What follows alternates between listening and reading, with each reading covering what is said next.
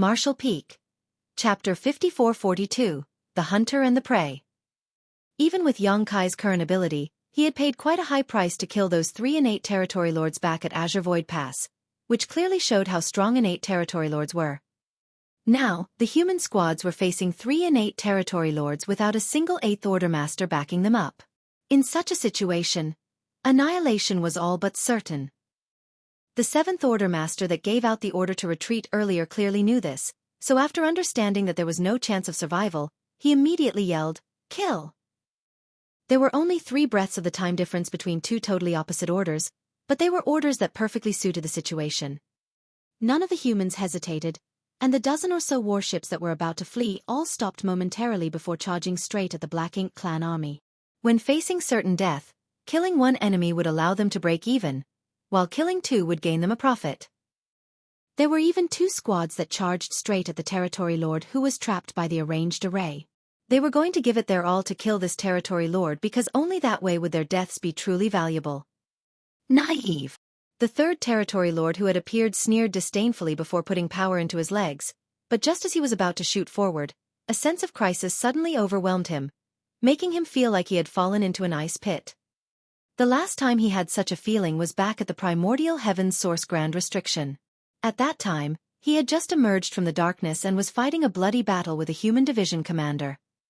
While locked in battle, a nearby old ancestor randomly slashed at him. That slash almost cost him his life, but fortunately for him, that old ancestor was dealing with a royal lord and had no time to finish him off. Otherwise, he would certainly have died before he could blink. More than 500 years had passed since then, but he was feeling the same feeling again. Although this territory lord didn't have much experience in battle, he was very sensitive to danger. Noticing something was wrong, he immediately gathered his black ink strength to protect himself. However, the next moment, he felt the space around him solidify, and his thoughts seemed to be affected by a strange kind of energy, which caused his reaction to be delayed. Before he could come to his senses, a long spear brushed past his head, blowing nearly half of it off in one violent thrust. If he hadn't forcefully jerked his head to the side at the critical moment, that spear would have pierced right through his brain and blown his head apart. Despite suffering such a serious injury, the territory lord wasn't dead, and if he was lucky enough to escape, he would only have to return to a black ink nest to recuperate for a few hundred years before being able to make a complete recovery. Behind the territory lord, Xueqi couldn't help but click his tongue when he saw that his spear had missed, seemingly dissatisfied with his performance. He had been hiding in the dark, yet his sudden sneak attack still wasn't able to kill this innate territory lord in one blow, which proved that the opponent was no weakling. But that was all. Under the intertwining of many Dao strengths, and having surrendered the initiative to Xueqi, this territory lord had lost all ability to fight back. The territory lord that had just escaped death hadn't even seen what his opponent looked like before a multitude of strands of interwoven Dao strength sliced through his body. At that instant, Xueqi flicked his spear and shot past him before charging straight at the 2nd territory lord. Behind him, the 3rd territory lord exploded into numerous pieces of flesh. The sudden change of events completely shocked everyone on the scene. The Black Ink clan were shocked, while the humans were ecstatic. They thought they were going to die for sure, but who knew that reinforcements would appear right when they had resolved themselves to fight to the death. Moreover, their reinforcements were far stronger than they could imagine and had even killed an innate territory lord in just 2 moves.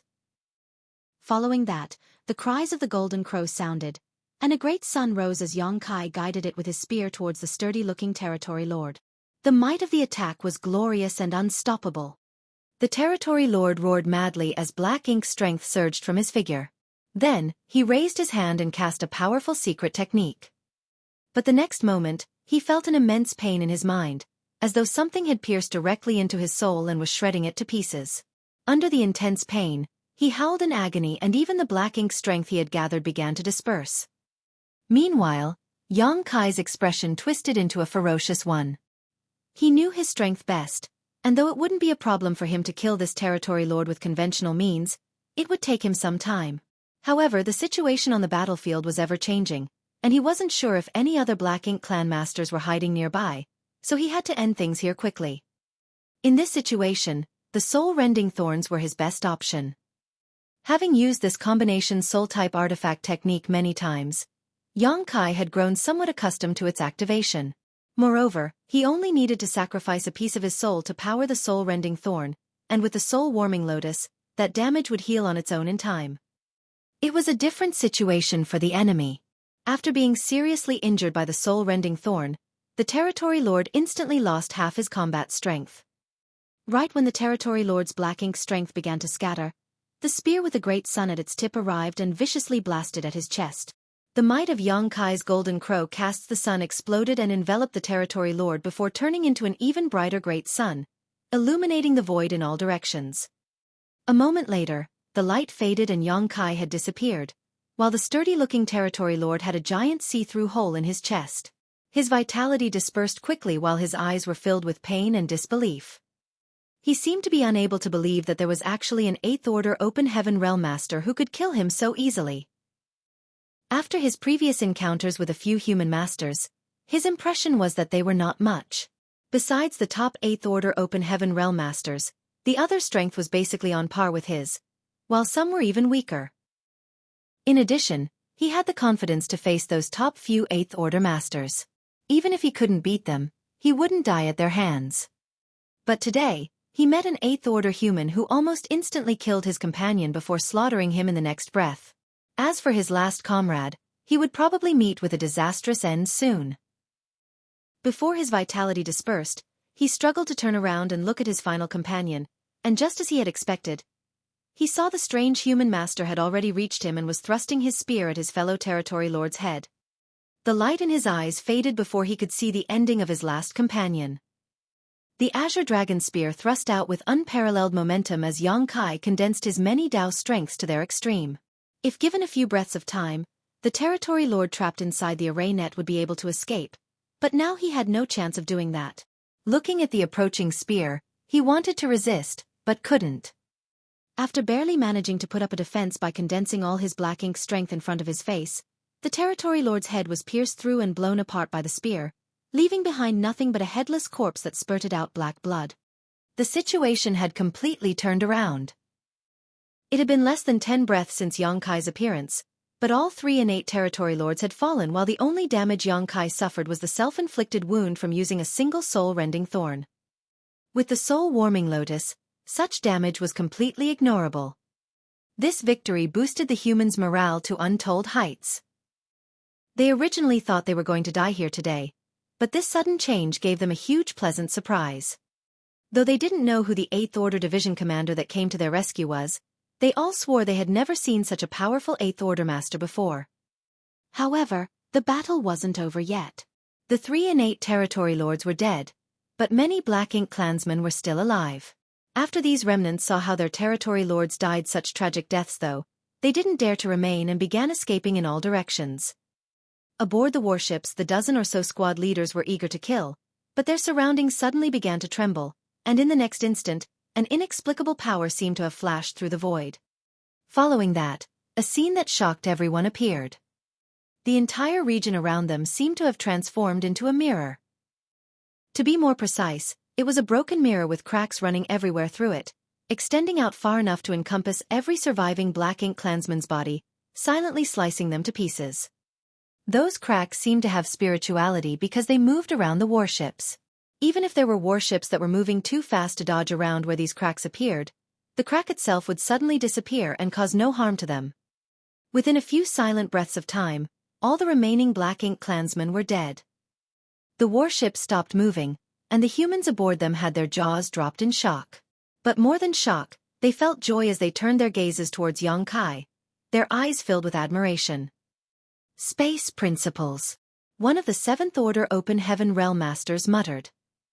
To be able to create cracks in the void was obviously the work of manipulating space principles, and judging from how Yang Kai had killed the enemy so easily, it was clear that he had reached an extremely high level of mastery in the Tao of space.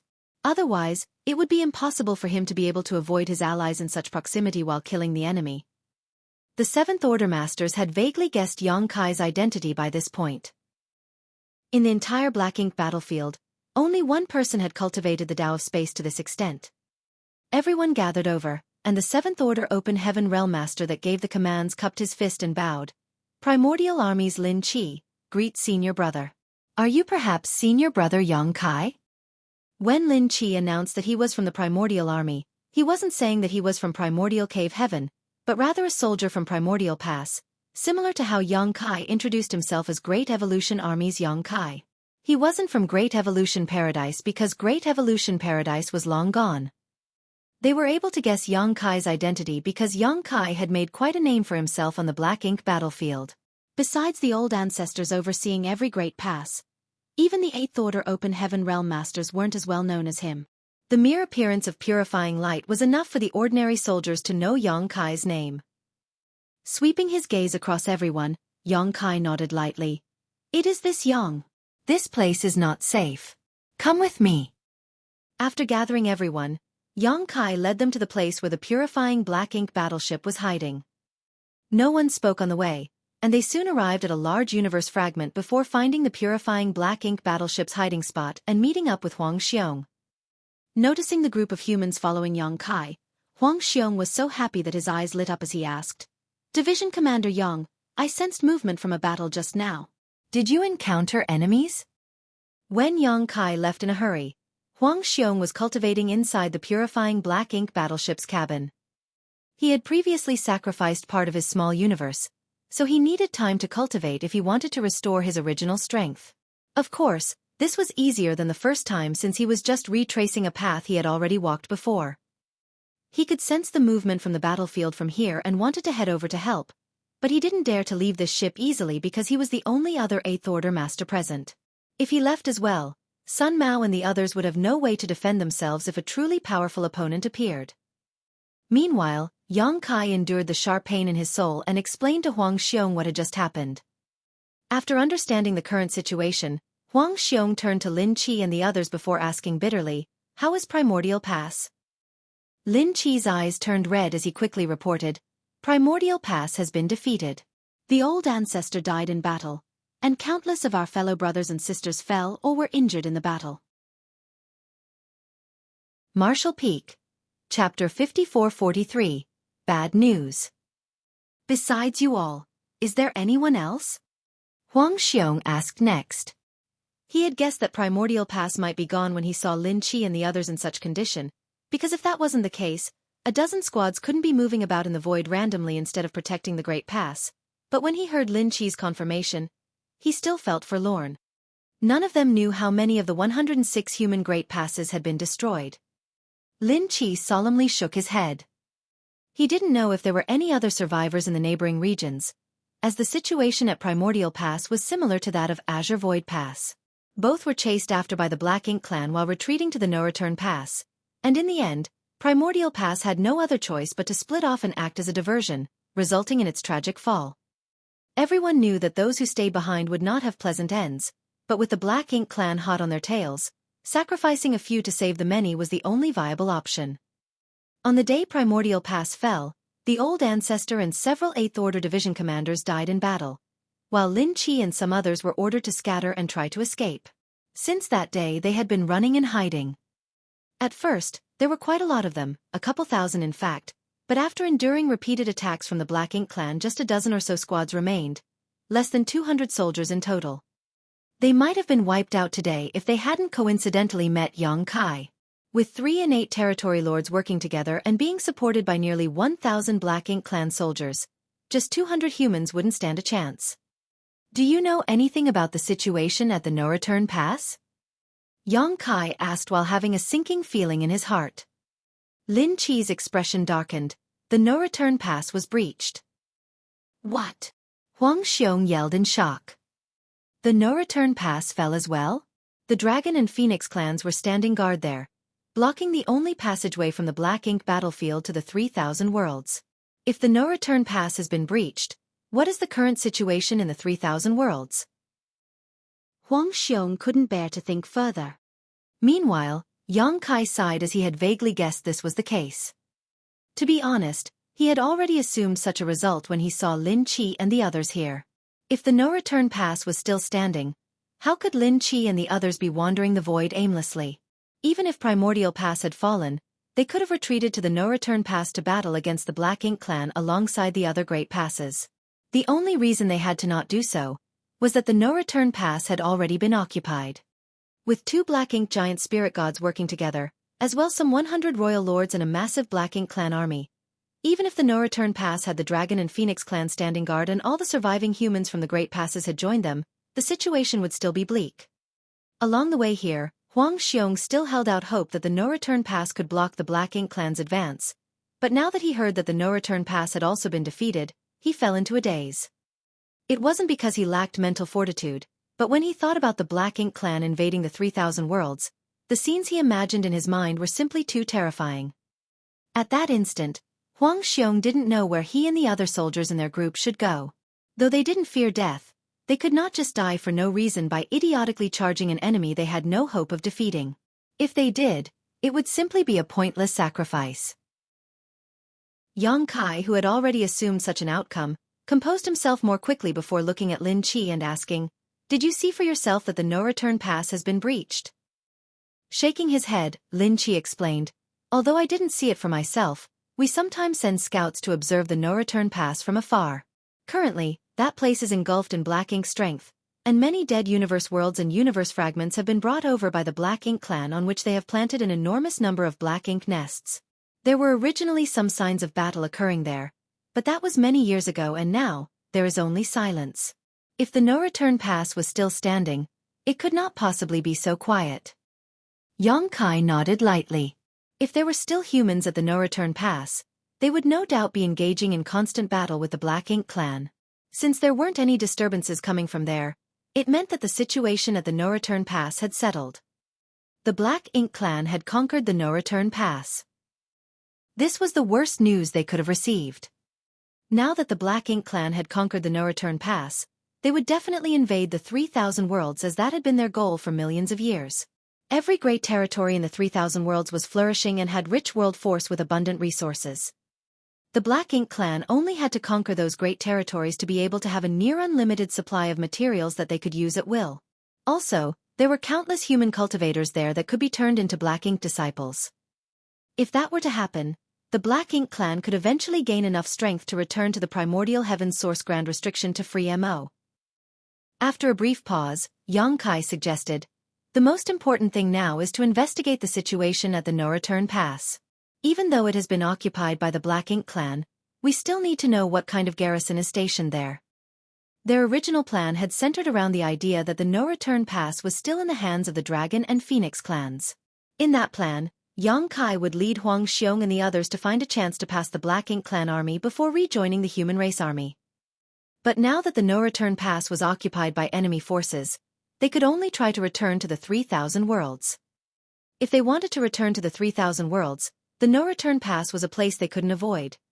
Therefore, they had to first learn about the forces of the black ink clan stationed at the no-return pass.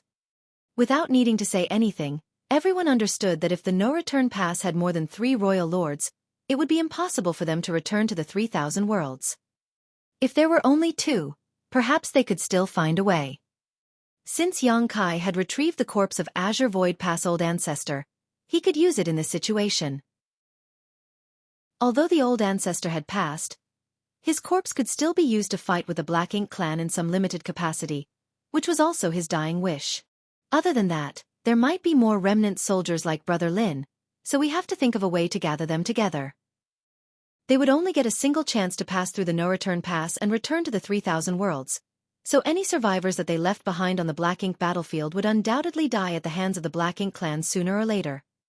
Moreover, the more allies they could gather, the better their chances of making it through were. Lin Qi immediately nodded. There must be quite a few. Over the years, we have come across some traces of large-scale battles and even felt the fluctuations from such fights. However, the void is too vast, so we don't know where the others are hiding.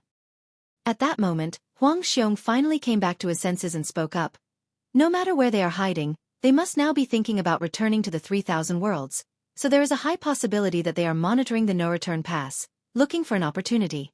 As long as we can cause a commotion at the no-return pass, it wouldn't be difficult to contact them. Yang Kai agreed. Division Commander Huang's idea has merit. Whether it was returning to the 3,000 worlds or contacting the other remnant soldiers, the no-return pass was the key. With a rough plan set, Everyone rested for a bit before heading towards the no-return pass. During the time Lin Qi and the others had been hiding around the Black Ink battlefield, they had suffered huge losses, and their resources were almost used up. The situation was so dire that their warships were all on the brink of failing as they lacked the supplies to even repair them. Now that they had met up with Yang Kai, they naturally needed to address this issue. Under Yang Kai's direction, many artifact refiners and array masters worked together to repair those warships. Then, they all received pills from Huang Xiong and began to recuperate. Another month passed, and the purifying Black Ink battleship was passing by a shattered universe world. With just a glance, Yang Kai could see the ruins of a vast city on that universe world, all its structures and buildings destroyed beyond repair.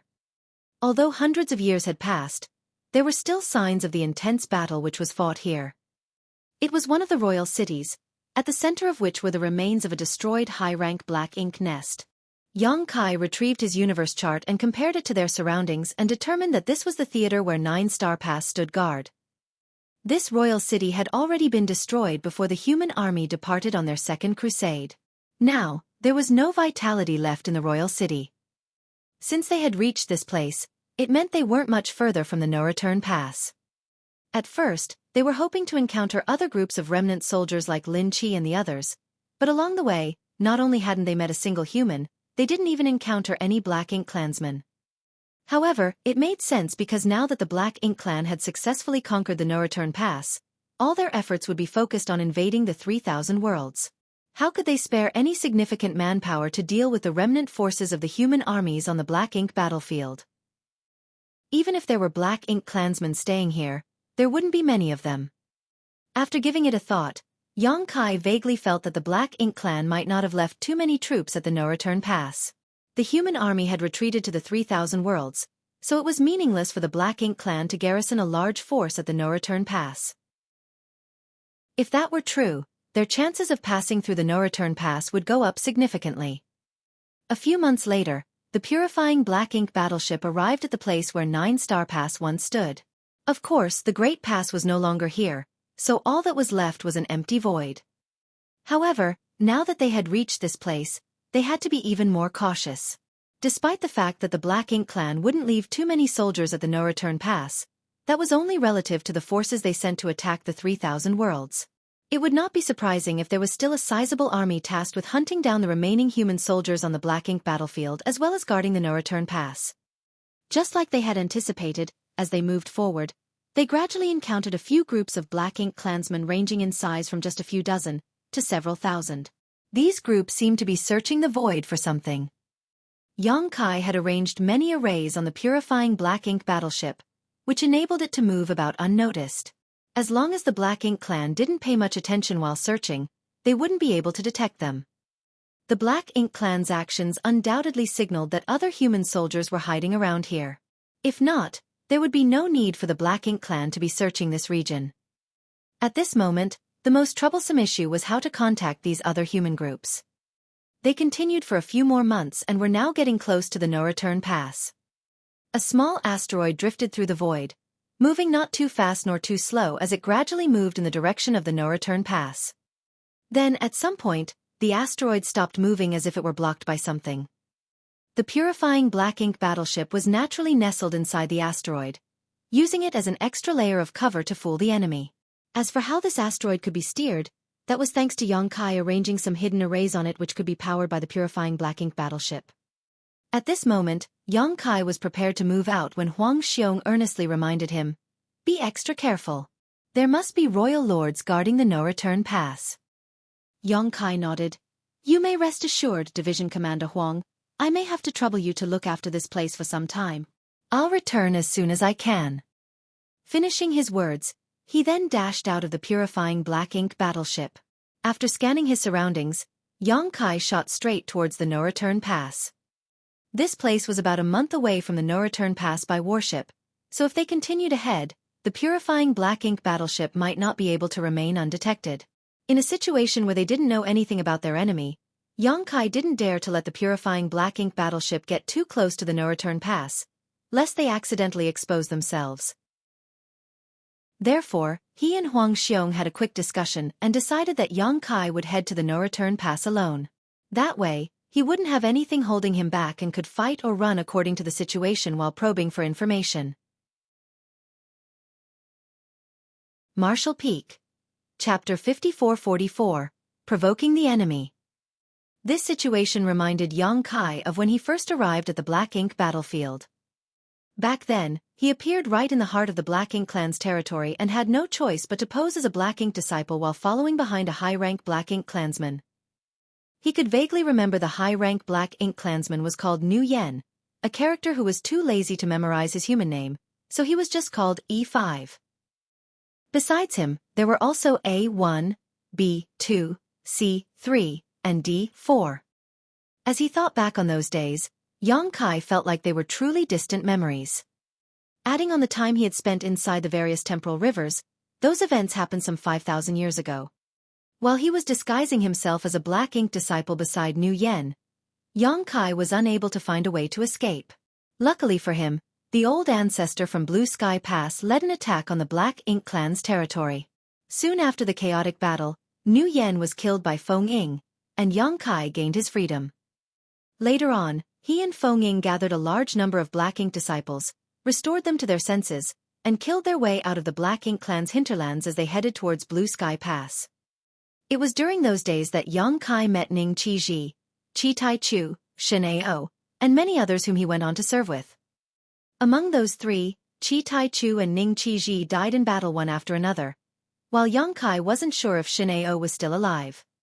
Now he needed to lead Huang Xiong, Lin Qi and the other remnant soldiers to make their way past the no-return pass, which largely resembled the situation back then. The difference was that Blue Sky Pass was in the hands of their fellow humans, while the no-return pass was now in the hands of the Black Ink clan. Although his strength was many times stronger than back then, the level of danger this time around was even more exaggerated. Being alone, Yang Kai was able to move rapidly and soon arrived outside the no-return pass. This was the second time he had come here. As he moved forward, his heart felt heavier because he couldn't establish a connection with the Dragon Altar. The Dragon Altar, or more specifically the Dragon Pool which was linked to the Dragon Altar, was the origin of the Dragon Clan, hidden in a mysterious place that others couldn't find, much less access.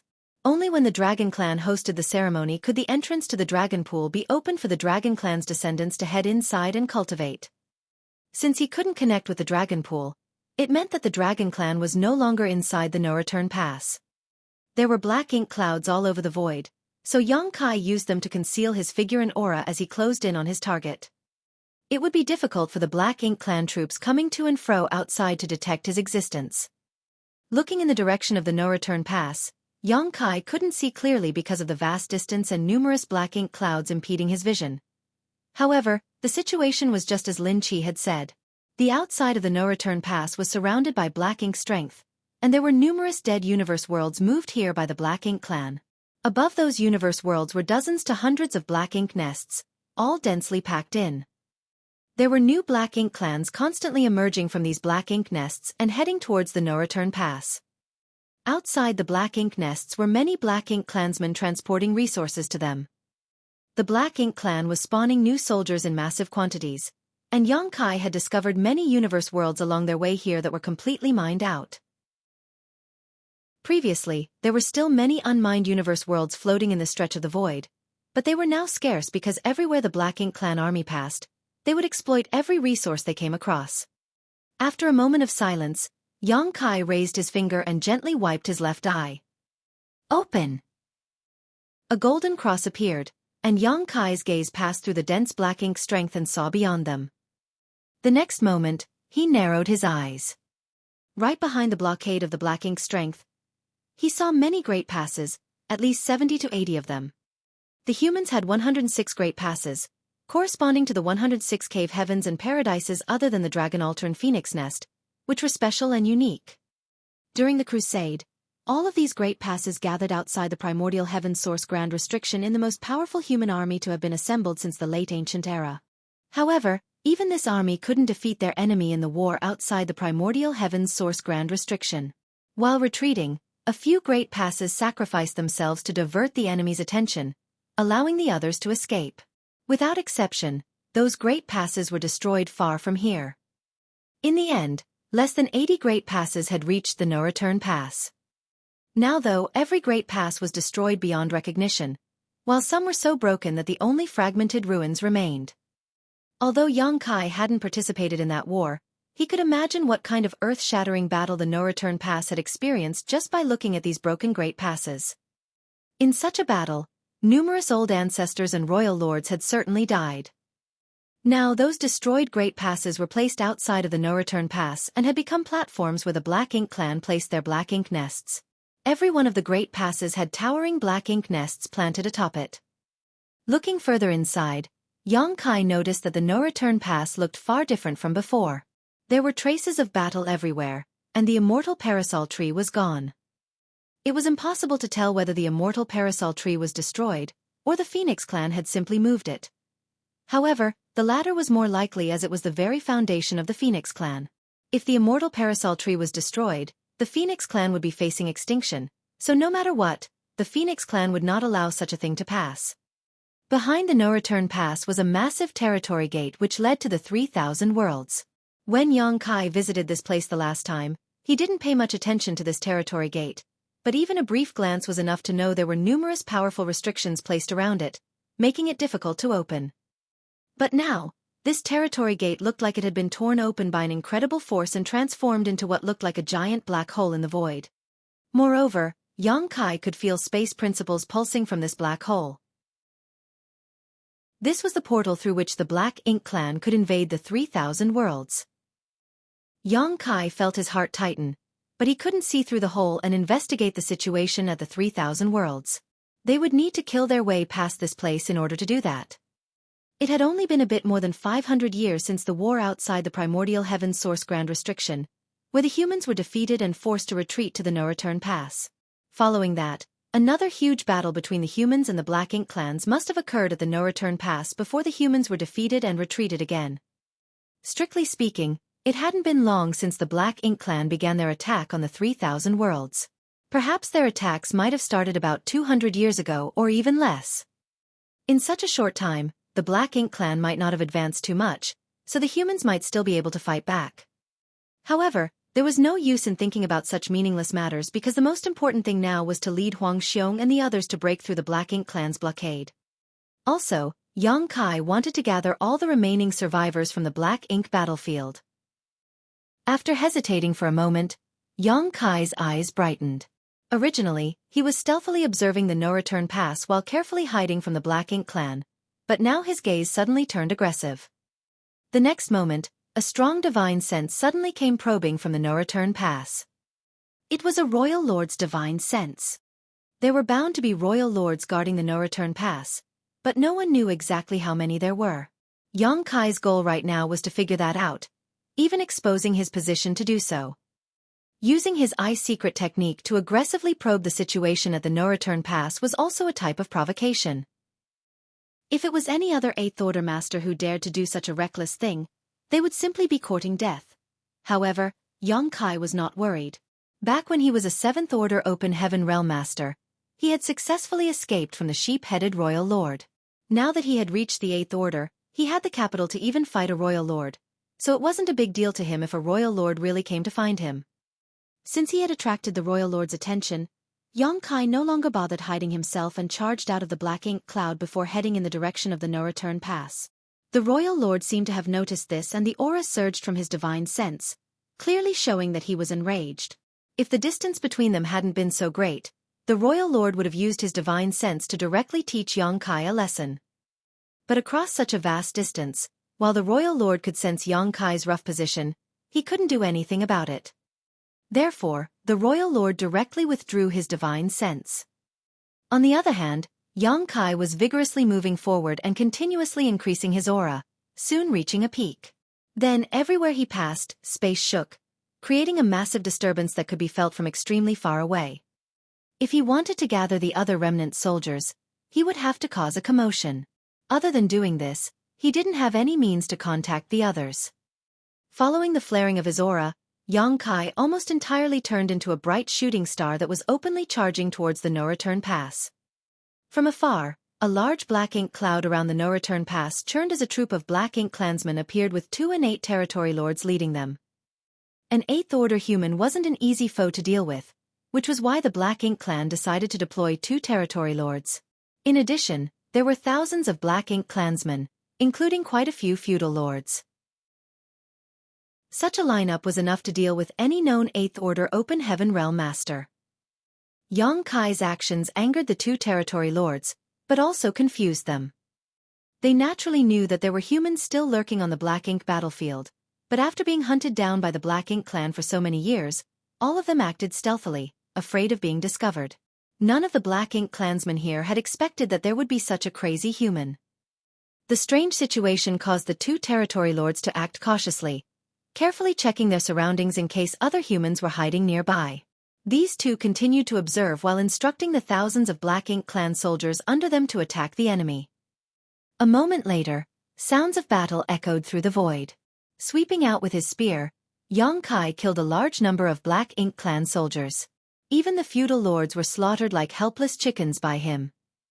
The fight had only been going for a moment, but nearly 1,000 Black Ink clansmen had been killed. After making sure that there wasn't an ambush nearby, the 2 territory lords couldn't hold back their anger anymore and attacked Yang Kai from both sides. In an instant, Yang Kai was overwhelmed and was soon beaten to the point of spitting out blood. His aura had also dimmed greatly. Seemingly not wanting to continue fighting, he found a chance to escape the Black Ink clan's siege and flew away from the battlefield. The 2 territory lords naturally wouldn't give up that easily, so they led their subordinates to chase after Yang Kai. But how could they have caught up with a master of the Tao of Space? Less than an hour later, they had completely lost track of Yang Kai and had to return unhappily. After they reported everything to the royal lord, the latter frowned slightly. The Black Ink clan knew there were remnant human soldiers around and had even killed off many of them throughout these few years, so they were certain that there weren't many 8th Order masters left. The territory lords and 8th Order masters were the backbone of the 2 races' armies. After all, though 9th Order Open Heaven Realm masters and royal lords were far stronger, there weren't many of them. Thus, the 8th Order Open Heaven Realm masters and territory lords were the real mainstays of their respective forces. That was why the Black Ink clan would go all out to kill an 8th Order Open Heaven Realm master whenever they appeared alone in order to weaken the humans' overall strength. It was difficult for the humans to produce new 8th Order masters, so the more the Black Ink clan killed, the weaker the human race would be. Therefore, besides the 8th Order Open Heaven Realm masters that had retreated to the 3,000 worlds with the main human army, there weren't many 8th Order masters scattered around the Black Ink battlefield as most had already been killed. Martial Peak. Chapter 5445. Hidden Guidance. Based on the information that the Black Ink clan had, there were at most 5 8th Order Open Heaven Realm masters remaining among the human survivors, so the appearance of a never-before-seen 8th Order master came as a bewildering situation to the royal lord. However, he was in charge of overseeing the no-return pass and could not leave easily. Since his subordinate territory lords were unable to catch this human, he had no choice but to set the matter aside. After suffering such a loss, he believed that this 8th Order human surely would not recklessly appear again. But he was wrong. The very next day, the same 8th Order master came over again, charging in boldly towards the no-return pass with great momentum and an aura which seemed to indicate he hadn't suffered any injuries at all. From afar, this human acted extremely provocative with his divine sense, and also hunted down a good number of Black Ink clan teams who were bringing back resources from the outside, robbing them of all their goods. The royal lord was furious and reprimanded the 2 territory lords who were chasing him that day severely. According to their report, the 8th Order human was severely injured after their beating, and would not be able to show his face again in a short time. Yet, just one day later, he showed up again. If not for the trust he had in his subordinates, the royal lord would have seriously wondered if these 2 had been lying to him. The 2 territory lords also could not keep their heads up after being chastised by the royal lord. At once, they vowed to bring their armies to take the head of this 8th Order master. So once all their troops were gathered, together with 3 more territory lords, they left the no-return pass, splitting up so they could encircle him. The 8th Order human was seemingly unaware of their plans as he fought his way forward and engaged one of their groups for a time before the other suddenly swarmed him from the opposite side. Flustered, the human hurriedly fled. Even as he fled, many Black Ink clansmen were cut down, but the 8th Order human also took numerous hits and coughed up blood incessantly. His condition could only be described as miserable. However, the united efforts of 5 powerful innate territory lords still lost him during the chase. This human looked half dead, but he was still ridiculously quick. It was not known what sort of extraordinary secret technique he cultivated, but as soon as he noticed that something was wrong, a blood mist would explode from his body and he would then disappear without a trace. The 5 territory lords returned to the no-return pass in disgrace, which naturally made the royal lord very unhappy.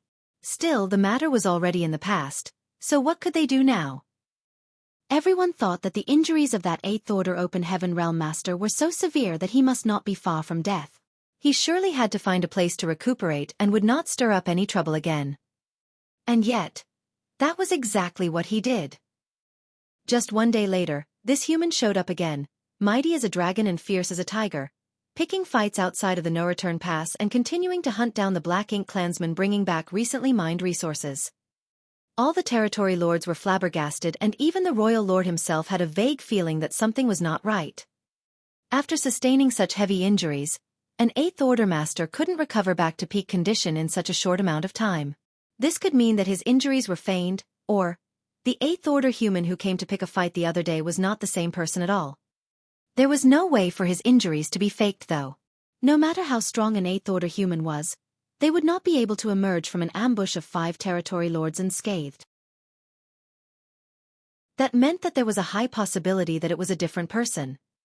There were rumors of twins appearing on the human side, or human masters who practiced some profound illusion techniques to disguise themselves as other people, but what was the point of doing that?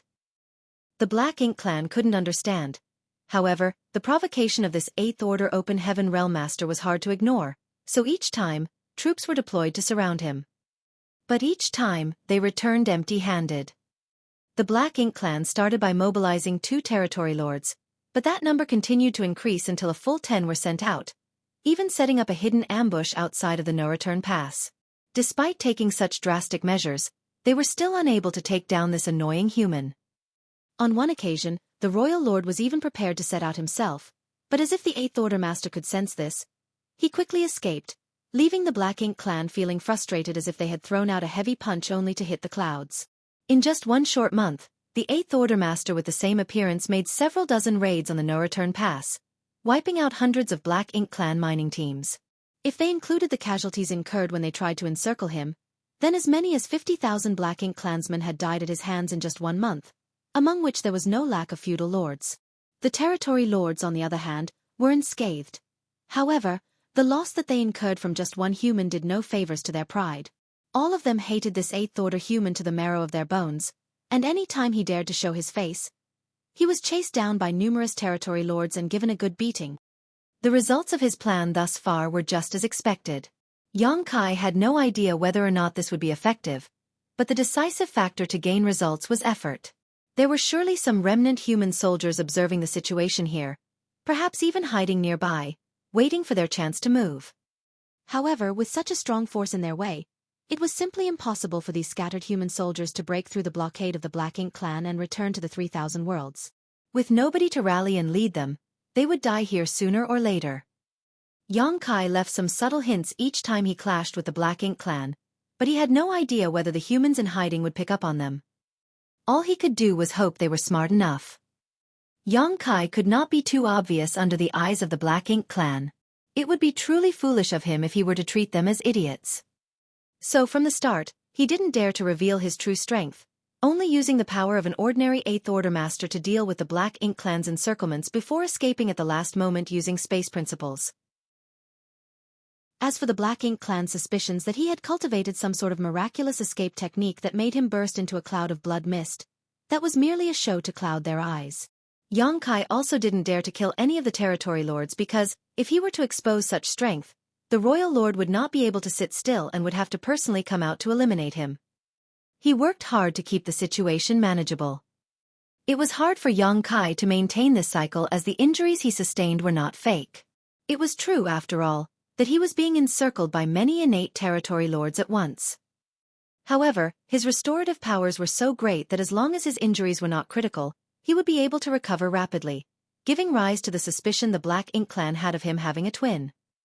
Outside of the no-return pass, 2 figures were lurking on a small shattered asteroid. Both of them were only in the 7th Order, But even though they both cultivated profound secret techniques that concealed their auras, they did not dare to approach the no-return pass too closely, lest they reveal themselves. They had been hiding here for 3 days now after having recently changed their hiding spots several times in recent days. This was because the Black Ink clan had now put up their guard and also increased the strictness of their patrols outside of the no-return pass due to the recent disturbance from their repeat uninvited guest. The two seventh-order humans had nearly been exposed on several occasions, but the absence of a master among the patrolling Black Ink clansmen allowed them to slip away each time.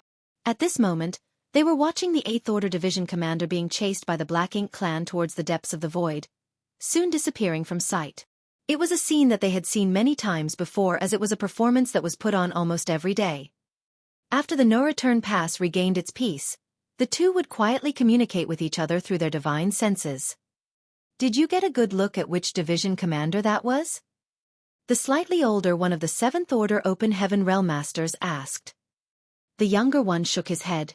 "It was too far, I couldn't see." "What about Brother Zhou?" The 7th Order Open Heaven Realm Master surnamed Zhou sighed. "Me neither." They were in a rather remote location, but with their mere 7th Order strength, they did not dare to spy on them too openly, so it was naturally difficult for them to get a complete picture of the situation. What's more, even if they could see the 8th Order Open Heaven Realm Master's face, they might not be able to recognize him. There were many division commanders among the Great Passes, and they rarely interacted with any of them, so how could they recognize all of them? After a moment's silence, the 7th Order Master surnamed Zhou muttered, "There's something strange about that division commander's actions." The younger one nodded. "Indeed. His actions were so risky that the slightest mistake could mean death. Many times, they thought that this division commander was going to meet an unfortunate end. After all, the territory lords who chased him out from the no-return pass were quite numerous. However, he would always escape and make an appearance the very next day. His actions seemed meaningless and also quite dangerous, which was a fact that they found quite strange. Even stranger than that, this 8th Order Division commander always brandished his power recklessly, making it all but impossible to not notice him even from afar. Even across such a great distance, these two would always sense this 8th Order Division commander the moment he appeared. If something seemed unusual, there must be some reason behind it. No 8th Order Division commander was a fool, so there had to be a reason for his strange actions. The 7th Order Master surnamed Zhou suddenly thought of something and said excitedly, "Brother Gu, is the division commander trying to tell us something?" The 7th Order Master surnamed Gu also had the same suspicion for a time now and nodded. "Does Brother Zhou think so too?" The one surnamed Zhou said, "If he's trying to tell us something, the only logical conclusion is he is trying to gather us somewhere. He surely knows that there are other survivors like us monitoring the no-return pass, which is why he is taking the risk to show up here so that they could lead us to a gathering place." The one surnamed Gu was roused by his words. "Then, which direction does Brother Zhou think that division commander is trying to point towards?" The one surnamed Zhou narrowed his eyes as he replied, "I don't know if you noticed, but that division commander will most frequently escape in a certain direction each time he gets chased by the territory lords. Many times, he also moves in that same direction for unusually long periods of time. Certain things felt foggy if not mentioned, but once brought up, then it became simple and clear." The two of them exchanged glances. Then they turned their heads in unison to a certain direction. That was exactly the place where Yang Kai's actions were pointing towards. Both their spirits were lifted. After a brief exchange, they quietly snuck out of their hiding place and flew in that direction. On a certain day half a month later, after escaping from the territory lords chasing him, Yang Kai landed on a certain asteroid, taking a break to recover. A short while later, he took out a space beacon that served as a link between him and Huang Xiong. He would basically take the space beacon out and communicate with Huang Xiong for a while whenever he was free to confirm the situation on the other side. During these days, the purifying Black Ink battleship had been peaceful without any unusual occurrences. Some Black Ink clan teams were searching the area, but the purifying Black Ink battleship was so well hidden that these Black Ink clan soldiers were unable to find anything. However, just after taking the space beacon out today, he could feel space principles fluctuating. Clearly, Huang Xiong had been trying to get in contact with him. Marshall Peak. Chapter 5446. Father has come to help.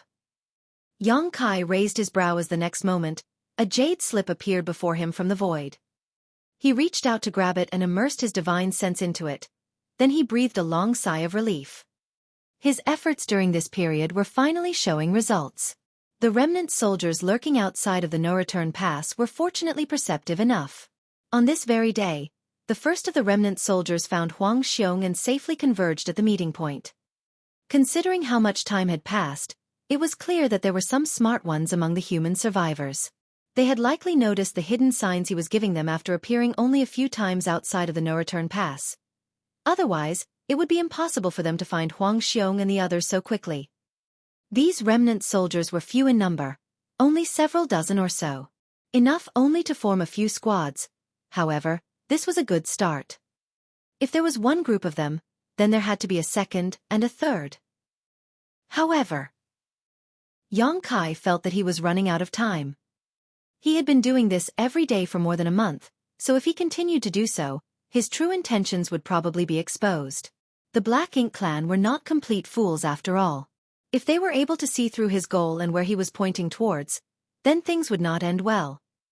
However, there was a bright spot in all of this. There was only a single royal lord standing guard at the no-return pass. Yang Kai had been worried that there would be too many royal lords at the no-return pass. But now, it seemed like he had been overly concerned. Whether it be the battle outside of the Primordial Heaven Source Grand Restriction or the battle outside of the no-return pass, both the humans and the Black Ink clan must have suffered heavy casualties. Royal lords and Ninth Order old ancestors, too, were certain to have fallen. Yang Kai did not know the overall situation of the human race, but he could be sure that the strongest masters had been whittled down in numbers, with the Black Ink clan not being better off. In other words, for both races, whether it be royal lords or Ninth Order old ancestors, their numbers won't be high. There should be several dozen of each in the best-case scenario.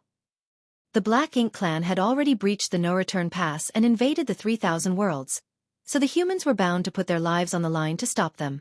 With the Ninth Order old ancestors there to suppress them, the royal lords would not be able to leave as they please.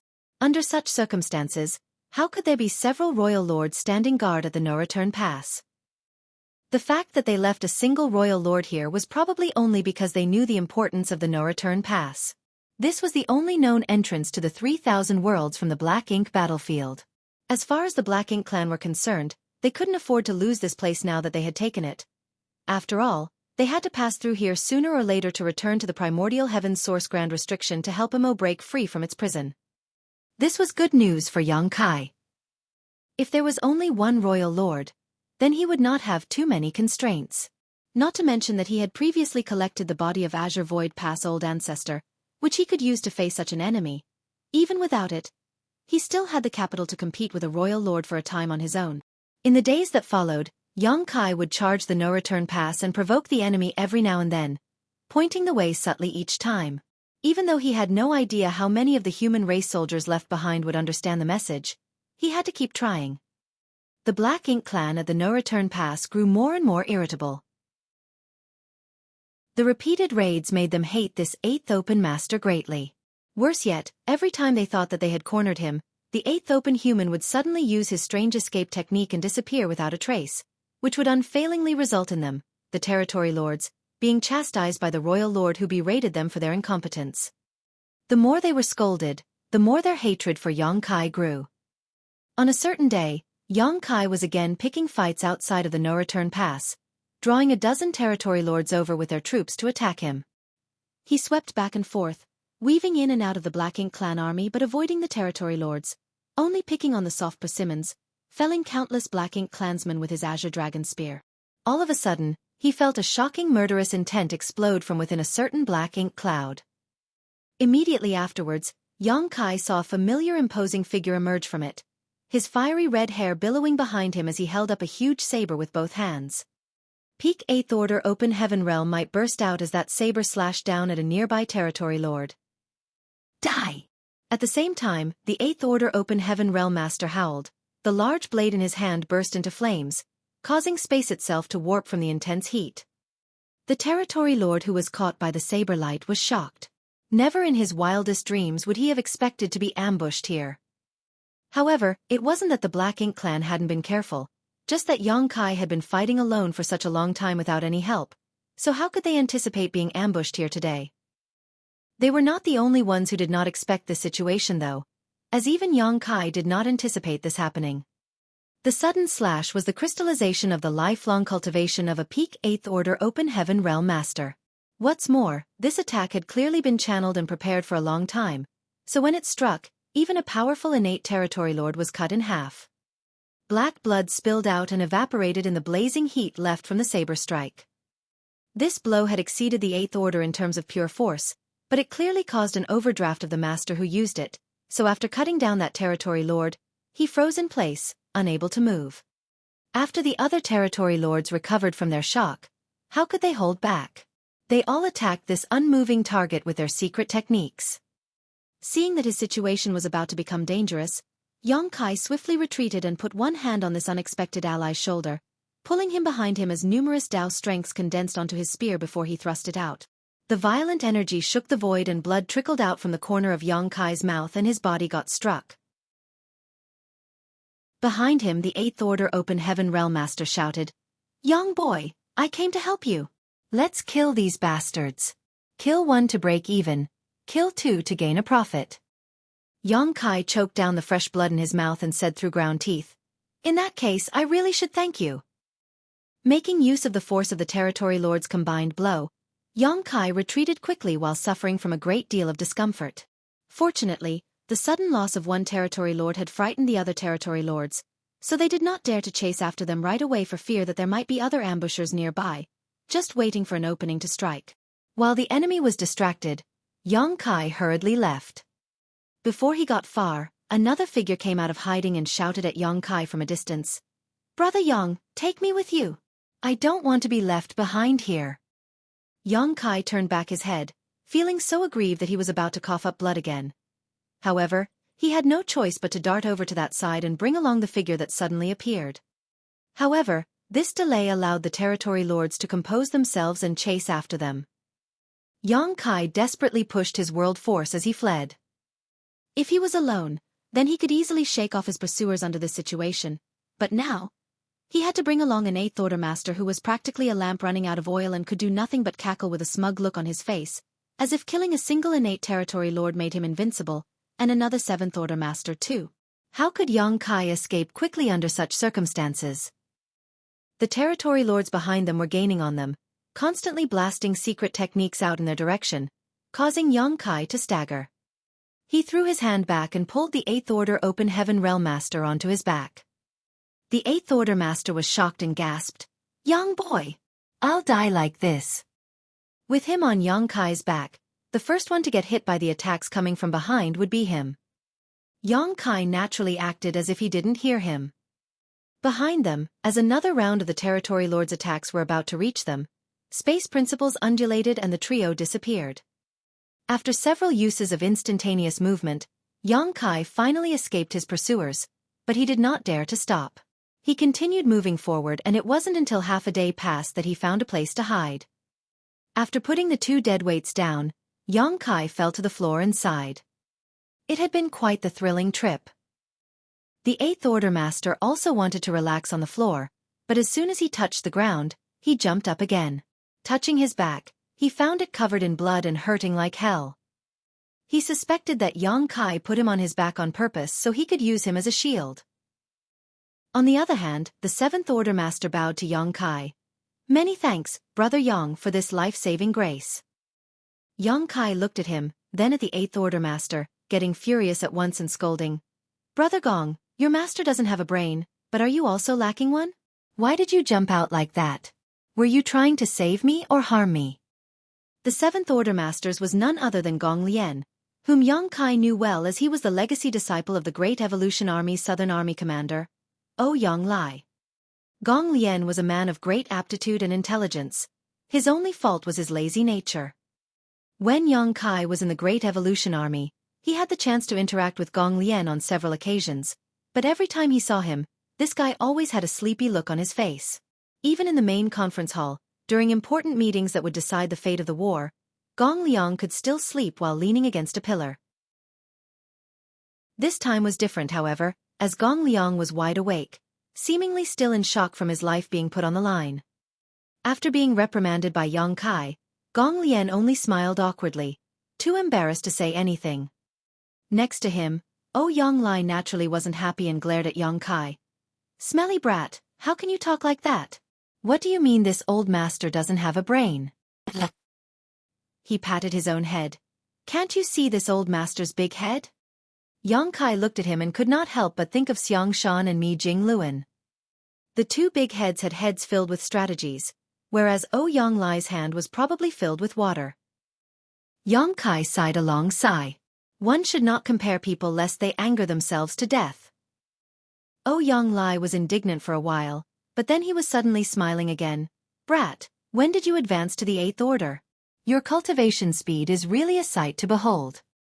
Then he turned to Gong Lian. "Damn disciple, why don't you learn from him?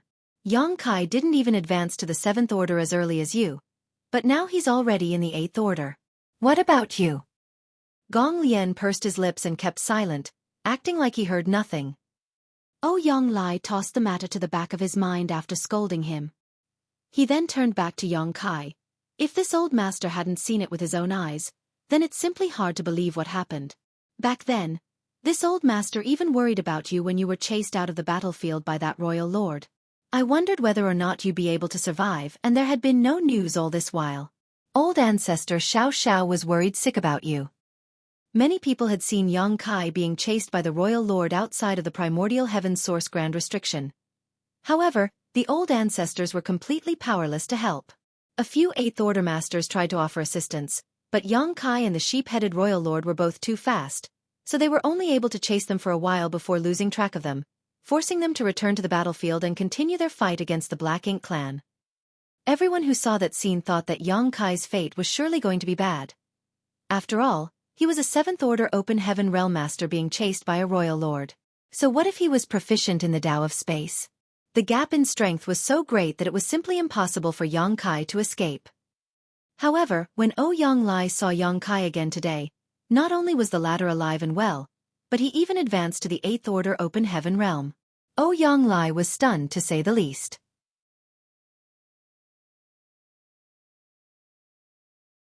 Martial Peak. Chapter 5447. Gather. Yang Lai had also been there to witness Yang Kai being chased by the royal lord. He also wanted to help Yang Kai, but he was outnumbered 2-1 back then. Being targeted by 2 innate territory lords by force, he was unable to extricate himself and could only watch as Yang Kai was chased. It had been 500 years since that event, but rather than dying like everyone expected, Yang Kai had actually advanced from the 7th order open heaven realm to the 8th order. Yang Lai could also sense from his perception that Yang Kai's heritage as an 8th order master was both rich and sturdy, completely unlike someone who had just broken through. This filled him with many doubts. He had no idea how Yang Kai was able to shake the royal lord off, and what sort of opportunities he encountered. Yang Kai originally had a stomach full of grievances. This was the final time he had planned to show up to guide the remnant human soldiers. He never expected to see Yang Lai and his disciple halfway through, and for them to make such a mess of the situation.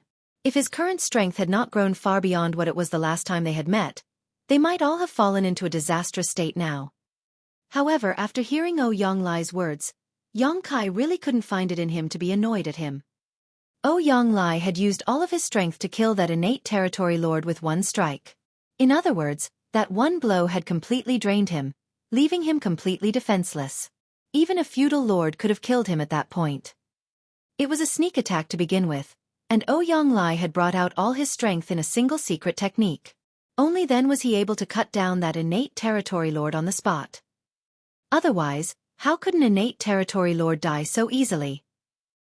Even though what he did was rash, Yang Lai had only done so because of the confidence he had in Yang Kai. He believed that Yang Kai could get him out of there. Otherwise, he would not have put himself in harm's way so easily even if he was a musclehead. Unfortunately, his actions burdened Yang Kai, who was forced to clean up after him and bring the master and disciple pair along to escape. "Why is Senior Yang here?" Yang Kai asked while tossing Yang Lai a bottle of spirit pills. Huang Xiong and the others had run out of supplies after so many years of fierce battling, so Yang Lai was likely in the same condition. As expected, Ouyang Lai's eyes lit up at the sight of the healing pills. He took them, gulped them all down, then shut his eyes to adjust his breathing, but not before signaling to Gong Lian with his eyes, telling him to explain the situation to Yang Kai. Naturally, Gong Lian obeyed. We have been hunting around the outer periphery of the no-return pass all these years. Only, we normally stay a bit further away since we dare not venture too close. Some days ago, we received a report from one of our squads about there being movements of masters fighting at the no-return pass, but by the time they arrived, they were unable to find anything. After that, another few squads vaguely felt movements over the following days, so Honored Master led me over to see what was going on. It was quite coincidental since this was Ouyang Lai and his disciples' first time coming over here to check on the situation, and the reason he had to bring Gong Lian was so that he could make use of Gong Lian's unique ability. Many years ago, when they were investigating the situation of the Black Ink clan in Great Evolution Pass, Ouyang Lai brought Gong Lian with him as he was able to spy on others without alerting as his perception was somehow untraceable. Naturally, it would not be different this time. The two of them had only just hidden themselves for a short while before Yang Kai appeared, picking fights recklessly outside of the no-return pass. Even more coincidentally, Yang Kai actually passed by where they were hiding while being chased by those territory lords. How could Ouyang Lai resist such a golden opportunity? Moreover, with the territory lords being so close, Ouyang Lai wasn't sure that they wouldn't be discovered. Since the possibility of being found was high, he naturally decided to seize the initiative. It was at the instant when Yang Kai passed by the black ink cloud that the hiding Ouyang Lai burst forth and cut down an innate territory lord. The actions of the master and disciple were as much a matter of necessity as they were a matter of coincidence and circumstance. After hearing Gong Lian's account, Yang Kai realized that he had mistakenly blamed Ouyang Lai for acting recklessly, saying that this old fart should not be acting so brainlessly, lest he hurt the people around him and himself. Brother Gong, how is it that you're still here and have not returned to the 3,000 worlds? As far as I know, the vast majority of the human army managed to withdraw to the 3,000 worlds other than a few remnants from the Great Passes that acted as a rear guard to delay the Black Ink clan. Could it be that Great Evolution Pass was also? Yang Kai's heart jumped in worry. Huang Xiong and the others were roaming around the Black Ink battlefield because Azure Void Pass had fallen in battle. Stuck behind enemy lines, and with no way back, they instead chose to attempt to retrieve the bodies of the Old Ancestor and Azure Void Pass core. If Great Evolution was also broken through, then that would mean that Old Ancestor Xiao Xiao had perished. Yang Kai's feelings grew heavy. As if knowing his worries, Gong Lian hurried to explain, "It's not as Brother Yang thinks. What remained of the Great Evolution army after that war basically managed to return to the 3,000 worlds, but as for us, well, it's an interesting story." Saying so, he glanced at Ouyang Lai, finding it difficult to speak. Yang Kai could tell at a glance that it was Ouyang Lai who messed something up. As expected, Ouyang Lai opened his eyes and said, "There's nothing much to be said about it. When the human race army lost the battle outside of the primordial heaven source grand restriction, the old ancestors gave the order for us to retreat to the no-return pass to regroup with the Dragon and Phoenix clans so we could make a stand against the Black Ink clan. Many battles were fought and both sides incurred heavy casualties. This old master led the troops across the battlefield, but our ranks were unfortunately splintered by the Black Ink clan army and were unable to reach the no-return pass in time. We had no choice but to take in the other survivors and become drifters after that." In the heat of the battle, Ouyang Lai probably couldn't be bothered to care about something like a fleet formation either. He led his army forward boldly, but that also allowed the Black Ink clan to cut them off. Yang Kai was relieved after finding out what happened. The fall of the no-return pass was something that happened only about 200 years ago, and Ouyang Lai was seemingly able to gather some helping hands in this period. Only, just like with Huang Xiong, they were all remnant soldiers. The numbers Ouyang Lai managed to gather up were actually higher than Huang Xiong's side. Over the years, he was able to assemble a considerable force, almost 3,000. There were even 2 8th Order Open Heaven Masters in their group. Besides Ouyang Lai, there was another called Fei Yuanlong, but he did not come with them this time. They did not dare to provoke the Black Ink clan at the no-return pass. After all, a royal lord was overseeing the situation, so the only thing they could do was roam around outside, but they were still relatively successful, killing a considerable number of Black Ink clansmen. Yang Kai picked many fights outside of the no-return pass over the past 1.5 months, subtly guiding the remnant human soldiers. If Gong Lian could have observed it a few more times, then he would surely be able to catch the hint with his wits. Then, he only had to follow the directions to find Huang Xiong and the others. Only, his whereabouts were exposed the very first time he came to investigate with Ouyang Lai. So where would he find the time to ponder Yang Kai's actions? Brother Yang, have you also been drifting about these years? Gong Lian asked out of curiosity. Yang Kai sighed. It's a long story. After that, he gave them a brief account of what he told Huang Xiong, causing Gong Lian's eyes to flash. He had heard about the legendary temporal rivers before, but even his honored master Ouyang Lai has never come across one before, so how could he have? Honestly, Gong Lian thought it was just an old folk tale, never actually expecting them to really exist. Such a good thing caused Gong Lian to wonder if he would also have a chance to cultivate in those temporal rivers, and how fast it would allow him to increase his cultivation. However, on second thought, the time spent inside of the temporal rivers was real, only passing by faster than in the outside world. That was the reason why it was called the cultivation shortcut for those in the open heaven realm. At the end of it all, even with a temporal river, one's effort was still required for results. Thinking of all the work that would take, Gong Lian immediately lost interest. On the other hand, Ouyang Lai gave great importance to the Great Sea celestial phenomenon and asked many questions about it. Naturally, Yang Kai answered all his questions one by one. When he heard that Yang Kai had marked out a path back to the Great Sea celestial phenomenon so he could still find it in the future, Ouyang Lai did not reserve any compliments on his meticulousness. After finding out that there were other remnant soldiers with Huang Xiong from Azure Void Pass, Ouyang Lai could no longer sit still. He was unwilling to live out the rest of his life running and hiding as he had for these past 200 years, but he had no other choice and his own circumstances made him feel very bitter. If he wasn't so vexed at his situation, he might not have cut down that territory lord so decisively when the chance presented itself. Now there was a possibility of breaking through the no-return pass and returning to the 3,000 worlds to rejoin the human army. How could Ouyang Lai stand to delay? But even though his injuries were not serious, that attack earlier drained all of his world force, and he was barely able to recover some of it even after recuperating for a few days. Even so, he immediately led Yang Kai towards the base where he and his group were hiding. After gathering everyone, they set out to converge with the remnant soldiers from Azure Void Pass. In an instant, the strength of the remnant army surged. The army that originally had less than 1,000 troops swelled to more than 4,000. The only complaint would be the small number of 8th Order Open Heaven Realm Masters they had. Currently, they only had 4, including Yang Kai, which for 4,000 soldiers really wasn't much. They were in no hurry to act though. After all, there were far too many variables if they were to launch an attack on the no-return pass.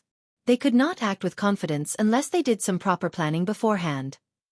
Moreover, Yang Kai wanted to wait a while longer. Perhaps some other survivors caught on to his clues and would be coming to join them soon. While the remnant army plotted their course, the Black Ink clan of the no-return pass finally found some long-awaited peace and quiet. That 8th Order Open Heaven Realm Master finally stopped showing up. Even though another 8th Order Open Heaven Realm Master suddenly showed up the last time and even killed an innate territory lord, causing the Black Ink clan to lose all face, it was still better than being teased like monkeys on a daily basis. Thus, the territory lords rejoiced. However, another thought came to mind. What was there to be happy about? During the days when that 8th Order Master stirred up trouble outside of the no-return pass, the total number of Black Ink clansmen who died at his hands was approaching the 100,000 mark. Just the fallen feudal lords alone numbered over 1,000. Even though they would beat him till he spat blood every time and made him look utterly miserable, nobody had any idea how hurt he truly was. The result was so frustrating that the territory lords all vowed to themselves that if they ever saw that 8th Order Open Heaven Realm Master on the battlefield again, they would surely take good care of him. The Black Ink clan did not give up on their search either. Large numbers of search parties were sent out to try to locate that 8th Order human, but they all came back empty-handed. Even if there were any who discovered him, they simply never returned to give a report. At the hiding place of the human remnant army, over the following month a continuous stream of human soldiers gathered after understanding Yang Kai's hints. The remnant army now numbered around 5,000, but they still only had 4 Eighth Order masters among them. A single purifying black ink battleship could not fit so many soldiers. At the very most, a purifying black ink battleship could only hold a maximum of 1,500 soldiers. However, they were unable to find a second purifying black ink battleship as the war with the Black Ink clan had been extremely intense, to the point that even great passes were destroyed. Most of the purifying black ink battleships were blasted to dust, so it was really a miracle to find a purifying black ink battleship that was only half ruined in the ruins of Azure Void Pass.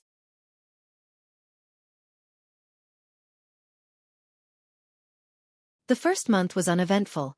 However, they began to encounter Black Ink clan squads one after another in the following month. No territory lords were overseeing these patrols, and each of them was quite small in number, so there was no need to mention what happened to them. The further they advanced though, the more Black Ink clansmen they encountered. These Black Ink clansmen were mostly patrolling around the no-return pass periphery or returning from the outside with freshly mined resources. 1 or 2 teams going missing would not be enough to attract the attention of the Black Ink clan's higher-ups, but as the numbers grew, the unusual situation was naturally detected by the Black Ink clansmen at the no-return pass. After some brief discussion, a few territory lords assembled their armies and set out to investigate the situation. With only 10 days to go before arriving at the no-return pass, the human remnant army encountered their first territory lord. From the purifying Black Ink battleship that he oversaw, Xueqi was able to detect the territory lord's aura from afar. However, the other party was only able to detect them after approaching to within a few 100,000 kilometers. Xueqi had arranged an illusion array on the purifying Black Ink battleship, so why would he not equip the other warships with them? As long as the enemy didn't get too close, and didn't check too carefully, these arrays were enough to conceal the movements of the remnant army, making it difficult for the Black Ink clan to spot them.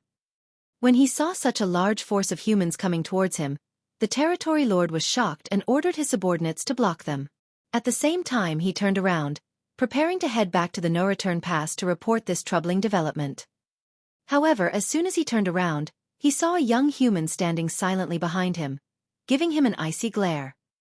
The territory lord paled as he had no idea how this human managed to get behind him without him even noticing. However, he recognized the other party at a glance. It was the same young human male who had constantly provoked them outside the no-return pass a few years ago. He had crossed blades with this human countless times and even forced him to cough up blood by joining hands with the other territory lords.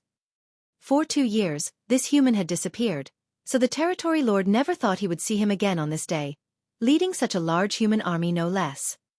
Having fought with Xueqi before, he more or less understood his strength, so how could this territory lord be careless? He immediately charged at Xueqi as his Black Ink strength surged, condensing into a giant palm that covered the sky as he roared, "Scram!" He was not in the mood to get tangled up with this fellow right now. An army of humans had appeared just a few days away from the no-return pass. This matter had to be reported as soon as possible. The territory lord was stunned, however, to discover that his opponent remained completely indifferent to his attack. The annoying human simply summoned his spear and unleashed a flurry of thrust at him. After exchanging blows for just 2 breaths, the territory lord was flabbergasted. After not seeing this human for 2 years, his strength had somehow increased to a ridiculous degree. Mysterious powers spread out and intertwined, giving the territory lord the illusion that he was caught in a large net, and each fiber of that net contained heaven-destroying, earth-shattering power. While Xueqi fought with the territory lord, the squad warships on both sides of the purifying Black Ink battleship also unleashed a powerful barrage from their artifacts and arrays. In just one volley, they tore apart the Black Ink clan army, and with swift movements, the 4 divisions closed in, ensuring not a single Black Ink clansman was able to escape. Xueqi originally planned to move to assist Xueqi, but before he could even head over, he saw Xueqi's spear sweep across the territory lord's waist from a distance. At once, the other party's abdomen caved in as black blood splashed out violently. Xueqi thrust his spear out again, piercing through the territory lord's chest. With a fierce explosion of power, the latter's insides were thoroughly mangled. Before his death, the territory lord gawked at Xueqi incredulously, seemingly unable to understand how this 8th-grade open heaven realm master had become so overwhelming in just 2 years. Xueqi flicked his spear, causing the territory lord's corpse to burst into a blood mist. Immediately after, he returned to the purifying black ink battleship and ordered, "Move out!" The 4 divisions of the remnant army reorganized themselves and continued forward. However, every soldier who saw the battle earlier had their spirits lifted. A powerful innate territory lord had been cut down just like that. They had never seen such a decisive victory before. Even Ouyang and the 2 other 8th Order masters felt their hearts pounding. Yang Kai seemed strong to an absurd degree. Huang Xiong and the others were not too familiar with Yang Kai, but Ouyang had more contact with him and knew that Yang Kai was able to crush those in the same realm when he was in the 7th Other. Back then, against feudal lords, Yang Kai was basically able to kill them with a single blow. Ouyang had thought that even if Yang Kai found an opportunity to advance into the 8th Order, he would not be able to retain such an overwhelming advantage like he had in the 7th Order. But with the strength Yang Kai had just shown, he was on the path of crushing his peers again. 2 years ago, Ouyang had also killed an innate territory lord with a single slash, but that had been in a sneak attack and had cost him all his world force. After that, he was completely unable to fight, which was very different from Yang Kai's case today. It was no wonder why he had the guts to provoke several territory lords at once outside the no-return pass. It turned out that he was strong enough to ignore them. Yang Kai had not even reached the peak of the 8th Order yet, so Ouyang was suddenly looking forward to how he would be once he reached that height. Maybe, he might really be able to kill an innate territory lord in a single blow without suffering any injuries. Yang Kai was wounded this time when he killed that territory lord, likely because he wanted to end the fight quickly and was willing to suffer a bit in exchange for speed. However, those injuries were all internal, so outsiders were not able to see them. The remnant army were unable to approach the no-return pass unnoticed in the end, which was something that they had expected. The illusion arrays on the purifying black ink battleship and the warships were not powerful enough to allow them to go unnoticed under the determined search of the enemy. Just 3 days out from the no-return pass, the remnant army was finally fully exposed. The no-return pass was naturally stunned, unable to figure out how the humans could still have an army of this size on the black ink battlefield. They knew about human survivors, but they were all scattered about and of no threat to them. However, when they saw such an army approaching, they had no choice but to take them seriously. Once the news was reported, the royal lord overseeing the no-return pass personally came out to investigate the situation, but when he had got a look at the lineup of the human army, he just snorted.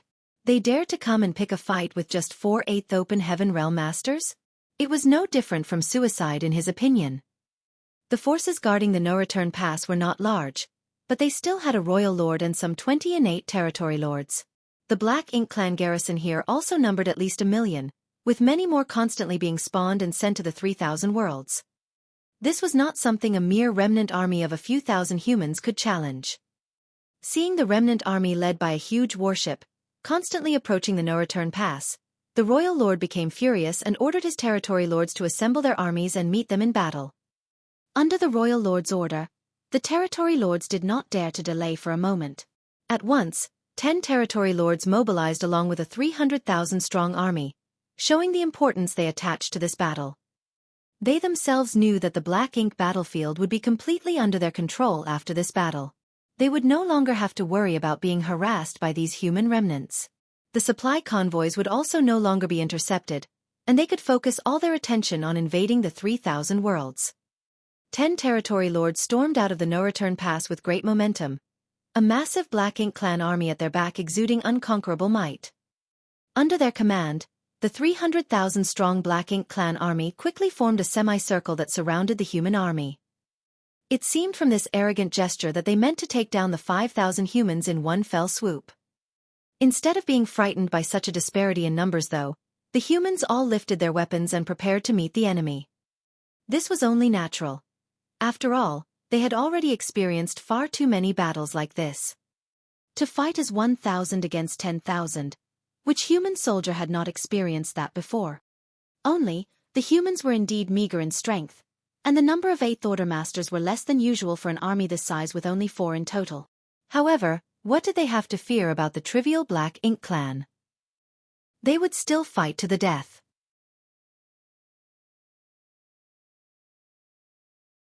Marshall Peak. Chapter 5449, 10,000 Black Ink Clansmen. The two armies rapidly approached each other, exuding turbulent killing intent. At a distance of 1 million kilometers, the purifying black ink battleship acting as the vanguard began its attack.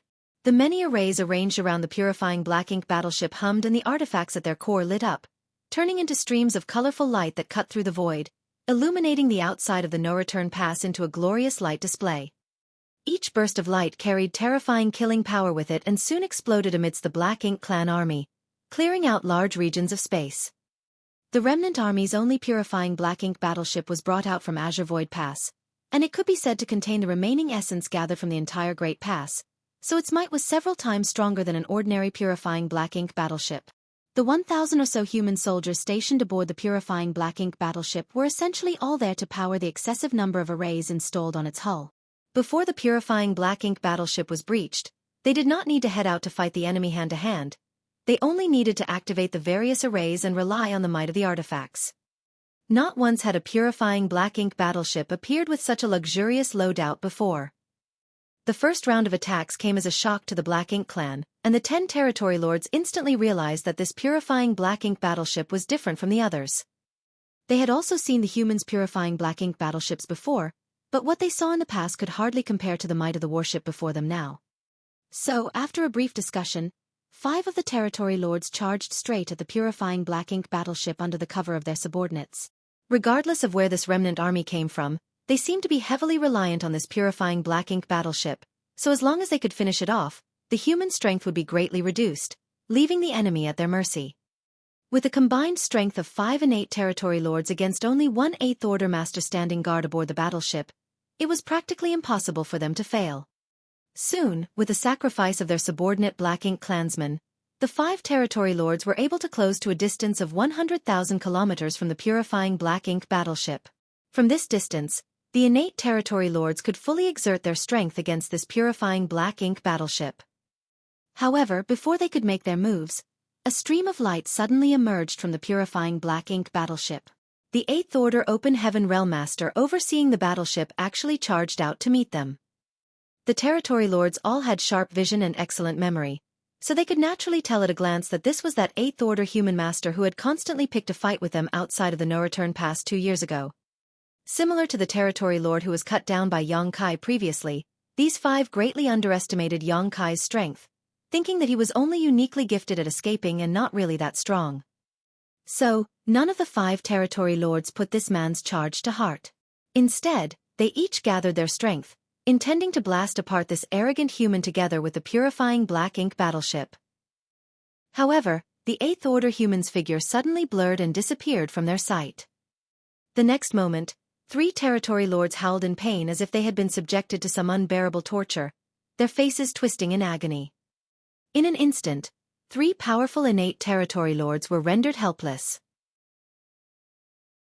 The remaining 2 had no idea what happened to their companions, but they were too shocked to even react. They had sensed a surge of spiritual energy just now, but they had no idea what took place. Before they could check on the condition of their companions though, the soldiers on the purifying black ink battleship who had received Yang Kai's instructions ahead of time activated all of the offensive arrays and fired in the 3 disabled territory lords' direction. If these 3 had been at their peak, then such an attack would not have been much of a threat to them. However, with their souls being torn into at this moment, they were in a heavily dazed state and unable to react promptly. The purifying black ink battleship had hundreds of arrays installed, and all of them shot at once in 3 directions, completely enveloping the enemy masters. Each territory lord was exposed to 200 to 300 attacks, each of which was at least equivalent to the full-powered blow of a 7th Order Open Heaven Realm Master, with a dozen or so of them even being comparable to the strength of an 8th Order Open Heaven Realm Master. It was as if the entire void had been torn apart in an instant. The violent tidal wave of energy not only forced the Black Ink clan army back, but even the purifying Black Ink battleship's shields flickered furiously as they were hit by the shockwaves from the close-range explosions. Amid this chaos, 3 powerful auras were extinguished. The 3 targeted innate territory lords died just like that. As the dust settled, Yang Kai reappeared and swept his spear out at the 2 remaining territory lords. The veins on his forehead were throbbing and both his eyes had gone bloodshot. The indescribable feeling of pain coursing through his body made him feel as if his soul was being torn apart, but he still grit his teeth and endured, channeling his pain into a furious onslaught of attacks. 10 territory lords led a 300,000-strong Black Ink army, while the humans only had 4 8th Order Open Heaven Realm Masters commanding 5,000 soldiers. The odds were not in the humans' favor, to say the least. So no matter what, the gap in strength had to be reduced. At such moments, the soul-rending thorn was the best card Xueqi could play. From his experience killing the sheep-headed royal lord, Xueqi knew the limits of his soul. If he were to use the soul-rending thorn 4 times at once, his consciousness would blur to the point where he was no longer able to think rationally just like last time. He was lucky back then and continued fighting on pure instinct despite blacking out, even managing to kill the sheep-headed royal lord in the end, but Xueqi could not even remember how he accomplished that. He only knew that he had brought out his dragon bead since he noticed it was damaged when he inspected his wounds after the battle. Only by attacking with his dragon bead was Xueqi able to kill a royal lord, as it was his most powerful trump card. However, he wouldn't always be so lucky. So Xueqi only used 3 soul-rending thorns this time, targeting 3 territory lords. This was complemented by a powerful attack from the purifying Black Ink battleship, which felled the 3 territory lords in one swoop as he expected. After such an opening move, Xueqi could just barely manage the remaining 2. The 2 surviving territory lords were both in a state of shock after the instant deaths of their 3 companions, so they put almost all their strength into defending themselves lest they follow in the footsteps of their companions, which gave Xueqi an easier time dealing with them. The fight started so furiously that it vastly exceeded the expectations of the Black Ink clan. They had originally planned for the 5 territory lords to surround and attack the purifying Black Ink battleship while the remaining 5 would deal with the other 3 8th Order Masters, which should have been enough to keep the humans pinned down. However, the 5 who were supposed to deal with the purifying Black Ink battleship had instantly failed. The fall of 3 territory lords not only left the remaining 2 at the enemy's mercy, it also completely astonished the other 5. Yonglei and the others were stunned at Xueqi's methods, but they also knew that they could not waste the momentum that Xueqi built up for them and immediately led their troops towards the Black Ink clan while they themselves engaged the other 5 territory lords. One by one, lights shot out from the squad-class warships. 5,000 against 300,000, yet the Black Ink clan army was clearly on the back foot, constantly retreating towards the no-return pass. The dissipation of auras could constantly be felt. The Black Ink clan's casualties were innumerable, but warships were beginning to explode on the human side, leading to the collapse of small universes. However, no one mourned at this moment. Every human soldier knew that this would be a steep uphill battle. If they did not break through the blockade of the Black Ink clan at the no-return pass, then they would end up wandering the Black Ink battlefield until the day they died, never again having the opportunity to return to the 3,000 worlds to rejoin the main human army. At the central vanguard, Xueqi fought 2 and 8 territory lords alone. Borrowing the momentum from the first attack that left the 2 territory lords hesitant, he was able to gain an absolute advantage. Right now, even though the heritage of his small universe was not much stronger than when he just walked out from the Great Sea Celestial phenomenon, Xueqi's overall combat strength had increased significantly. For him, his encounters with the territory lords had allowed him to hone his skills and develop a far better control over his own power, especially his many Dao strengths. He was also constantly gaining new insight into these various grand Daos whenever he used them in battle. The soul-warming lotus constantly emanated a feeling of coolness that soothed his damaged soul, slowly stabilizing his state of mind. Seizing this opportunity, Xueqi opened up some distance from his enemies and executed a secret technique. In a flash, a golden crow cried out and a great sun rose. In the next moment, a cold full moon manifested as well. The sun and moon orbited around Xueqi, exuding the mysteries of time and space. A profound power fluctuated forth as the sun and moon spun in a kaleidoscope of light. The vast void was filled with space-time strength, making it seem as if time was standing still when viewed from the outside while space froze in place. A large swath of the void seemed to be cut off from the rest of the universe by some strange force. Xueqi widened his eyes and stared carefully. The last time he used his sun and moon divine wheel, he saw something unusual. At that time, his sun and moon divine will seemed to shatter the space-time continuum, allowing him to see fragments of the future. In one of those flashes, Xueqi saw himself holding the severed head of the sheep-headed royal lord as countless Black Ink clansmen surrounded him, seemingly in worship, but were in fact encircling him to kill him. But this time, he was unable to see anything. Still, the might of the sun and moon divine wheel did not decrease in the slightest. In fact, it had even become slightly stronger than before. This secret technique could be considered one of Yang Kai's strongest methods right now, and was far less risky than the self-harming attack of his dragon bead. Even the sheep-headed royal lord at that time had suffered when struck by this secret technique, so nothing need be said about two flustered innate territory lords. It was just a flash before the frozen void seemed to return to life, but in that instant, the huge region of space that flowed with Yang Kai's space-time strength seemed to have passed through millions of years. As space and time realigned, all the Black Ink clansmen within that region of the void, whether it be the territory lords or the regular Black Ink clan soldiers, all of them disintegrated into a cloud of Black Ink strength, disappearing without a trace. The 5 innate territory lords who initially targeted the purifying Black Ink battleship had all died. A single sun and moon divine wheel massacred 100,000 Black Ink clansmen in an instant.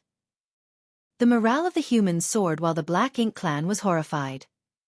There was not one of them whose eyes were not filled with terror. 10 territory lords came out to meet the humans in battle, yet mere moments into the fight, half of them had already been killed. Was that really an 8th Order Open Heaven Realm Master? When did 8th Order Open Heaven Realm Masters become so powerful? They weren't the only ones who were terrified. Even the territory lords who remained inside of the no-return pass shivered in fright as they witnessed this. The royal lord overseeing the no-return pass was in a state of disbelief. There were 4 8th Order Open Heaven Realm Masters in the enemy army, but while 3 could be disregarded since they fell within the limits of what an ordinary 8th Order human should be capable of, the one who commanded the purifying Black Ink battleship was so powerful that it was hard to wrap one's mind around. The secret techniques and divine abilities this human unleashed were so astonishing they didn't even seem possible. After debating for a moment, the royal lord came to a decision. He could not allow such a human to live. Otherwise, if he were left to grow and one day reach the 9th Order, would he not then be able to cut down royal lords like he was chopping fruits or vegetables? Currently, the Black Ink clan did not have many royal lords left among their ranks. Otherwise, he would not be the only one overseeing the no-return pass.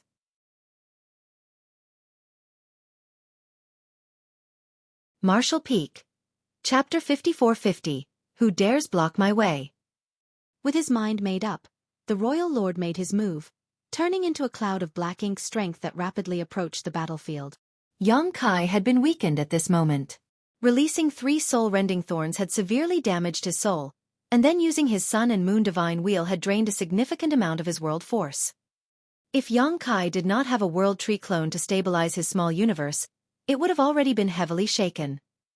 Even then, half of his small universe's heritage had been drained already, leaving him with a feeling of weakness. He quickly took out some spirit pills and gulped them down. Yang Kai used to have low-rank world fruits that would almost instantly recover a large portion of his world force, but unfortunately, he had used all of them up while being chased by the sheep-headed royal lord. As much as 30% of the 300,000-strong Black Ink clan army had been wiped out by him with his sun and moon divine wheel, and the road ahead had been essentially cleared. Of course, there were still Black Ink clansmen on their flanks, continuing to do battle against the warships led by Huang Xiong and Fei Yuanlong. With the path ahead cleared, the purifying Black Ink battleship was able to divert their attention and provide support to the left and right flanks. Arrays continued to hum as blast after blast was fired from them, coordinating with other 2 divisions to eradicate their enemies. It was at that moment that Yang Kai felt his body seize up as a powerful aura locked onto him. This sensation was actually quite familiar to him. Back then, the sheephead royal lord had locked him in place using his aura in much the same way when he was chasing him, forcing him to use purifying light to isolate himself before he could activate instantaneous movement.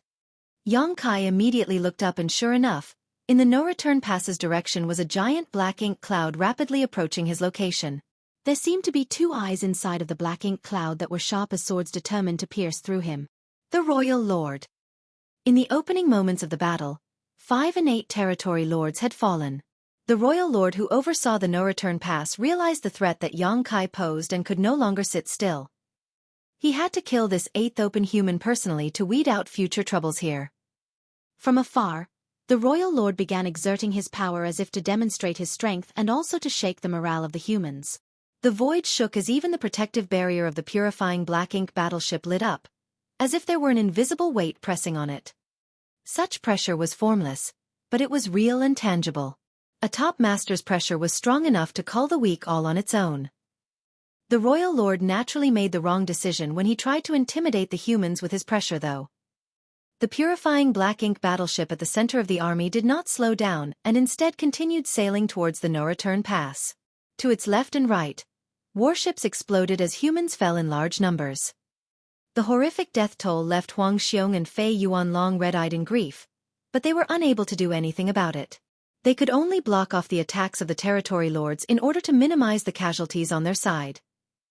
With the efforts of the many soldiers who sacrificed their lives, the left and right flanks finally broke through the Black Ink clan's blockade and rushed forward. Nobody dared to linger in this place. They all knew that in this assault on the no-return pass, they could not afford to stop for even a moment. They had to break through the Black Ink clan's defenses in one go if they wanted to have any hope of returning to the 3,000 worlds. The slightest hesitation would doom the remnant army to a slow death.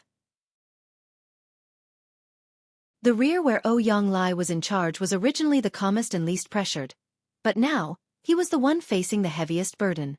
The Black Ink clan army which was there to block them had now become their pursuers. If the rear division couldn't hold them back, then the formation of the remnant army would surely be broken. At this point, Ouyang Lai was becoming desperate as he hurled sword waves through the void. A roar suddenly sounded from the purifying Black Ink battleship. Assume formation. At that order, the left and right flanks, along with the warships behind their lead, quickly moved closer to the purifying Black Ink battleship. Aboard the purifying Black Ink battleship, a grand array was activated under the combined efforts of 10 Seventh Order Open Heaven Realm Masters. In an instant, an array diagram spread out in the void with the purifying Black Ink battleship at the center, its patterns illuminating all directions. At that moment, the rest of the warships also activated complementary spirit arrays all at once. Like swallows returning to their nest, they were merged together into the array diagram. In just a short dozen breaths of time, the auras of all the surviving human warships became interconnected with the purifying Black Ink battleship serving as their core, as if they had truly become one. 4 Symbols Formation. This was originally a formation used by human cultivators to link their strengths together to deal with powerful enemies. It was neither special nor profound, but under the aid of this battle formation, for human cultivators were able to exert far greater power than any of them could individually in order to battle stronger Black Ink clansmen. However, the 4 Symbols formation had been modified by Yang Kai, who integrated it into a grand array, allowing the 4 divisions to link themselves together. In the past, Yang Kai would never have been able to do such a thing. However, he had received a huge harvest in the Great Sea Celestial Phenomenon, so with his attainments in the Tao of Spirit arrays, it was not a problem for him to create something like this. There was only one problem. The 4 Symbols formation which had been so heavily modified was not stable and could not be sustained for long. That was the reason why the remnant army didn't simply use it from the start. However, they were now at a critical point that would decide their victory or death, so how could Yang Kai continue to hesitate? With the purifying Black Ink battleship serving as the core, all the warships were closely linked together under the formation, greatly improving both their lethality and defense. As soon as the formation was completed, the huge Black Ink cloud arrived in front of them. The Black Ink cloud swiftly retracted to reveal a towering figure who raised his hand and slammed his palm down towards the purifying Black Ink battleship. Even though it looked like a casual blow, it still sent chills down the humans' backs. This was an attack from a royal lord. However, the purifying Black Ink battleship's momentum did not decrease. Yang Kai stood on the deck, looking ahead at the royal lord blocking their path before bowing towards the void, shouting, "Old ancestor, please!" At those words, a cross-legged figure suddenly appeared. As Yang Kai had just retrieved it from Azure Void Pass, Old ancestor's corpse was still unmoving, his aura completely absent, as though he was in a deep slumber. However, stimulated by the royal lord's aura, Azure Void Pass Old Ancestor, who had already departed for the Yellow Springs, suddenly opened his eyes. In an instant, the void thundered. The royal lord in front of them was taken aback. He never imagined he would be ambushed by an old ancestor here, so before he could withdraw his palm, the Azure Void Pass Old Ancestor lifted his finger and shattered the approaching palm strike. The royal lord let out a roar of rage. As he withdrew his hand, quickly discovering a bloody hole at the center of his palm where black blood spilled out. Yang Kai was shocked at what he saw. Even though he had collected the body of the old ancestor just as the old ox had told him to back in Azure Void Pass, and summoned it in a time of need to deal with a powerful enemy, Xueqi was not sure how much power a dead old ancestor could actually exert. But now it seemed that even in death, the power of an old ancestor was still unfathomable. Catching the enemy off guard was a big reason behind the old ancestor's ability to harm the royal lord in a single attack, but it was also a reflection of the old ancestor's profound strength. The remnant army was still rapidly approaching the no-return pass, and the sudden appearance of an old ancestor made the royal lord very wary, forcing him to withdraw. The old ancestor turned his head and looked around as if to judge the situation. After quickly familiarizing himself with the battlefield, he sighed, "Even the no-return pass has been lost." Xueqi lowered his head, looking ashamed. Many had given their lives to stop the Black Ink clan, including numerous old ancestors, but the final bulwark of the human race, the no-return pass, had still been lost. Even though Xueqi did not participate in the war at the no-return pass, all humans shared honor and disgrace in this war. "Where is my ox?" The old ancestor then turned to look at Xueqi, asking in a surprisingly cheerful tone. Xueqi hurriedly brought out the ox monster with its broken horns. The ox monster also had its eyes tightly shut without any aura emanating from its body. The old ancestor stroked the head of the ox as if it were his own child and spoke warmly, "Wake up, little one. Come run with me one final time." The ox monster's eyes suddenly opened, and its powerful aura quickly revived. It shook its head at the old ancestor in displeasure. "We're already dead and you're still worrying about this? Are you not tired, old man?" The old ancestor chuckled. "It can't be helped. I'm an old ancestor after all. I inevitably carry heavier burdens on me." Saying so, he got onto the back of the ox and looked down at Xueqi next to him, nodding lightly. Saying nothing more, he slapped the ox's rump and pointed forward, shouting, "Kill!" It was a childish gesture that would normally make one want to laugh. However, not a single one of the 1,500 soldiers aboard the purifying Black Ink battleship found this scene the slightest bit amusing. Xueqi's eyes filled with tears as he bowed deeply. "Farewell, old ancestor." "Farewell, old ancestor." The soldiers roared in unison, their voices shaking the world. In the distant past, a young child rode on the back of a black bovine, riding freely through the mountains, fantasizing about fighting and killing enemies that did not exist, dreaming of establishing himself as someone great after growing up, getting married, and having children. At that time, an old man with an immortal temperament suddenly descended from the heavens and looked upon the child with a smile. "Call me honored master and I shall pass on a supreme technique to you." The boy asked, "Can I become rich if I call you honored master?" The old man said, "You can." The boy then asked, "Can I get women if I call you honored master?" The old man nodded again. "You can." And so, the boy got down and bowed with respect, calling him honored master. The old man laughed and took the boy and the ox away. That year was so long ago that it was impossible to trace back. Kill! Aboard the purifying Black Ink battleship, Xueqi's face twisted as he roared. The arrays thrummed as they fired with even greater intensity than before. A violent wave of power stirred in the surrounding void as the old ancestor engaged the royal lord in battle. This sudden change of events was a surprise to all of the Black Ink clansmen. Nobody had expected an old ancestor to suddenly appear at this time. When they saw the remnant army getting closer and closer to the no-return pass, the territory lords staying behind to defend the no-return pass could no longer stand by. Several territory lords stayed behind to defend the pass while the remaining ones rushed out with their armies. In an instant, the remnant army fell into an absolute disadvantage, both in terms of numbers and strength. The only thing the remnant army could rely on now was the might of their warships.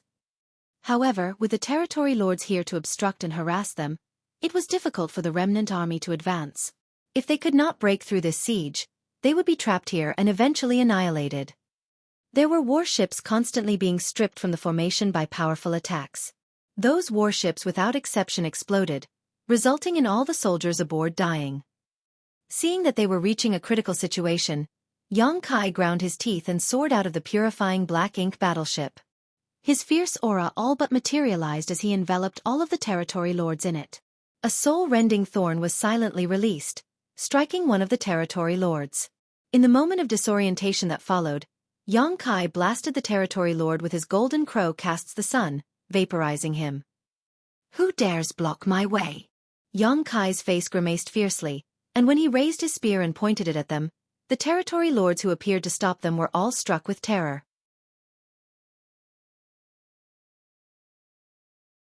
Martial Peak. Chapter 54-51, Nyo-Nyo will stop them. Dizzy and bleary-eyed, Yong-kai was seeing stars but still gave off an aggressive air, for he knew that if he were to show even the slightest sign of weakness, then the remnant army would surely be wiped out today. He had no choice but to use a fourth soul-rending thorn, which was really his limit. Even with the soul-warming lotus, he could not use another soul-rending thorn. Fortunately, the territory lords were so frightened they could not see through the strong front that he put up.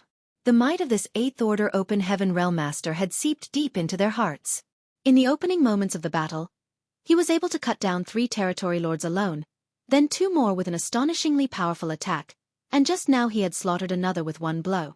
Not a single one of them was able to see how he was doing this. The territory lords were hesitant, but the remnant army was not. With this display of intimidation from Yong-kai, the struggling remnant army finally found the opportunity they were looking for and broke through the Black Ink clan army, forcing them back.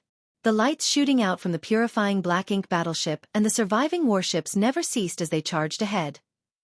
Within that short period, all of the human soldiers gave it their all. When a warship exploded, the unprotected soldiers would give their lives to kill the nearby enemies. Even if they had to die, they would do so honorably. However, the gap in real fighting strength between the two forces could not be closed so easily. Without mentioning the Black Ink clan army of over 1 million soldiers, just the remaining territory lords overseeing the pass still numbered nearly 20. Yong-kai was able to cut down 3 of the first 10 territory lords who came at them with the help of the soul-rending thorns, and another 2 with his sun and moon divine wheel, which left 5 more from the first wave. However, before the remnant army could catch its breath, the royal lord had personally made a move, while another 6 territory lords rushed over as reinforcements. One had to know that these were all innate territory lords who were nearly as powerful as Xueqi. Excluding the territory lord that Yong-kai killed just now, there were still a full 10 territory lords engaging the remnant army, whereas the remnant army only had 4 Eighth Order Open Heaven Realm Masters. Even with Ouyang-Lai and the others taking on 2 enemies at once, they were stretched to the breaking point. The decline of the remnant army's momentum was evident in the eyes of the Black Ink clan, while the deterrent effect from Yong-kai's move earlier also quickly faded. The more the remnant army advanced, the more difficult their situation became. There were constantly Black Ink clansmen rushing over to surround them from all directions, while the territory lords did not rush unless they were caught off guard by Yong-kai and killed. Instead, they hid behind their armies and relied on their subordinates to wear down the humans, occasionally sending out secret techniques to blow apart vulnerable human warships. Yong-kai's eyes were bloodshot with rage. He would want nothing more than to cut down all of the territory lords before him with his spear, but his head was throbbing, as if it was going to tear open. It was impossible to do anything against the remaining territory lords hiding at the back. Yong-kai also did not dare to leave the battleship recklessly, for if he did, the territory lords would surely come to attack, and the purifying Black Ink battleship might not be able to withstand it. The remnant army's pace became slower and slower, as if they had fallen into a quagmire. Finally, less than 100,000 kilometers away from the no-return pass, the remnant army was completely surrounded by the Black Ink clan. When they looked at the territory gate that seemed so close, everyone felt despair in their hearts. They just had to pass through that portal and they would be able to return to the 3,000 worlds. Even though they had no idea what the situation there was like, it was still their homeland. However, this short distance seemed like an entire universe away at this moment. Nobody was disheartened by this reality, for when they decided to attack the no-return pass, they all anticipated that this would happen, including Yong-kai. It was just that even including him, the soldiers subconsciously held onto a faint glimmer of hope and expectation. More than anything else, they didn't want to live hiding like rats on the Black Ink battlefield, constantly being hunted down by the Black Ink clan. They would rather die in battle than waste away their lives in this forsaken place. Kill! When their hope of returning home was shattered, the humans suddenly became calm, as if they had completely let go of something. Shouts rang out across the void as killing intent rose like a tide. The remnant army, which was encircled by the Black Ink Clan army, and could barely move, suddenly burst out with astonishing power. The lights from many secret techniques and artifacts shot in all directions. In that instant, it was not known how many arrays and artifacts dulled and were destroyed due to the sheer overload of world force pumped into them. The Seventh Order Masters emerged from the warships that protected them and summoned their artifacts for battle. The Four Symbols formation, with the purifying Black Ink battleship at its core, rapidly fractured as more and more warships were being blown apart. The remnant army's sudden outburst was difficult for even the Black Ink Clan army to withstand, and in just a short dozen breaths of time, it was not known how many of them fell. Even a territory lord was severely injured under Ouyang Lai's life-forsaking battle style and was forced to retreat. This was the last struggle of the remnant army. Yang Kai had also let go of his shackles. Since he was destined to die here, then he might as well kill freely before he did. However, before he could leave the purifying Black Ink battleship, he heard the bellow of an ox from the void.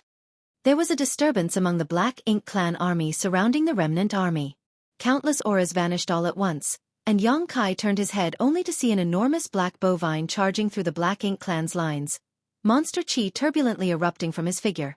Under its hooves, countless Black Ink clansmen were reduced to minced meat.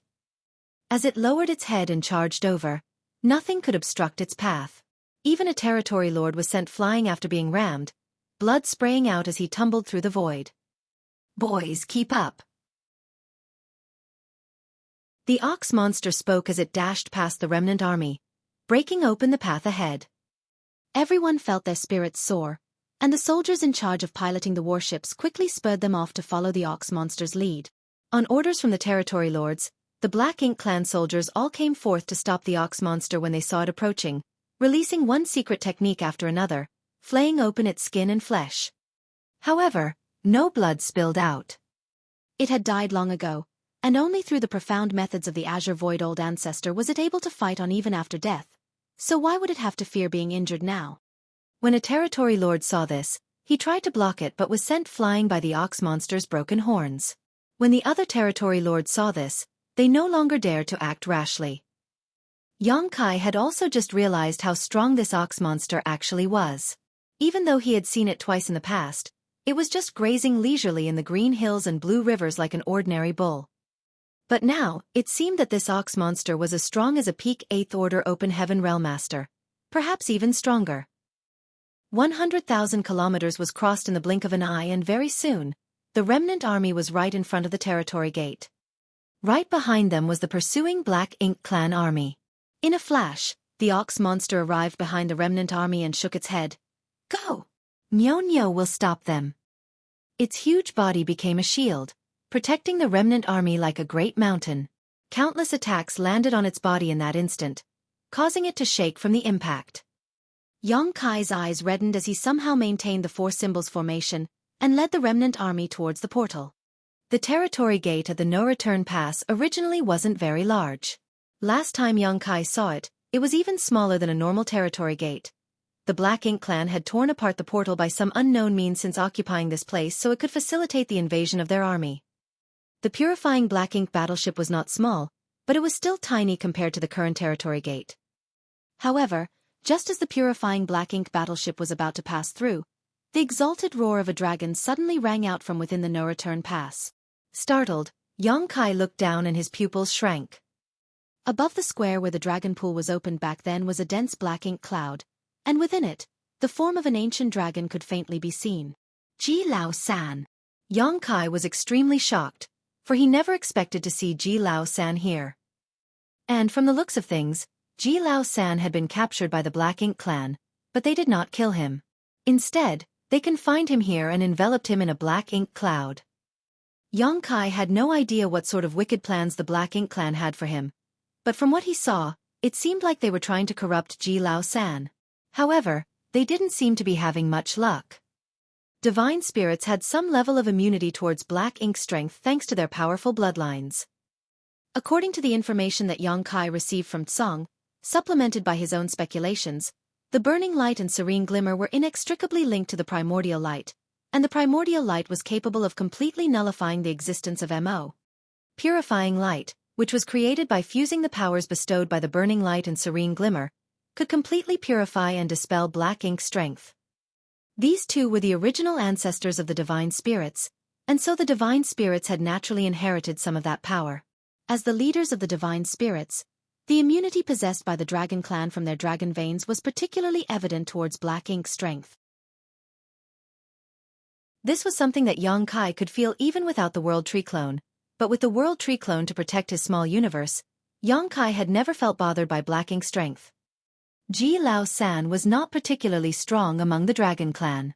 During his previous dragon pool cultivation, he had advanced from being a grand dragon to an ancient dragon, but his dragon form was still only 55,000 meters long, noticeably smaller than Xueqi's 70,000 meters. However, he was still an ancient dragon. In terms of order, he was equivalent to an 8th order human master. Xueqi had no idea how Ji Lao Sen ended up being captured alive by the Black Ink clan, but he had apparently sensed something unusual occurring in the no-return pass and let out a roar. However, Xueqi was powerless to help at this moment. If it were any other time, he may have been able to save Ji Lao San, but the Black Ink clan army was currently in pursuit of them while the territory gate was right in front of their eyes. Xueqi couldn't abandon the remnant army, so he could only turn around and pretend to have seen nothing.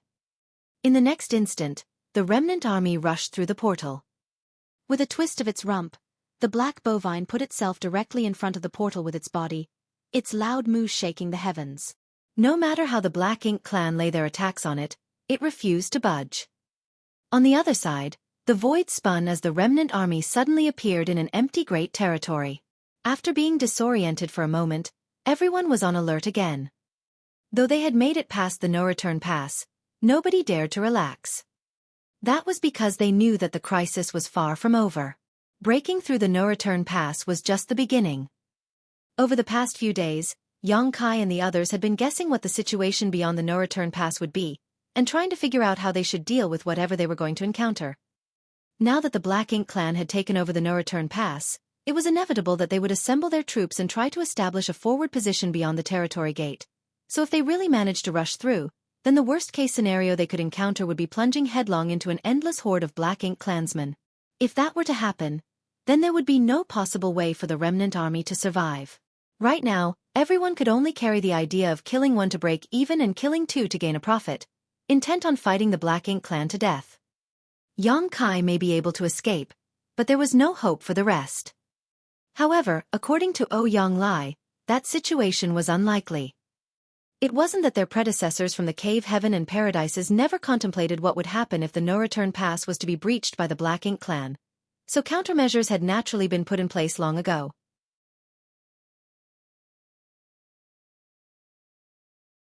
Marshall Peak. Chapter 5452. Second Battlefield. The current Black Ink battlefield was created from the many great territories occupied by Mo in the early ancient era, and was also carved out by the hands of Tsang and the other masters of that time. The purpose was to prevent Black Ink strength from encroaching onto other great territories.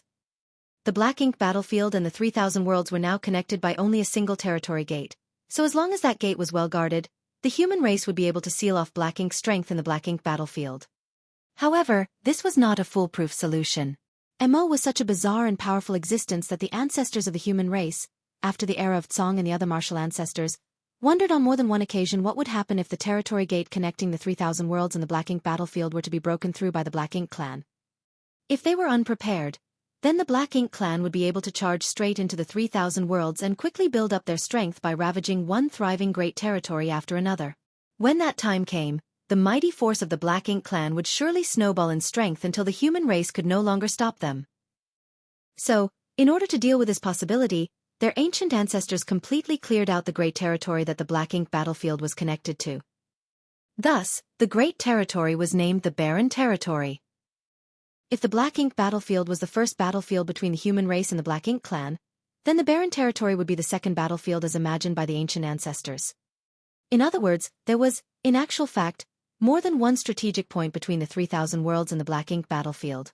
Besides the no-return pass, there was the Barren Territory. The Barren Territory was where one ended up after passing through the territory gate. There were originally several territory gates connecting to many other great territories from the Barren Territory, but as it could hypothetically become the second battlefield, then it was naturally better not to leave too many territory gates behind.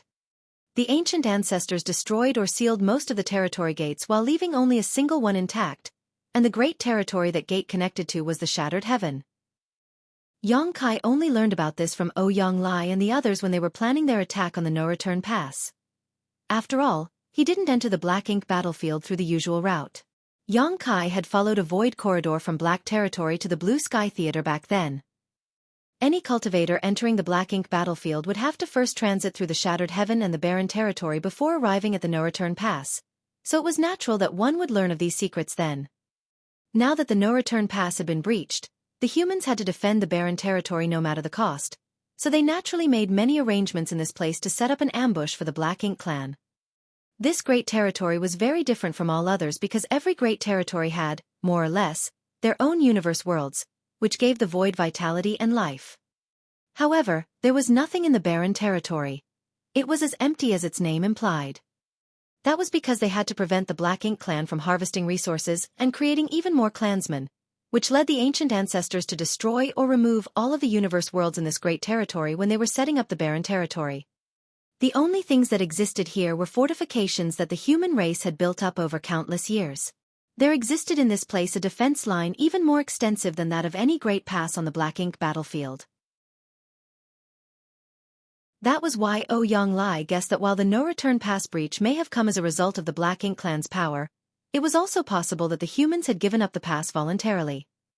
After all, after evacuating and withdrawing from outside of the primordial heaven source grand restriction, if the humans fell back to the Barren Territory, they would be in a better position to engage the Black Ink clan there with the arrangements they had made beforehand.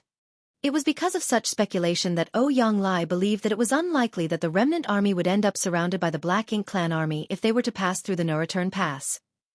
Here in the Barren Territory, it was more likely they would find the humans and Black Ink clan engaged in a fierce war, and if that was the case, then the remnant army would have a hope of rejoining the human army. Now that the remnant army had broken through the no-return pass and arrived at the Barren Territory, the first thing Yongkai did was check for movement in all directions. What he saw allowed him to breathe a sigh of relief. The worst had not yet happened. However, this situation was not ideal either. As they expected, both the human race and Black Ink clan were engaged in a brutal battle in the Barren Territory. There were fights taking place practically everywhere in the vast expanse of the void, with human warships flying everywhere, either chasing Black Ink clansmen or being chased by them. There were also violent aftershocks from great clashes radiating out from each direction. One particular set of shockwaves had even surpassed the level of a battle between the old ancestors and royal lords. Yongkai turned his head over instinctually and was taken aback by what he saw. There, in the far distance, two enormous figures were clashing with each other. Their movements looked clumsy, with each of them exchanging punches and kicks in a juvenile manner, like two small children randomly flailing at each other, but each of these attacks carried heaven-destroying, earth-shattering might. Even a fully intact universe world would not be able to withstand a single blow from such a clash. It was the fight between two giant spirit gods.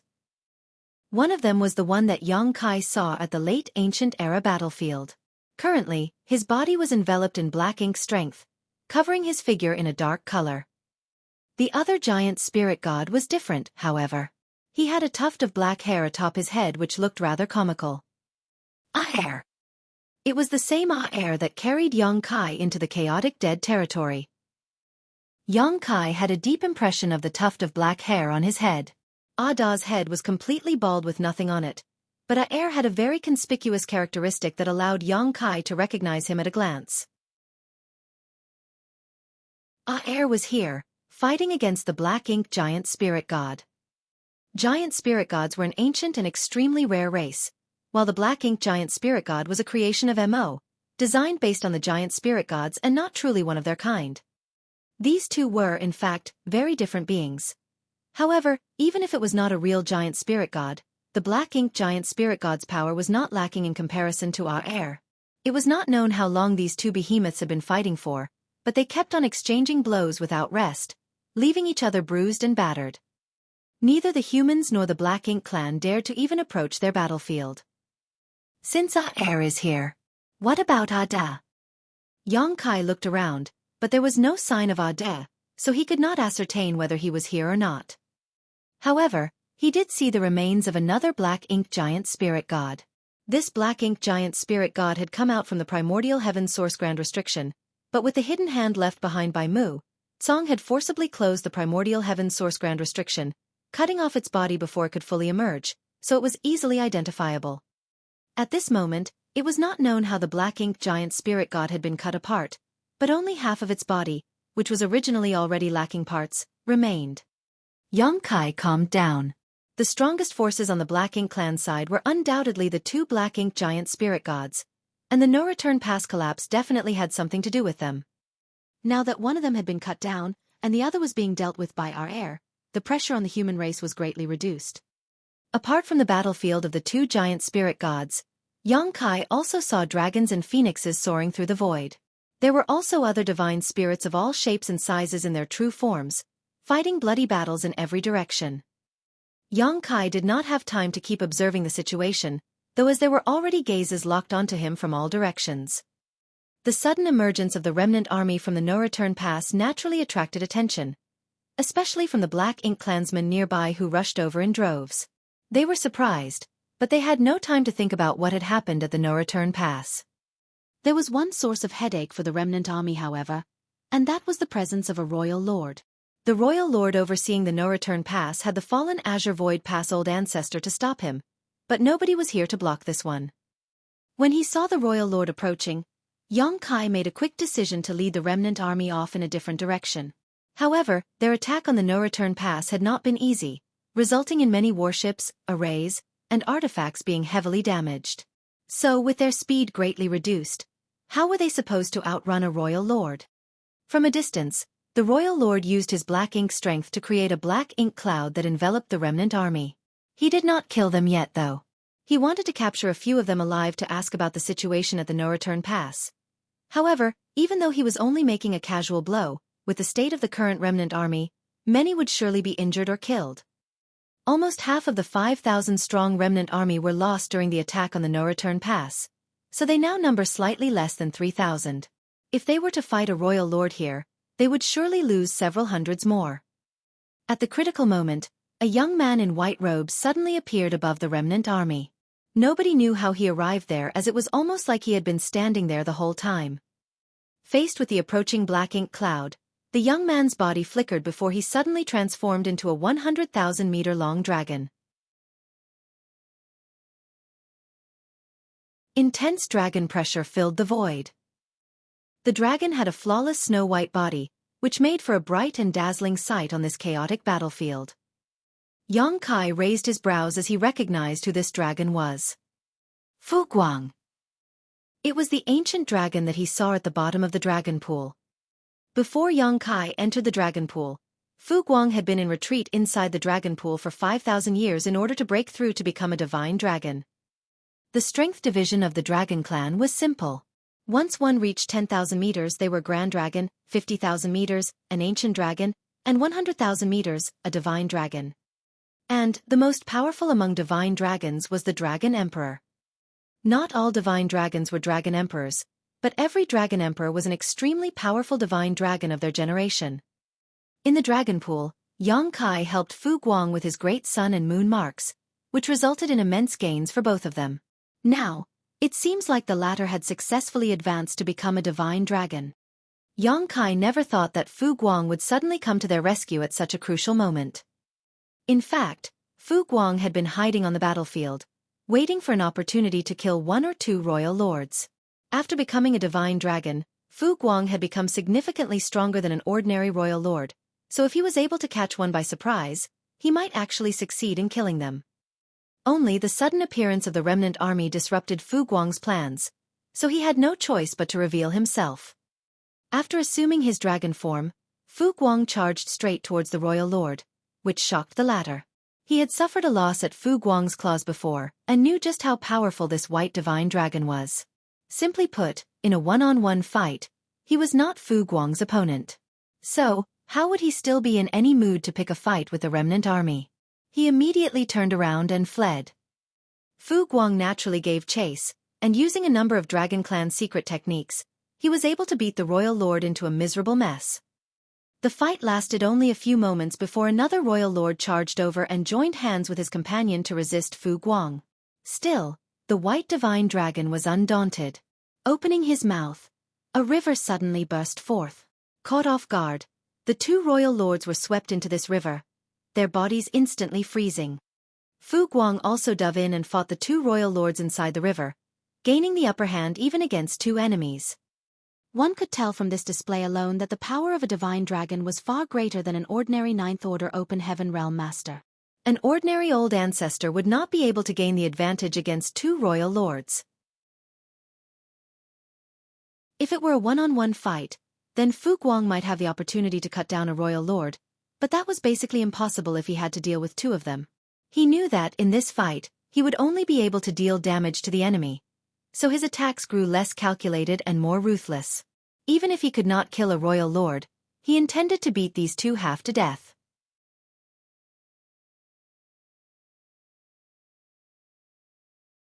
Martial Peak. Chapter 54-53. Compensate.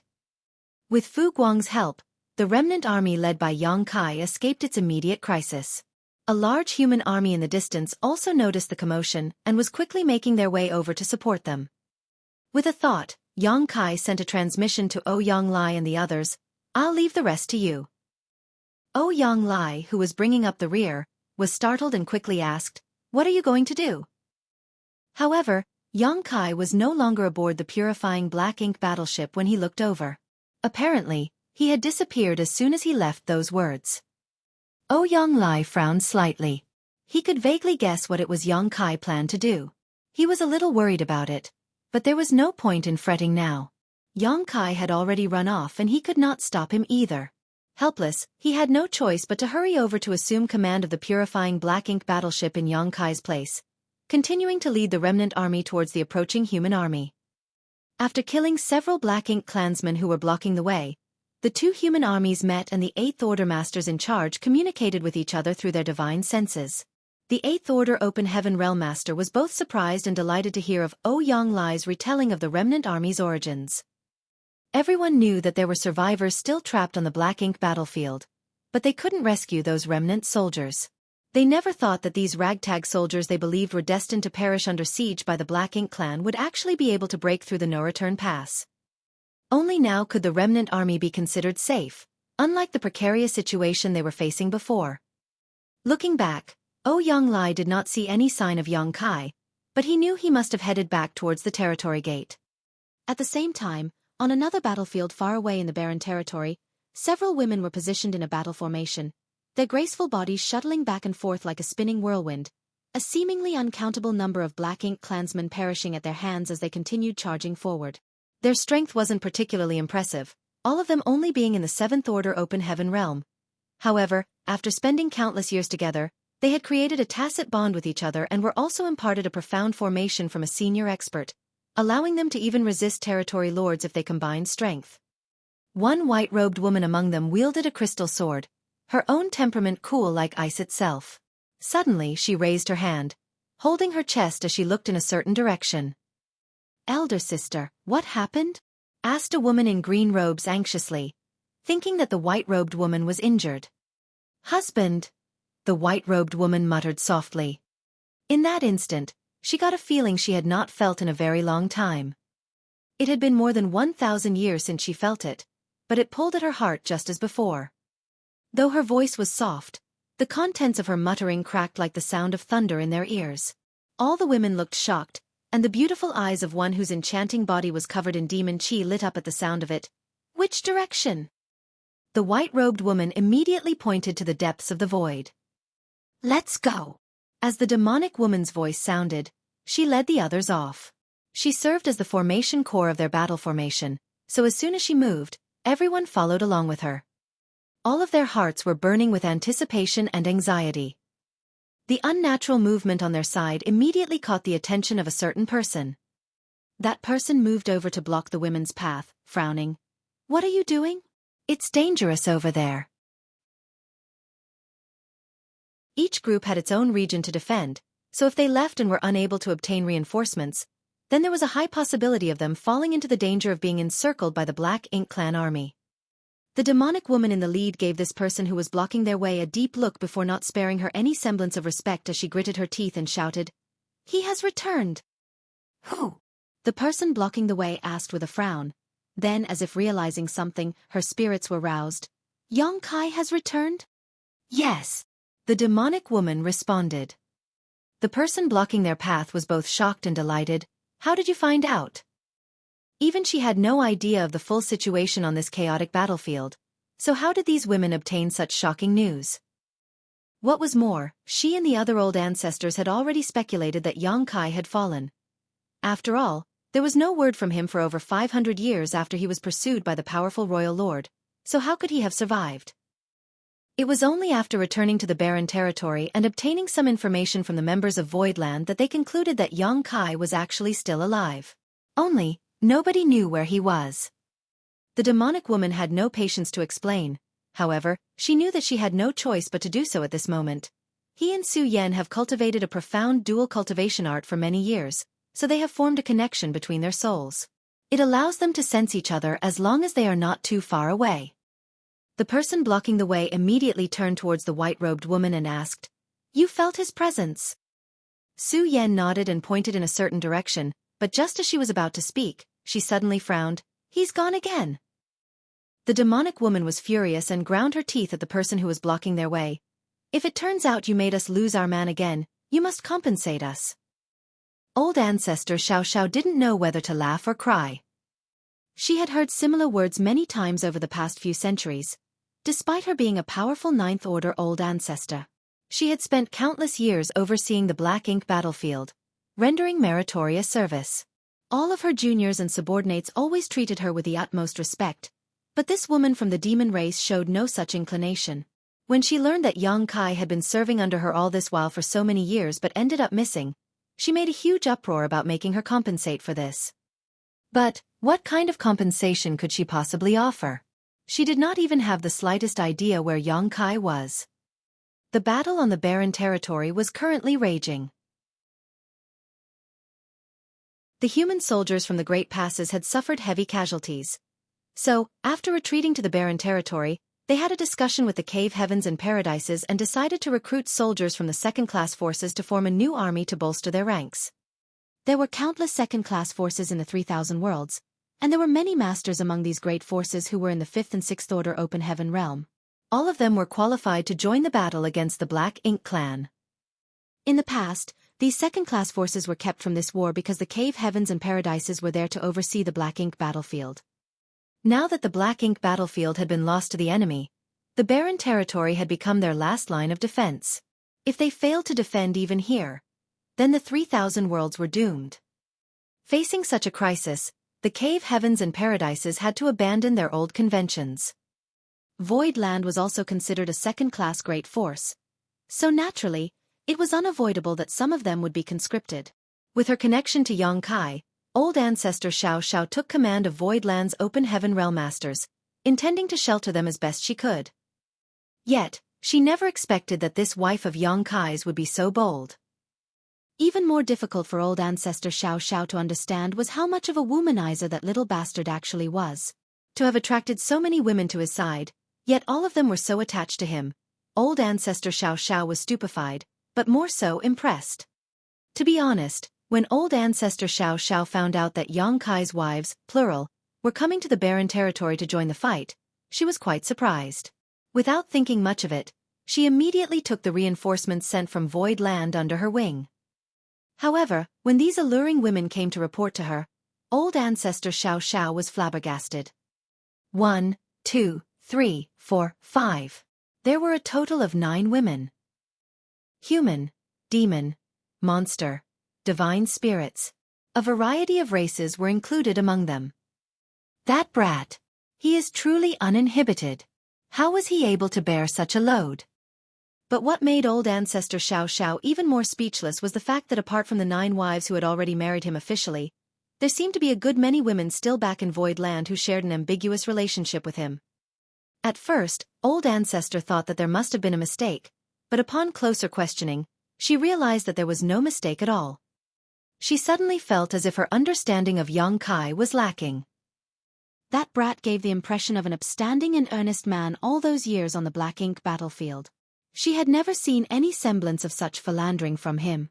Even Feng Ying and Bai Yi, two women of exceptional beauty and strength, who were in his squad, were only regular comrades to him. Old ancestor Xiao Xiao could not help but criticize him inwardly. Sure enough, one cannot judge a book by its cover. If one were to peel back that bastard's prim and proper skin, then one would surely find a flowery bunch of innards inside. Compensate us! The demonic woman was still shouting, while the other women wore indignant expressions on their faces. Helpless, old ancestor Xiao Xiao turned her head and looked in that direction. After some thought, she turned to ask Su Yan, "Could there be any mistake with your senses?" Su Yan replied coldly, "I have never been mistaken." In that case, what would the sudden loss of that sensation imply? Old ancestor Xiao Xiao then asked. Su Yan explained, "He has either died or left the range of our connection. I cannot sense him across great territories or over extremely large distances. However, my cultivation is now far higher than it was before. As long as he remains in the barren territory, I should be able to sense him." Old ancestor Xiao Xiao nodded. "That direction is where the territory gate is located. He must have fought his way here from the black ink battlefield. Since you lost the connection, then he must have gone back. I will go and check it out. None of you are allowed to make any rash moves while I am gone." Saying so, she dashed off in that direction. The women were left to look at each other, not knowing what to do. Xueqi looked at Yu Rumeng. "Elder sister, what should we do?" Yu Rumeng's face was gloomy for a while before she grit her teeth and shouted, "We wait." Just now, she had been too agitated and was about to lead her sisters over in the heat of the moment, but even though they were no longer as weak as they were in the past, it was still not wise for them to run around on such a chaotic battlefield. All these years, they never knew what happened to Yang Kai until the human race army retreated to the barren territory. Only then did they hear about Yang Kai from some of the soldiers who fought alongside him. All of them were heartbroken and wished for nothing more than to fight side by side with their husband. Now that their husband had finally returned, as the eldest sister, Yu Rumeng would not be able to explain to Yang Kai if anything were to happen to any of them. Even though she wanted to rush over to see what the situation was herself, she had no choice but to resist that urge. Clenching her fists, she led the others towards a group of Black Ink clansmen, venting their endless rage on them. The Black Ink clansmen that they fought were filled with grievances, wondering just what had come over these mad women for them to act so viciously. On the other side, old ancestor Xiao Xiao transformed into a stream of light that swept across half of the battlefield, heading straight for the territory gate. Her ostentatiousness naturally attracted the attention of many royal lords. Neither the old ancestors nor the royal lords would move casually on this battlefield, forming a kind of mutual restraint towards each other. A rash move from either side could precipitate a major battle. However, old ancestor Xiao Xiao couldn't care less about the bigger picture at this moment. Frankly, she blamed herself for losing Yang Kai, and she had been feeling guilty about it all these years. However, with so many soldiers dying on the battlefield, she had no way of protecting all of them even if she was in the Ninth Order Open Heaven realm. There was no helping it if there was no news of Yang Kai, but now that she had a solid lead, she naturally wanted to look into it. Before old ancestor Xiao Xiao could reach the territory gate though, a royal lord swooped in to stop her. Naturally, the two of them promptly engaged in a shocking battle.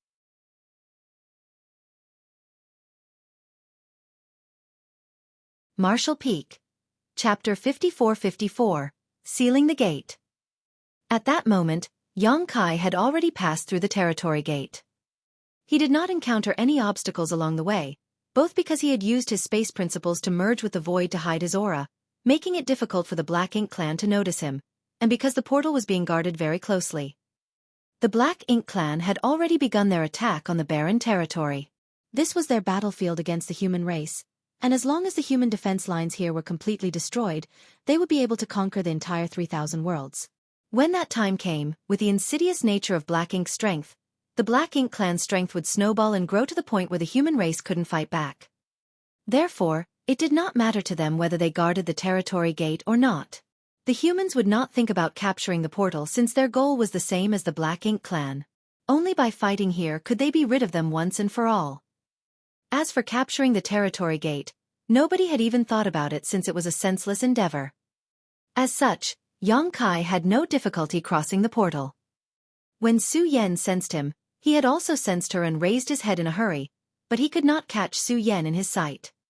They were simply too far apart. It was surprising to him that Su Yan had also joined the fight.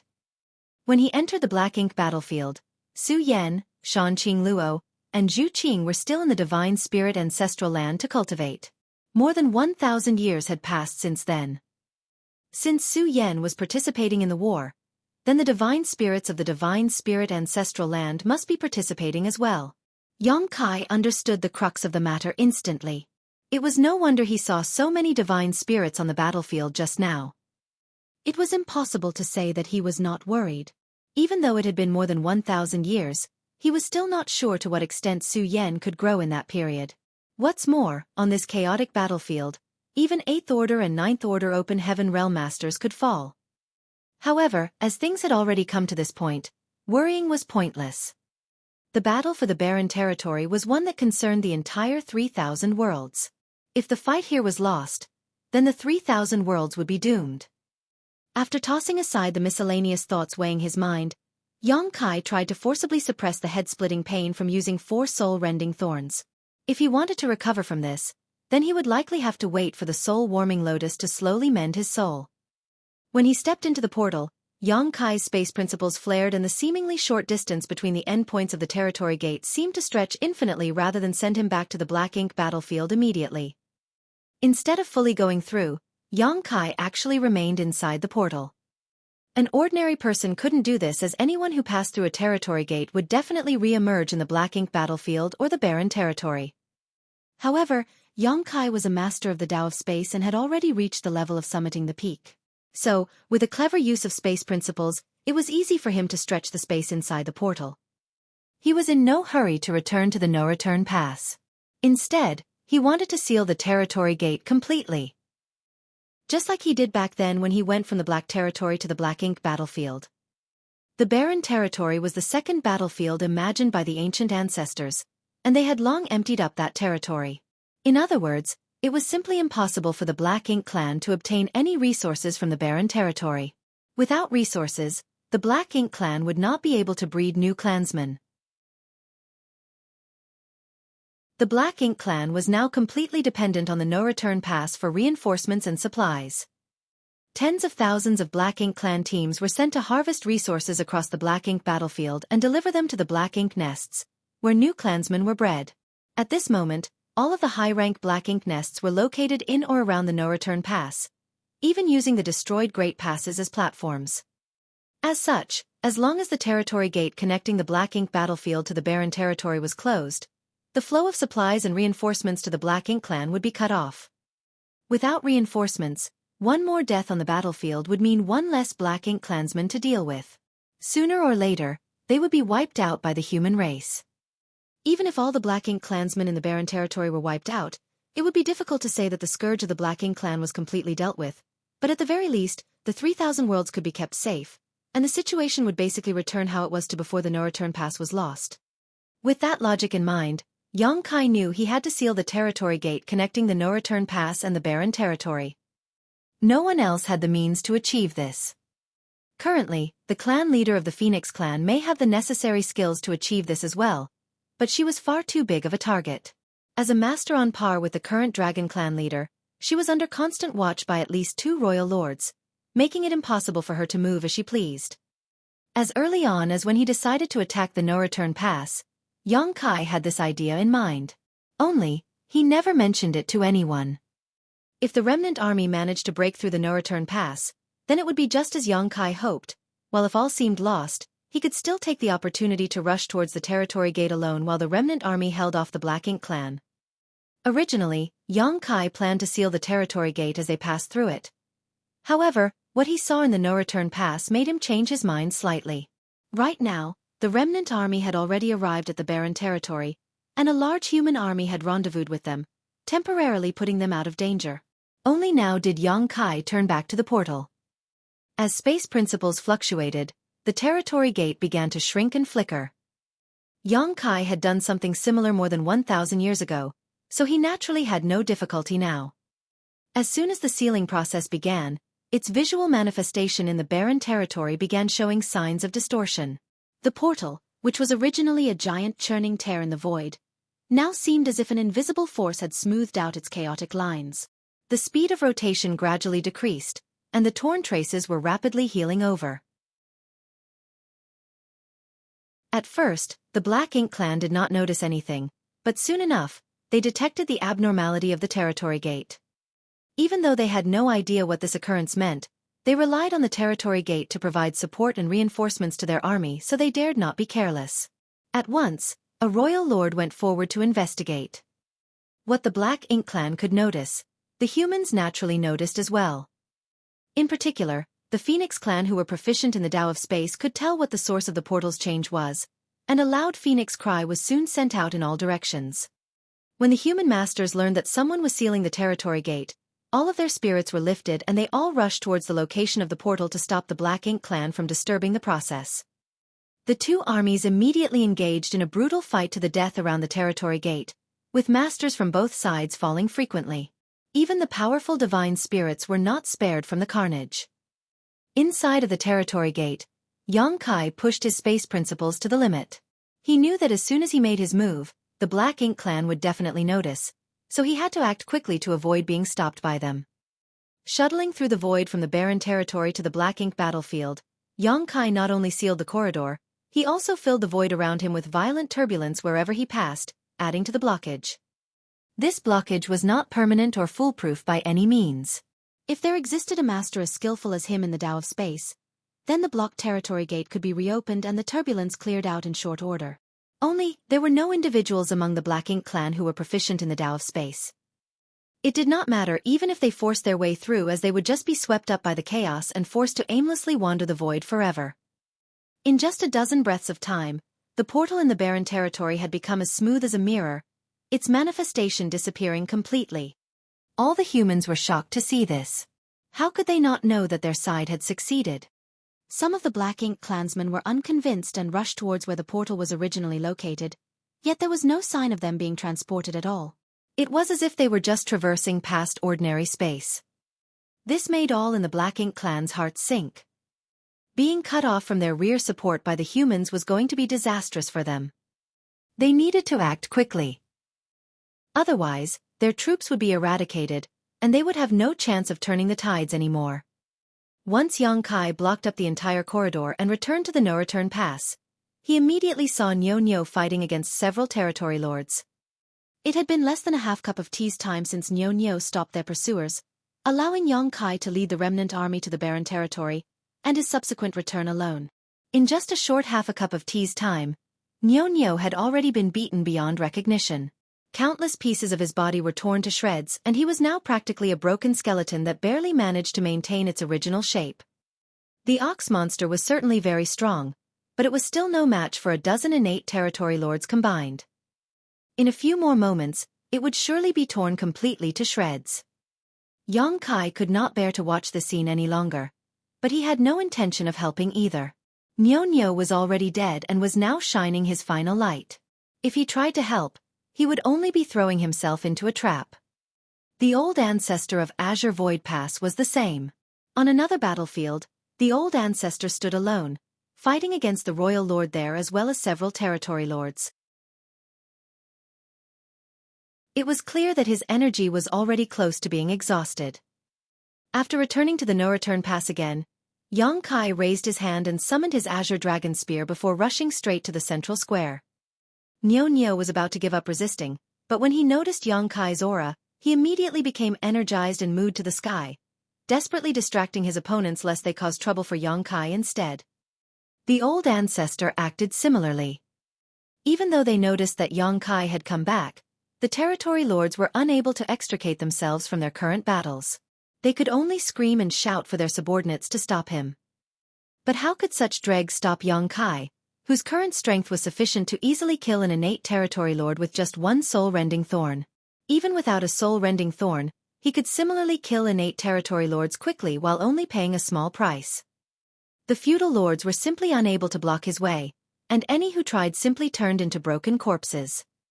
After cutting through the Black Ink clan's army in a reign of terror, Xueqi descended upon the square with great momentum. With just one sweep of his divine sense, he found the aura of Ji Lao San, who was heavily suppressed and imprisoned. Even with the power of a divine spirit to protect him, he was already showing signs of being corrupted after being in contact with black ink strength for who knows how long. Ji Lao San's dragon form was also locked in place firmly by a type of black chain. He no longer had much power to resist. Without hesitation, Yang Kai's body erupted in a golden light, and following a dragon roar, he instantly transformed into a 70,000-meter-long ancient dragon. He grabbed the black chains holding Ji Lao San down and his dragon force burst out.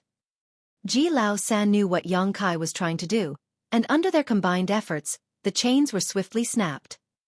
"Transform into your human form," Yang Kai roared at him. Ji Lao San reacted quickly and shrank down, assuming a human shape.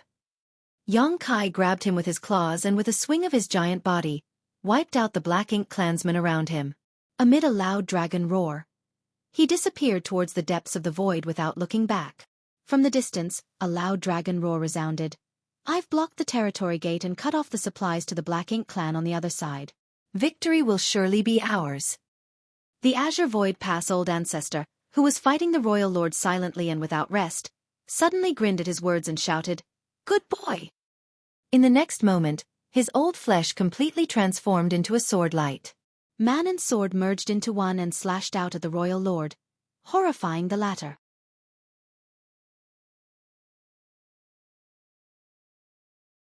Martial Peak. Chapter 54-55. Erosion of Black Ink Strength. Yang Kai had already disappeared with Ji Lao San, so he was unable to see the glory of the old ancestor's final attack. Naturally, he also had no idea that the Royal Lord at the No-Return Pass had nearly been cut in half by this shocking move. As the sword light disappeared, so did the old ancestor. Only an everlasting sword intent remained behind, cleaving open countless cracks in the void. The slash also left a 3-meter-long gash through the front of the Royal Lord's chest where his flesh could be seen turning inside out, from which black ink strength constantly spurted. With a look of shock still on his face, the Royal Lord turned in Yang Kai's direction and shouted through gritted teeth, "Follow him!" In the next instant, 8 territory lords soared towards the depths of the void in the direction Yang Kai escaped to. The Royal Lord's face was incredibly gloomy. Despite him personally overseeing this place, a small human army was still able to break through their blockade and pass through the No-Return Pass, which was a great shame to his name. But what made him feel even more indignant was the 8th Order Master from earlier. That human was too strong. In just this battle alone, that one 8th Order Master had cut down 6 territory lords. The Royal Lord made a move personally to exterminate this threat, but he did not expect a 9th Order Open Heaven Realm Master to come out to hinder him at the critical moment. Worse yet, that 8th Order Open Heaven Realm Master came back and rescued the dragon imprisoned by them in the No-Return Pass after so much difficulty, delivering another slap to his face. In a fit of rage, the Royal Lord's body flickered and appeared in front of Nyo Nyo, who had been beaten to pieces. With just a single punch, the still defiant ox monster was reduced to paste. "Wastes! All of you!" the Royal Lord roared. Even with several territory lords uniting their strengths, they were held up by a literal dead thing until now, which made him extremely dissatisfied with their performances. The territory lords felt ashamed after being criticized, but they did not dare to retort. At this time, a feudal lord came forward to give a report. "Sir Royal Lord, there's something unusual happening to the territory gate on this side. Please inspect it, sir." The Royal Lord's heart clenched at those words and he turned back to look at the portal, a single glance being enough to send a chill down his spine. He hadn't noticed the changes in the territory gate before, but now that he looked over, he saw that the portal was gone. He quickly rushed over to try and pass through the gate, but it was useless. He tried a few more times, but it still did not work. Only then did he realize that the humans had somehow closed the territory gate leading to the 3,000 worlds by some unknown means. The Royal Lord became even more livid, and when the 8 territory lords who had gone to chase after Yang Kai returned empty-handed, his rage reached a peak. Yang Kai had escaped from the pursuit of a Royal Lord when he was only in the 7th Order Open Heaven Realm, so now that he was in the 8th Order, what could a few territory lords do even if they tried to catch him? His dragon form made him an extremely conspicuous target, so not long after leaving the No-Return Pass, Yang Kai returned to his human form and wrapped Ji Lao San with his power. With a few successive instantaneous movements, the pair left the territory lords chasing them far behind. But Yang Kai did not stop immediately and instead continued escaping towards the depths of the void. It was not until half a month later that he found a barren universe world to settle down on and recuperate. While moving deeper into the universe world, Yang Kai opened up 2 shelters for them and told Ji Lao San, "Rest by yourself for now. I need to heal my wounds." Ji Lao San nodded with a complicated expression on his face, remaining silent. Yang Kai headed to his spot and sat down cross-legged before taking out a large handful of pills and stuffing them into his mouth. The injuries he suffered from this battle were not light, not to mention the damage he incurred to his soul from using 4 soul-rending thorns. As the one leading the remnant army, Yang Kai had stood at the vanguard, and so he was also the one who received the most pressure for the majority of the battle. In particular, the world force from his small universe was severely depleted, so he was in desperate need of time to properly recuperate. Right now, Yang Kai no longer had complete sets of cultivation materials on hand, so he could only rely on open heaven pills to restore himself. Fortunately, the time flow inside of his small universe was 7 times faster than that of the outside world, and the bustling vitality of the living beings in his small universe was also providing him with fresh world force every moment. That was why recovering was not a difficult task for him. After a month or so, Yang Kai had just about recovered all of his depleted energy. Other than the damage to his soul, which still required some more time to heal, he was generally fine. The wounds on his soul did not need him to sit in meditation to recover because he had the soul-warming lotus, which would automatically nourish and repair it. Yang Kai got up and went to where Ji Lao San was resting, and when he heard the noise, Ji Lao San, who was circulating his dragon force and recovering his energy, opened his eyes and got up. "Many thanks for this life-saving grace, Brother Yang." Looking at the spirited Yang Kai, Ji Lao San could not help but recall the scene from back then when Yang Kai had just arrived at the no-return pass all those years ago. At that time, he still looked down on this guy and would repeatedly seek trouble with him. Who would have thought that hundreds of years later, it would be this guy who would save his life? "I've troubled you this time, Brother Yang." Ji Lao San was no longer the haughty dragon from back then. Clearly, the shocking events at the no-return pass had allowed him to mature a lot. However, it was not only those events that made him change. Yang Kai was part of it too. Even though Yang Kai was a human who chanced upon a dragon source, allowing him to acquire a dragon vein, the source he possessed was actually from the 3rd-generation Dragon Emperor. This point alone made it so that no dragon would dare to underestimate him. Furthermore, the Dragon Clan's elders had intended for Yang Kai to record his name in the Dragon Tome back then at the no-return pass. The Dragon Tome was a sacred treasure to the Dragon Clan, which had existed since their founding. It could be said to be one of the Dragon Clan's most important possessions, on par with the Dragon Pool itself. There were countless dragonkin in the 3,000 worlds, but only true dragons who were recognized by the Dragon Clan had the qualifications to record their name in the Dragon Tome. Furthermore, Yang Kai was the first dragonkin to become a true dragon and gain this qualification since ancient times. The elders even promised to record his name with his own surname. If that truly were to happen, then a new lineage would be born in the Dragon Clan. Since the beginning of history, the feat of ancestral establishment was achieved by only 3 members of the Dragon Clan, resulting in the current Fu, Zhu, and Ji families. If Yang Kai had agreed at the time, then a new Yang bloodline would have been born in the Dragon Clan. However, due to the bloodline great oath from the ancient past, Yang Kai refused the kindness of the elders and chose not to record his name in the Dragon Tome even though the benefits of doing so were not small. Even without recording one's name, Yang Kai had already become a pure-blood dragon after advancing to become an ancient dragon. It could be said that there was no difference between him and dragons like Ji Lao San, who were born and raised as dragons. In fact, thanks to his source, he was even more powerful. The dragons would not so much as spare a glance at the dragonkin of mixed bloodlines, but how could Ji Lao San act recklessly in front of his own kin? Not to mention, he just received Yang Kai's life-saving grace. Upon hearing Ji Lao San's words, Yang Kai knew that he had misunderstood him and tried to explain, "I didn't return to the no-return pass just for you, Brother Ji. The main reason was to seal the territory gate." Ji Lao San was stunned when he heard what Yang Kai said, but then he looked delightfully surprised in realization, "The portal has been blocked." He had been confined this whole time and enveloped by a thick black ink cloud, so he was completely oblivious to outside matters. Yang Kai nodded. "I came from the barren territory and blocked the portal using my secret technique." The Black Ink clan should not even think about opening the portal again unless they have a master as skilled as me in the Tao of Space. Ji Lao San was ecstatic. This way, our side only needs to take care of the enemies in the barren territory, and the Black Ink clan's plan to invade the 3,000 worlds will be completely crushed. He had been in the no-return pass for a long time, so Ji Lao San naturally knew about the barren territory. Every so often, he would even use a soul clone to run around the barren territory when he was bored. Only, the barren territory was quite literally barren, with only the necessities left behind by the human ancestors to wage war. Ji Lao San only went a few times before losing interest. Rather than go to that damned place, he might as well stay in the no-return pass and quarrel with the phoenixes. With his spirits raised, Ji Lao San thought of something again and mentioned tentatively, but blocking the territory gate doesn't mean the war will end. Yang Kai was surprised. Why do you say that?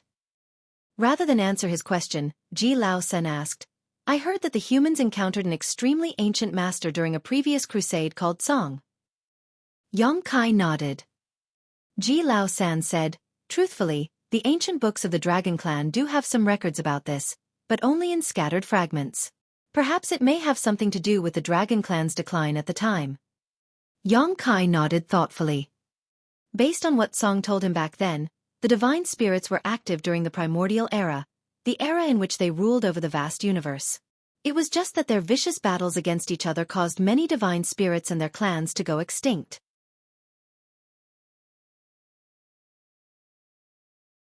By the time the early ancient era arrived, it was the monster races that assumed dominance. During the early ancient era, monster beasts ran rampant and the human race were put in a difficult position. Under the influence of some sort of mysterious power, Song and the other 9 martial ancestors entered the grand ancient ruins boundary, and with the power of the world tree, gained enlightenment to the path to the open heaven realm. It was only after this that the human race was able to slowly rise. During the age when the humans were rising up, the divine spirits had already begun to decline, and the Dragon Clan spent all their time in the ancestral land, so they did not know much about the outside world. However, they still had some records from that time. Does Brother Yang know how the Black Ink battlefield was formed? Yang Kai nodded. Senior Tsong told me about it. It was the 10 martial ancestors that carved out the battlefield. Ji Lao San corrected. What they carved out was merely the great territories that had already been taken over by Black Ink's strength. A boundary was built between those great territories and those not occupied by the Black Ink clan. After a pause, Ji Lao San said, let's put this another way. Does Brother Yang know why the Black Ink battlefield is so vast and expansive? Yang Kai said hesitantly, I heard that it was made up of a fusion of many great territories. Ji Lao San nodded. Exactly. Then, why did these great territories fuse together? Yang Kai's expression changed as he realized what Ji Lao San was trying to say now. Ji Lao San sighed. Black Ink's strength is an extremely sinister power. Not only can it corrupt the bodies and souls of living beings, it can even erode the boundaries between great territories. Once the density of Black Ink's strength reaches a certain point in a great territory, the boundary wall will disappear, and without that barrier, the great territories will naturally fuse into one. Yang Kai exclaimed, the barren territory. He finally understood why Ji Lao San said blocking the portal would not end the war. He had indeed sealed off the no-return pass from the barren territory for now, but if the boundary walls of the barren territory were to be eroded, then it would fuse with the shattered heaven. If that were to happen, the defensive line constructed by the humans in the barren territory would become meaningless. Ji Lao San went on, you don't have to worry too much though, Brother Yang. Even though the Black Ink clan is strong right now, without any supplies, it will become difficult for them to produce more members or Black Ink strength.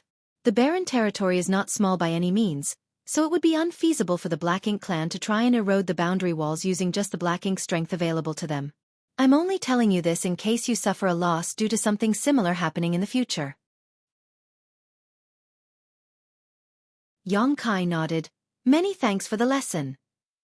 Ji Lao San added, besides, if I know about this, then the elders of my Dragon Clan and the Phoenix Clan should know about it too. They will take the necessary precautions. No matter what, the Black Ink clan has already lost half the battle since the territory gate has been blocked by you, Brother Yang.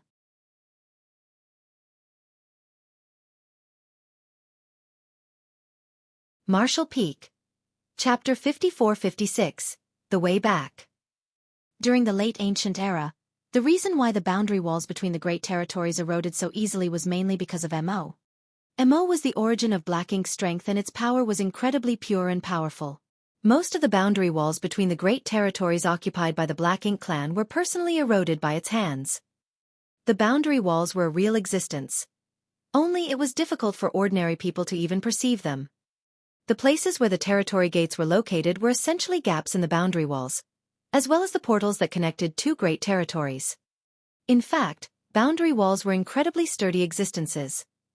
Otherwise, it would be impossible for the humans to confine the Black Ink clan inside the Black Ink battlefield. Trying to erode the boundary wall with Black Ink's strength alone was a difficult feat to achieve. Now Xueqi had sealed the territory gate between the No-Return Pass and the Barren Territory, cutting off the Black Ink clan supply line, but he was powerless to do anything more. He asked more about the No-Return Pass, and learned from Ji Lao San that the pass fall was attributed to the two Black Ink giant spirit gods, just as he expected. The human race army retreated all the way from outside of the primordial heaven's source grand restriction to the No-Return Pass, suffering countless casualties along the way. Somewhere between 20 and 30 of the great passes were destroyed in the process, while even more Ninth-Order old ancestors died in battle. The casualties they sustained could be described as unprecedented since the late ancient era. Even though the Black Ink clan also sustained their fair share of casualties, they were much less significant when compared to the humans. After all, the two Black Ink giant spirit gods were far too powerful. After retreating to the No-Return Pass and receiving the support from the Dragon Clan and Phoenix Clan, the two sides fought a brutal war around the No-Return Pass. In the end, the human army and its allies were unable to hold. The No-Return Pass was broken through, and for the first time in history, it became engulfed in the flames of war. Half of this result was because they were truly helpless to fend off the enemy, but the other half was intentional. The united army of the humans and the divine spirits executed a coordinated retreat to the Barren Territory to use the second battlefield to continue their war against the Black Ink clan. Ji Lao San had gone too deep into enemy lines while fighting and was surrounded by the Black Ink clan, resulting in him being unable to return to the No-Return Pass in time to join the evacuation. In the end, he was captured by a royal lord in the final battle. The Black Ink clan did not kill him though. They placed divine spirits in high regard, so the royal lord imprisoned him in the No-Return Pass and surrounded him in a cloud of Black Ink strength, seemingly in an attempt to study the innate resistance of divine spirits towards their Black Ink strength. It was to find a way to corrupt them quickly through research. If the royal lord had not had such intentions, then Ji Lao San would not have survived after being captured. His 55,000-meter-long ancient dragon body was comparable to an 8th Order master in strength. However, an ancient dragon could hardly make any waves in front of a royal lord. Over the years, it had become increasingly difficult for Ji Lao San to persevere. Fortunately, his dragon vein was quite pure, giving him fairly high resistance to the corruption of Black Ink strength. However, if another decade or so had passed, even he could not be sure whether or not he would be corrupted by Black Ink strength. If he really were corrupted, then he would surely become a stain on the Dragon Clan's pride. That was why Ji Lao San was so grateful to Xueqi for saving him. He had saved not only his life, but protected the honor of the entire clan. Ji Lao San still had some Black Ink strength lingering in his body, so Xueqi gave him some purifying Black Ink pills to finally eliminate this hidden danger. Freed from the Black Ink strength shadow, Ji Lao San's body felt light and he heaved a long sigh in his hiding place before asking, "Brother Yang, what do you plan on doing next?" "I'm going back." Xueqi had already made up his mind. Ji Lao San did not understand. "The portal has already been blocked though, how will you return? You're not thinking of reopening it, are you?"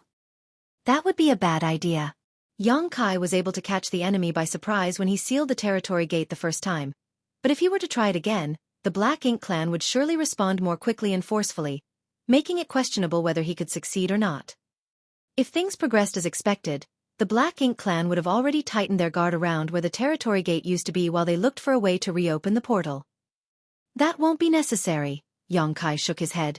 "I know a passage that leads to the 3,000 worlds. We can use that path." His words shocked Ji Lao San. To think that the Black Ink battlefield actually had another passage that led to the 3,000 worlds. This was big news, and if the Black Ink clan were to ever learn about it, they would surely rejoice.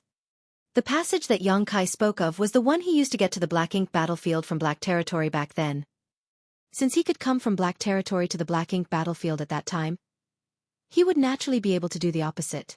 He just had to reopen the passage, which would not be difficult for the current him at all. Now, of course, the existence of the passage was quite peculiar in itself. Based on Yang Kai's speculation, it may be a special type of territory gate, or it may be a weak point in the boundary walls. In ancient times, a royal lord somehow found her way into the Black Territory through this passage and was suppressed and sealed by human race masters of the time before a super array was set up to suppress her and the Void Corridor.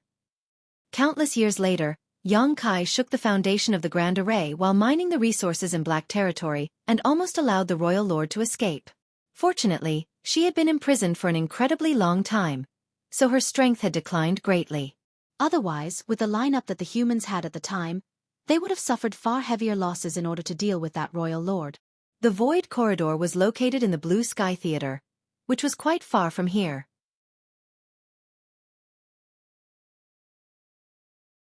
Yang Kai took out his universe chart and ascertained the direction before flying side by side with Ji Lao San, occasionally using space principles to speed up their journey.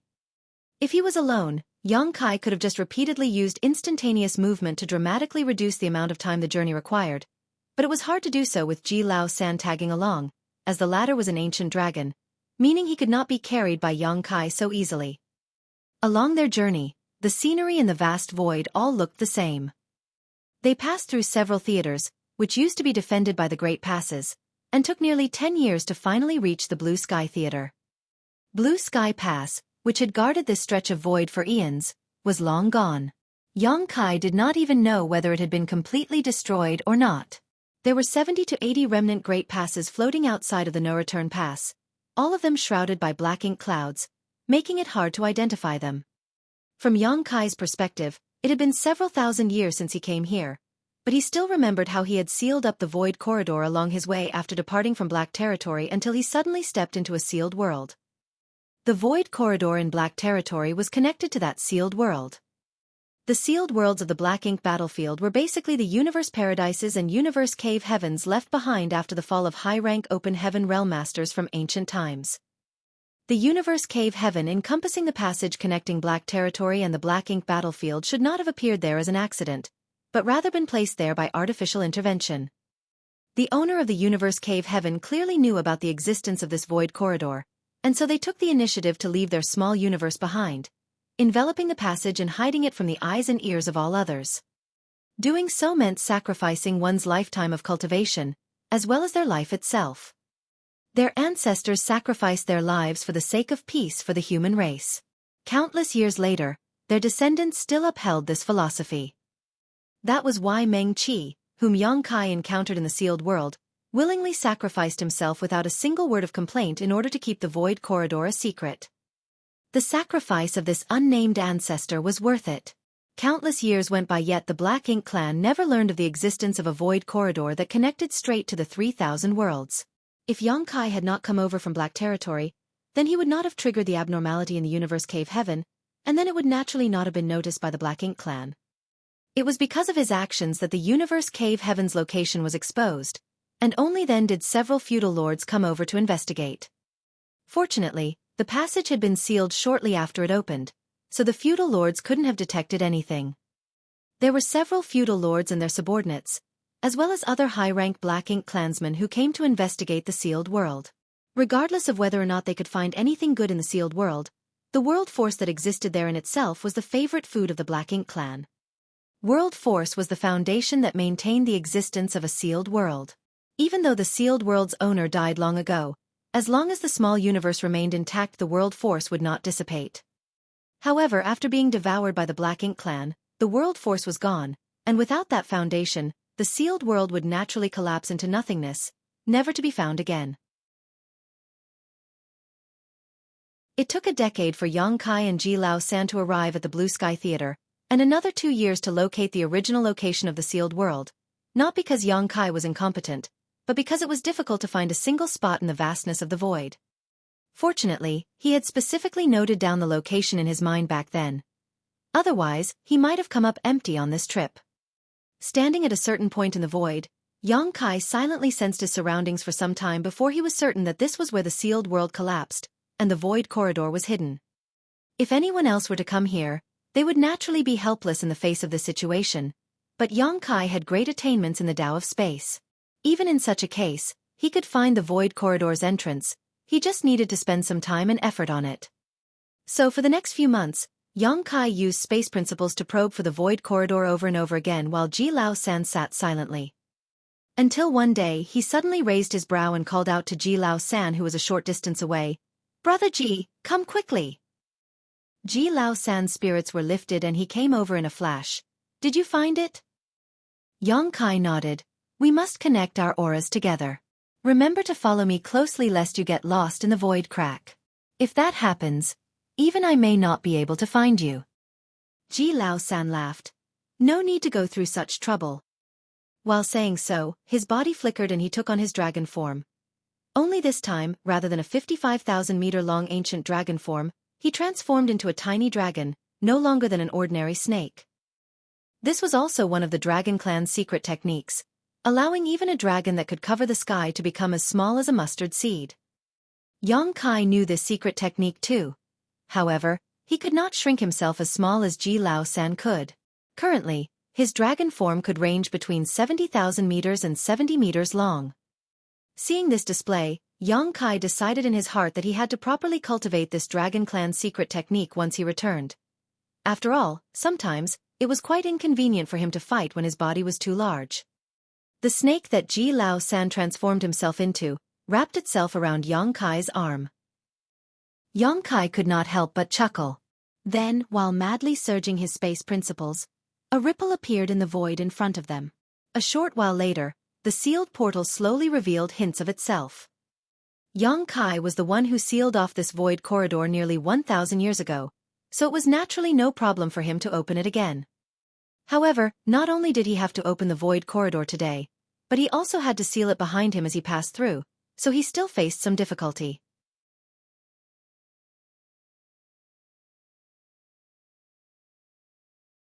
Martial Peak. Chapter 54-57, Battle Outside the Universe Temple. This was also the reason why Yang Kai had not brought the remnant army back to the 3,000 worlds via this particular route. After gathering the remnant army, they numbered almost 5,000. There were simply too many of them. In a unique environment like this void corridor, Yang Kai was only capable of protecting 1 or 2 people at most. Thus, he could not bring all of them with him. If they were caught up in the void turbulence, they were bound to be swept away into the void crack, never to find their way out again. Thinking about the remnant army, Yang Kai couldn't help feeling depressed. 5,000 of them had attacked the no-return pass, but less than 3,000 made it through. Not to mention, that was with the assistance of the old ancestor and Nyo holding back their enemies. Without their help, all 5,000 of them would have died that day. Composing himself, Yang Kai concentrated on forging a path forward. The void corridor to Black Territory was much longer than the one at the no-return pass. At present, he had to open a path in front of him while simultaneously closing it behind him. Therefore, it was a huge challenge to his mastery of the Tao of space. Ji Lao San, who had transformed into a small dragon resembling a snake, had wrapped himself tightly around Yang Kai's arm. Looking around at the dangerous void turbulence swirling around them in all directions, he secretly felt speechless. It was his first time entering a place like the void crack. In the past, he had heard from the Phoenix clan at the no-return pass that void cracks were extremely dangerous and the slightest negligence could cause a person to lose their way forever. Nevertheless, he did not truly understand the risks since he only heard stories but never experienced them in person. He once asked one of the Phoenix clan members to bring him deep into the void crack so that he could experience the environment for himself, but that Phoenix clan member had sternly reprimanded him for making such a request. After all, though the Phoenix clan was proficient in the Tao of space, most would rather choose not to venture deep into a void crack for no reason, much less bring another person along with them. Yang Kai's movements had a sense of rhythm and order to them, even though he looked like he was struggling somewhat. This guy's attainments in the Tao of space are probably higher than most of the Phoenix clan members. Ji Lao San secretly speculated in his heart. Not only was Yang Kai an ancient dragon, allowing him to be proficient in the Tao of time, but he also had such profound attainments in the Tao of space. Just what kind of a freak was he? On the other hand, Yang Kai did not know what nonsensical thoughts were running through Ji Lao San's head as he was focused solely on passing through the void corridor safely. It was impossible to tell how much time had passed when the obstruction ahead finally vanished without warning, and he abruptly found himself standing in the vast void. An irregular portal filled with chaos and nihility remained open behind him. He quickly turned around, reached out his hand in a swiping motion, and manipulated space principles to make the portal vanish out of sight. It was not until he finished hiding the entrance to the void corridor that he finally breathed a sigh of relief. Looking around, Yang Kai did not see any scenery that was familiar to him. There was only pitch-black darkness that seemed darker than certain areas on the black ink battlefield. Be that as it may, he knew that he had arrived at black territory. In the past, he had entered the void corridor that brought him to the black ink battlefield from this very spot. Without further delay, he immediately consumed some open heaven pills to replenish the energy he had used up and quickly set off towards the territory gate. More than 10 years had passed since Yang Kai led the remnant army to the barren territory, so there was no way to know what the situation there was now. For that reason, he pressed down the urge to return to the star boundary. Even though he wanted to go back and check on the star boundary, he knew that now was not the right time to return. His greatest priority at the moment was to rush towards the barren territory as soon as possible. If he wanted to reach the barren territory, then he would first need to head towards the shattered heaven. He took out a universe chart of the 3,000 worlds and quickly figured out his direction. Then he hurried on his way. Ji Lao San seemed to have gotten used to this traveling method and did not change back to his original form, simply choosing to remain wrapped around Yang Kai's arm. If one did not observe carefully, one would have assumed that Yang Kai was wearing a fancy bracelet. To arrive at the barren territory as soon as possible, Yang Kai pushed his speed to its limits as he traveled through great territory after great territory. It was fortunate that he had left his imprint on a large number of universe temples, allowing him to save a significant amount of time. One day, Yang Kai's figure appeared atop a universe temple's universe array of a certain great territory before he immediately flew out.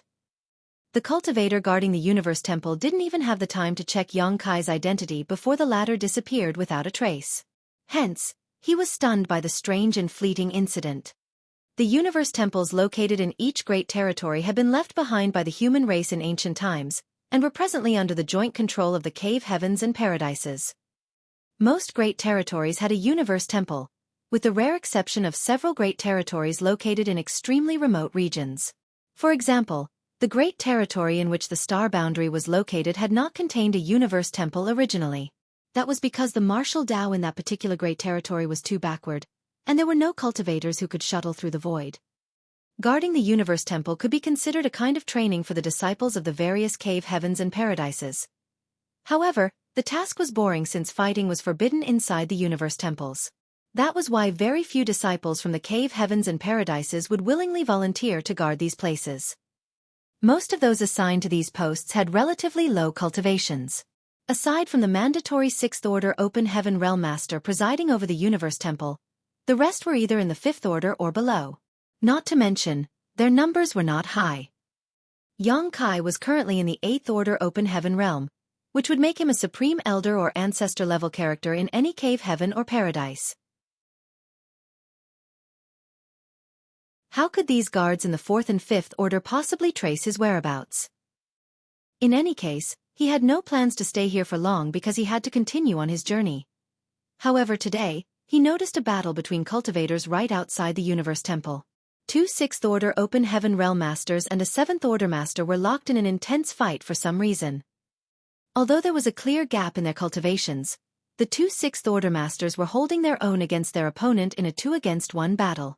That was an unusual sight indeed, as a 7th Order Open Heaven Realm Master was considered a high-rank Open Heaven Realm Master.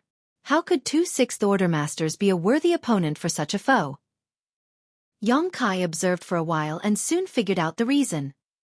The 2 6th Order Masters were clearly disciples from the cave heavens and paradises, so the artifacts in their possession were excellent, and their secret techniques were powerful. They were most likely peak 6th Order Masters. On the contrary, the 7th Order Master's aura was clearly unstable. It looked like not much time had passed since he broke through to the 7th Order. Which great force he came from was unknown, but he clearly did not originate from any of the cave heavens or paradises. Yang Kai couldn't help feeling surprised. According to convention, any seventh order master who did not come from any of the cave heavens or paradises in the 3,000 worlds was absorbed into the cave heaven or paradise closest to them. They would also be given the position of guest elder without any real responsibilities. Take the Great Battle Heaven for example. They were affiliated with more than 10 great territories. If a cultivator within any of these great territories advanced into the 7th Order Open Heaven realm, they would then be absorbed into Great Battle Heaven. However, all the 7th Order Open Heaven realm masters, who became guest elders of the cave heavens and paradises in this manner, would vanish without a trace soon after. There were no exceptions to this unspoken rule since time immemorial. As a result, the general public in the 3,000 worlds had various misunderstandings towards the cave heavens and paradises. The general assumption was that the cave heavens and paradises were using their authority to suppress all other great forces to prevent any unaffiliated cultivators from reaching the 7th Order Open Heaven realm, lest the foundation of their ruling position be shaken. That was why they immediately captured and subdued any cultivator who was discovered to have advanced to the 7th Order Open Heaven realm. Of course, the truth of the matter was that most of those cultivators who advanced to the 7th Order Open Heaven realm were sent to the Black Ink battlefield. As for the others, they simply entered seclusion in the cave heavens and paradises.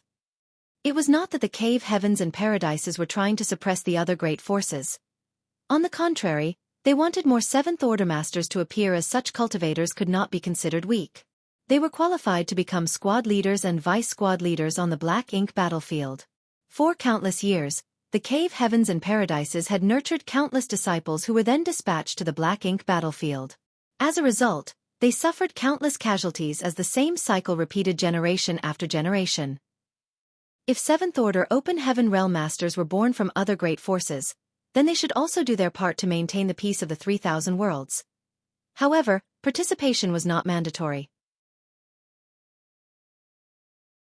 The 7th Order Open Heaven realm masters who were welcomed into the cave heavens and paradises would be told about the secret of the Black Ink battlefield by the sect master in person. Then, they were given the choice to enter the Black Ink battlefield and contribute to the safety of the human race or remain within the sect for the rest of their lives. Information regarding the Black Ink clan and Black Ink strength could not be leaked to the public. Therefore, the 7th Order Open Heaven realm masters who were aware of this secret could only remain within the confines of the cave heavens and paradises. Consequently, only the cave heavens and paradises could be ranked as first-class forces. No matter how large or powerful other great forces became, they could only be considered second-class because no 7th Order Open Heaven realm masters were overseeing them. Due to these circumstances, many 6th Order Open Heaven realm masters in the second-class great forces did not dare to advance into the 7th Order Open Heaven realm, even though they had the heritage and capital to do so, as they were worried that they would suffer at the hands of the cave heavens and paradises if they did so. It was not that these great forces were too weak and could not produce 7th Order masters, but that the cultivators simply did not dare to advance to that realm. That was also how some 7th Order Open Heaven realm masters and 8th Order Open Heaven realm masters eventually found themselves hiding in Shattered Heaven. They secretly snuck into the Shattered Heaven before reaching the 7th Order or 8th Order, in order to avoid the pursuit of the cave heavens and paradises. Although they seemed free and relaxed, only they knew about the pain and suffering they endured. After all, the Shattered Heaven was not a pleasant place. Even though this practice of the cave heavens and paradises caused great dissatisfaction among the countless second-class great forces, there was nothing that could be done. They could not allow the information regarding Black Ink strength to become common knowledge. If that were to happen, those with immoral intentions would inevitably take the initiative to seek out Black Ink strength. Even Vice Sect Master Yuan Du of Langya Paradise could not resist the temptation of Black Ink strength. He had actively sought out Black Ink strength and absorbed it into his body before spreading it to a number of elite disciples, transforming them into Black Ink disciples. It had to be said that Yuan Du was a Vice Sect Master belonging to one of the 72 paradises. If even such a character could not resist temptation, how were others with lower strength, status, and talent do so? Most cultivators would gain the courage to break the rules and make some unexpected choices when faced with the limitations of their martial Tao. Over the years, the cave heavens and paradises might have made mistakes in other aspects. Nevertheless, there was no denying that they had performed splendidly in terms of protecting the 3,000 worlds. Outside this universe temple, the two 6th Order Open Heaven realm masters were fighting a newly advanced 7th Order Open Heaven realm master. Yang Kai only needed a single glance to determine that the 7th Order Open Heaven realm master, had come from one of the second-class great forces, and not one of the cave heavens and paradises. There was also a large ship outside the Universe Temple with several 5th and 6th Order Open Heaven Realm Masters standing on the deck, observing the battle. The 7th Order Open Heaven Realm Master was an old man with a white head of hair and beard. After advancing to the 7th Order Open Heaven Realm, he thought that he could easily escape the 2 6th Order Open Heaven Realm Masters from Golden Antelope Paradise. But it wasn't until they started fighting that he realized how powerful these two were. He could only lament the fact that it had not been long since his advancement, so he could not bring out the full strength of a 7th Order Open Heaven Realm Master. If he had the opportunity to cultivate in retreat for several dozen to 100 years to consolidate his cultivation and familiarize himself with it, then 2 trivial 6th Order Open Heaven Realm Masters would have been nothing to him. Seeing that he could not escape, the old man shouted, "The cave heavens and paradises have been gathering 5th and 6th Order Masters from the second-class great forces in every great territory recently. It's obvious that they are planning to destroy the foundation of all second-class great forces to prevent their ruling authority from being shaken. They have revealed their wolfish ambitions. How long are the rest of you going to stand there and watch the show?" The expressions of the 5th and 6th Order Open Heaven Realm Masters standing on the large ship changed drastically upon hearing those words. It was just as the old man had said. They were cultivators from various second-class great forces in this great territory, which was under the jurisdiction of Golden Antelope Paradise. In recent years, Golden Antelope Paradise had gone around gathering 5th and 6th Order Open Heaven Realm Masters from various second-class great forces. It was just that they had not explained the purpose of their actions. So many people became uneasy about the situation.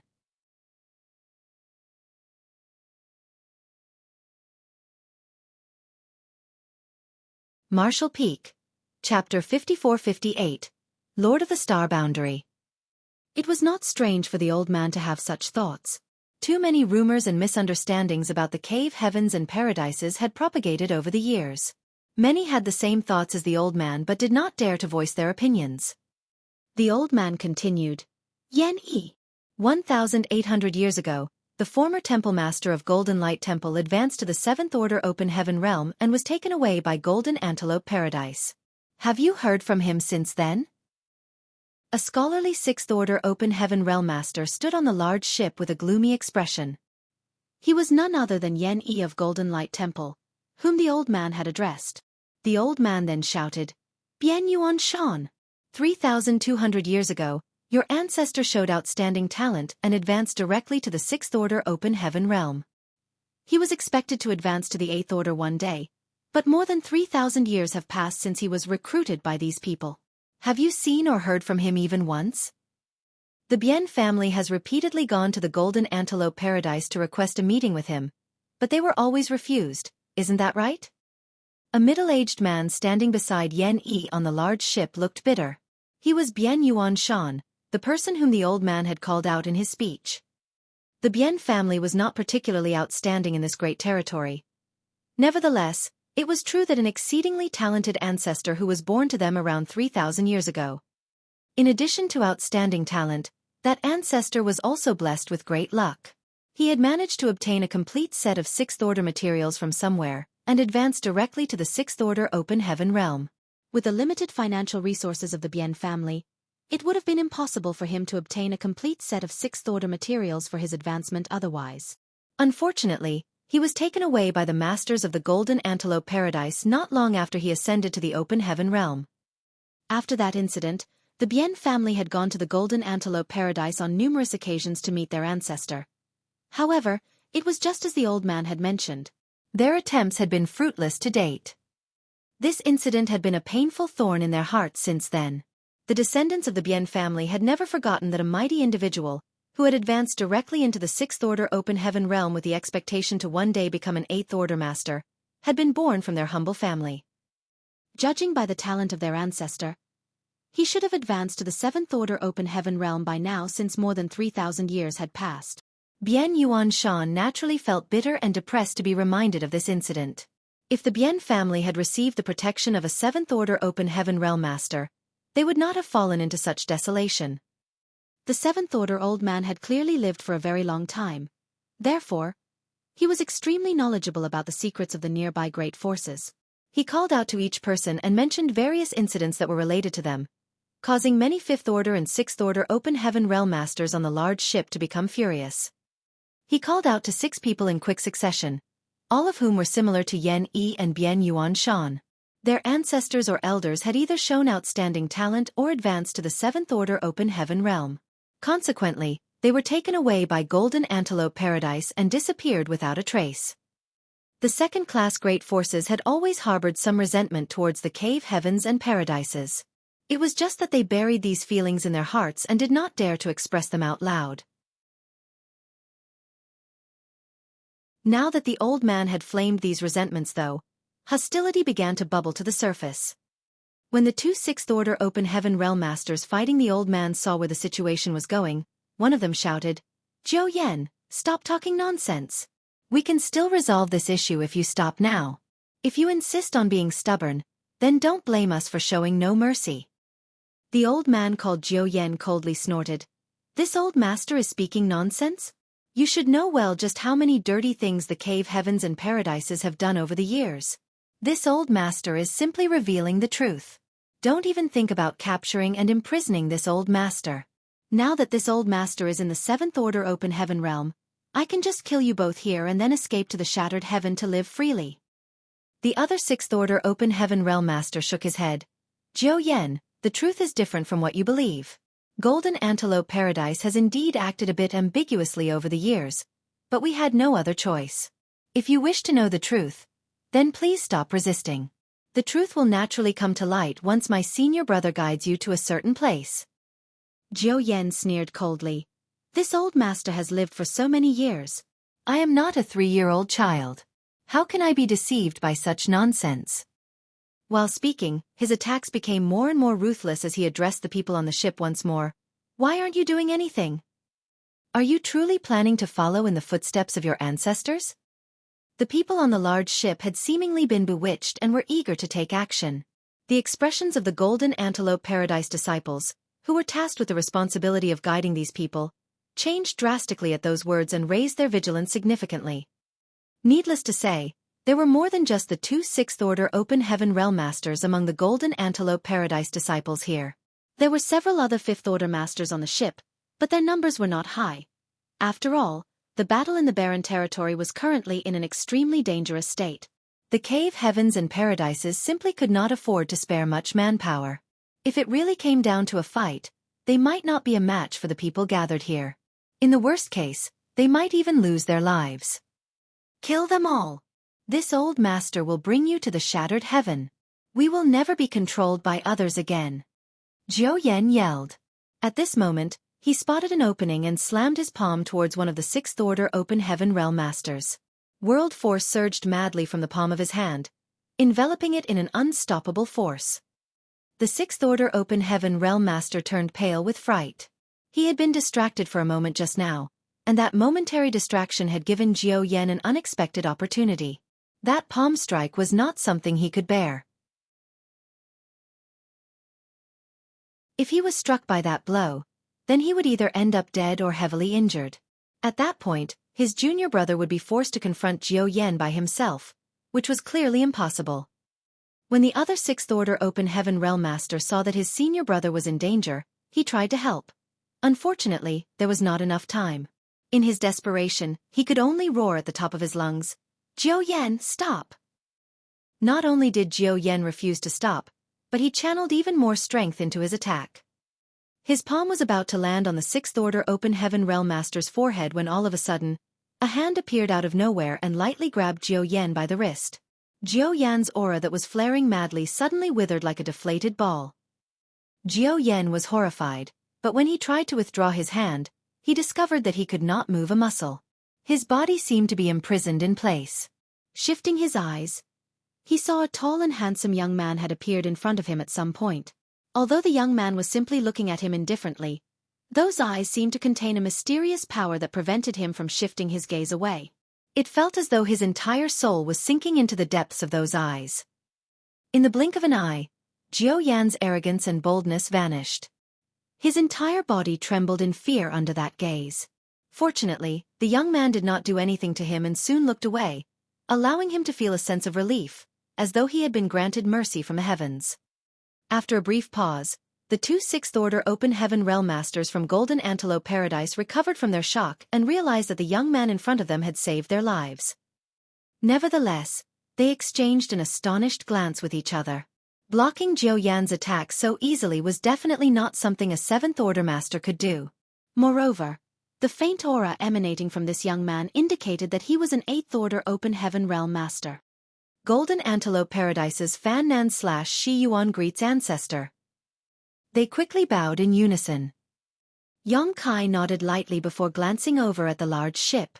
The people who were eager to take action after being incited by Jiu Yan's provocation hurriedly lowered their heads, terrified of being singled out by the master who appeared out of nowhere. On the other hand, the Golden Antelope Paradise disciples on the boat were ecstatic. With the arrival of an Eighth-Order ancestor, their troubles were no longer troubles. Their anxious feelings were finally relieved. Fan Nan was the eldest senior brother here, so he hesitantly asked, "From which cave heaven or paradise does ancestor hail?" There were many Eighth-Order Open Heaven Realm Masters from the cave heavens and paradises, and although he did not recognize all of them, he could recognize many of them. Even for the ones he could not recognize, he would have heard most of their names before. Be that as it may, none of those names or descriptions matched this young man. He couldn't help feeling curious and quietly wondered to himself.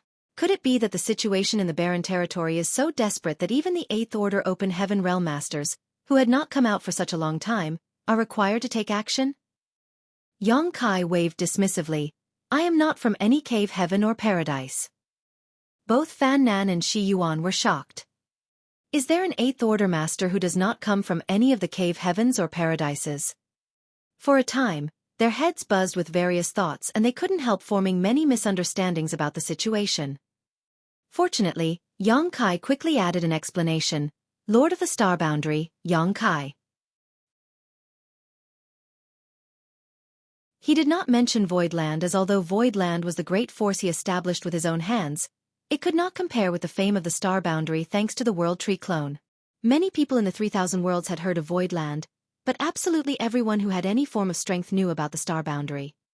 Naturally, Fan Nan and Shi Yuan knew of the Star Boundary. They had even heard of Yong Kai, thus they immediately looked surprised and asked, "Senior Yong, didn't you head to that place?" The incident in Black Territory had caused a huge uproar back then. To deal with the super array that covered the entire Black Territory, the cave heavens and paradises had dispatched many people to harvest the ore stars which made up the array nodes. It was not a secret that Yong Kai had left Black Territory for the Black Ink battlefield. Even Fan Nan and Shi Yuan were aware of his departure. Yong Kai casually explained, "I just came back from there." Then he inquired further, "Are you escorting these people there?" Fan Nan hurriedly said, "That's right, but we encountered some trouble. I apologize for troubling you with this." Yong Kai shook his head. "It is related to the survival of the 3,000 worlds. You've worked hard." Upon receiving the affirmation of an Eighth-Order Open Heaven Realm Master like Yong Kai, their grievances immediately dissolved.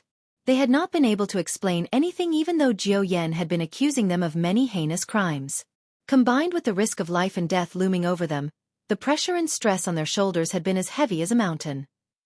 Fortunately, Yong Kai had suddenly appeared and took control of the situation. Yong Kai suddenly turned to look at one of the people on the ship, Yan Yi. On the large ship, the person named Yan Yi, who was previously addressed by Jiu Yan, hastily bowed in greeting. Golden Light Temple's Yan Yi greet Senior. Yong Kai felt slightly speechless. Now that he had advanced to the Eighth Order Open Heaven realm, everybody immediately called him Senior. However, he was probably much younger than all the people in front of him. Too lazy to correct them, Yong Kai simply continued indifferently. "I don't know about what happened to Golden Light Temple. In fact, I've never even heard of this name before, but I do have a few questions for you. Did your Golden Light Temple suffer any harsh treatment after its former temple master advanced to the Seventh Order Open Heaven realm and was taken away by Golden Antelope Paradise?" Yan Yi answered honestly. "Never." "Did you receive extra care?" Yan Yi nodded. After the former temple master was taken away, Golden Antelope Paradise indeed provided our Golden Light Temple with generous compensation. They not only bestowed us with some secret arts and techniques, but also deliver many precious cultivation resources to the sect every year. Yang Kai stretched out a finger and pointed at Yan Yi. Those are the rewards that the former temple master of Golden Light Temple received in exchange for his life. Yan Yi's expression changed slightly. It was obvious that he had misunderstood Yang Kai's meaning. Yang Kai was in no hurry to explain anything though and instead turned to look at the other person. What about the situation in your sect, Bian Yuan Shan? Is the situation similar to the Golden Light Temple? Or, has the situation remained unchanged? Bian Yuan Shan pursed his lips and shook his head. Reporting to Senior, there have been no changes in our family situation. He was now quite confused. Golden Light Temple had received increased protection and support from Golden Antelope Paradise after the former temple master of the Golden Light Temple was taken away. However, his Bien family had not received any kind of compensation at all even though the ancestor had also been taken away. Was there some sort of difference between them?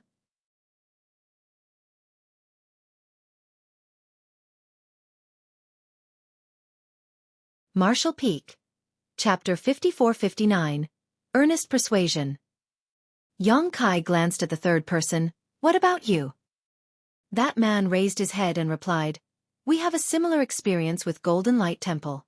After the ancestor was taken away, Golden Antelope Paradise would deliver various cultivation resources to the sect every year. Furthermore, Golden Antelope Paradise masters would come to guide the sect's disciples in their cultivation at regular intervals over the years. Yang Kai nodded lightly and continued questioning several others who were called out by Jiu Yan earlier. The great forces that these people came from could generally be divided into two categories. One type did not experience any changes, while the other type received extra care from Golden Antelope Paradise. Not only were they bestowed with secret techniques and secret arts after their ancestors, elders, or seniors were taken away, but they would also receive various cultivation resources every year. These cultivation resources made things much more convenient for the disciples of these great forces to cultivate. The great forces that received extra care had always kept their special treatment a secret, lest they attract the jealousy and hatred of the other great forces, which was why nobody was aware that they were not the only great force to receive the favor of Golden Antelope Paradise.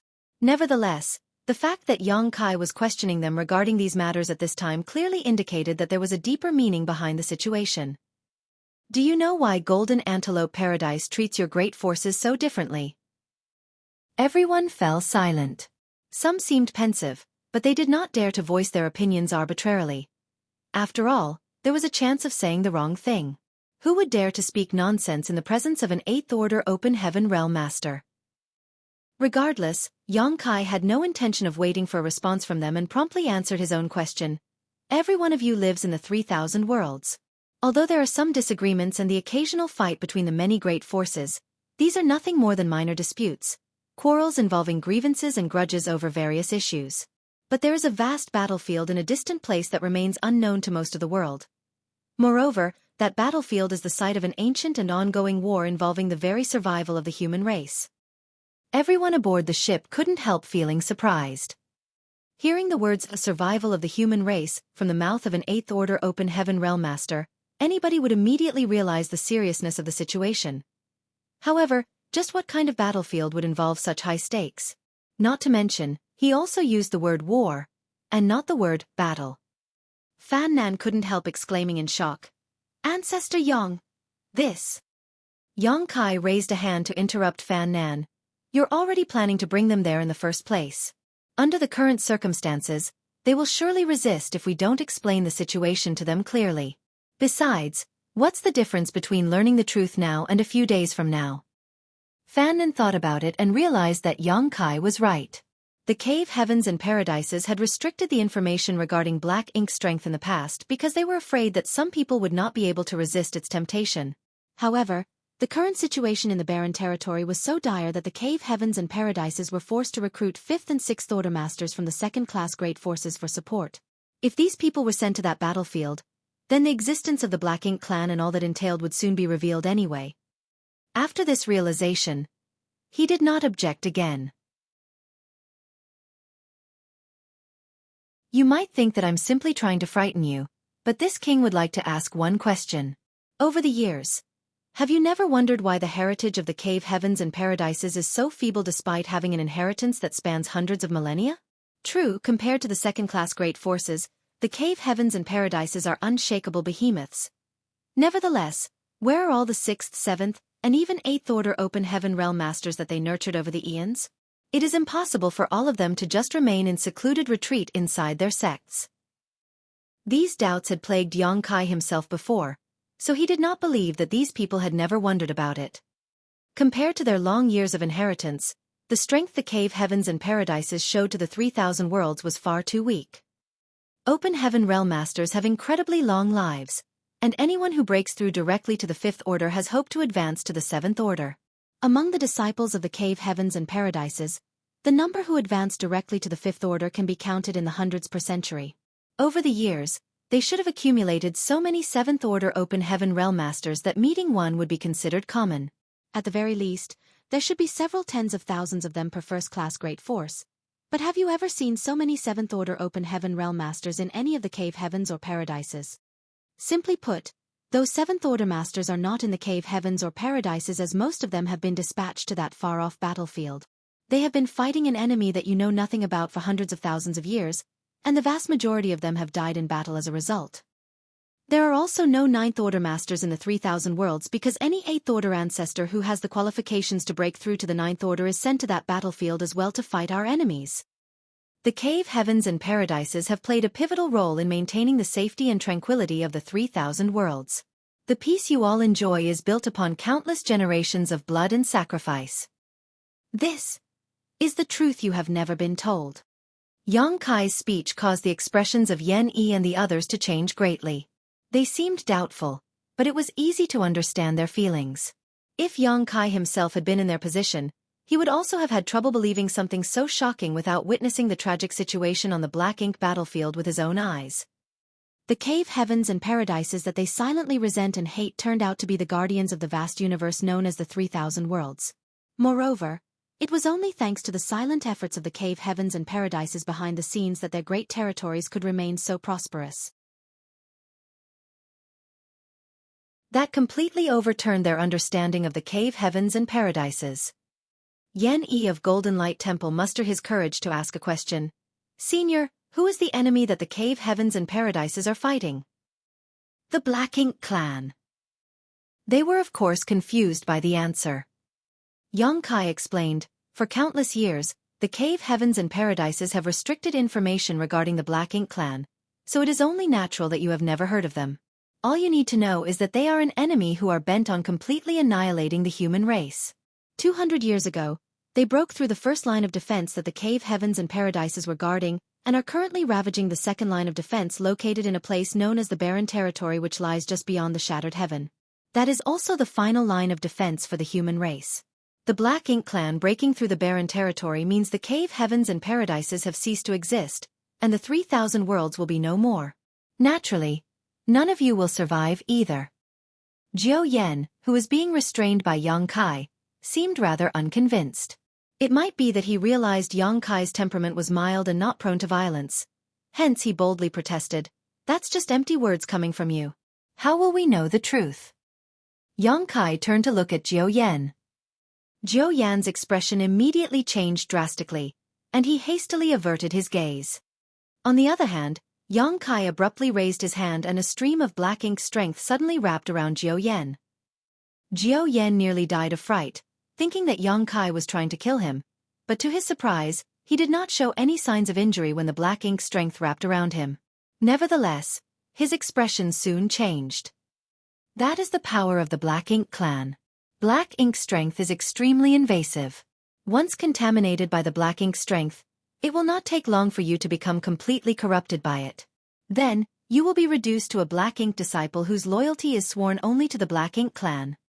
While Xueqi was speaking, Xueqi had already noticed that something was wrong. The others might not understand the dangers he was facing, but how could he remain ignorant when he could personally feel the malevolence of black ink strength? It was just as Xueqi had said. Wrapped in that pitch-black energy, he could feel his entire body and mind being corrupted by it. Senior. Mercy. I was wrong. Xueqi panicked in fear. Xueqi ignored Xueqi outright and continued leisurely. When one small universe is invaded by black ink strength, a high-rank open heaven realm master can protect themselves by sacrificing a part of their small universe. Unfortunately, Those below the high-rank open heaven realm have no such option. Once a person is completely corrupted by black ink strength, they will be transformed into a black ink disciple. Although nothing about their outward appearance changes, their hearts are completely warped and they become slaves who worship the black ink clan above all else. Senior! Xueqi cried in horror. It had not been long since he advanced to the 7th Order Open Heaven realm, so his foundation was unstable and his small universe was still weak. How could he resist the invasion of black ink strength? In the time it took for Xueqi to speak a few sentences, he discovered that 10% of his small universe had already been corrupted. Although Xueqi had mentioned that he could sacrifice a part of his small universe to protect himself, how could he bring himself to do something so drastic? If he were to do that, then he would surely regress to the 6th Order Open Heaven realm. More importantly, he would never be able to advance to the 7th Order again. Countless Open Heaven realm masters have been corrupted by black ink strength on that battlefield. Converted to serve the Black Ink clan instead, they turned their blades upon their former comrades. Have you ever experienced the pain and helplessness of having to kill your loved ones on the battlefield?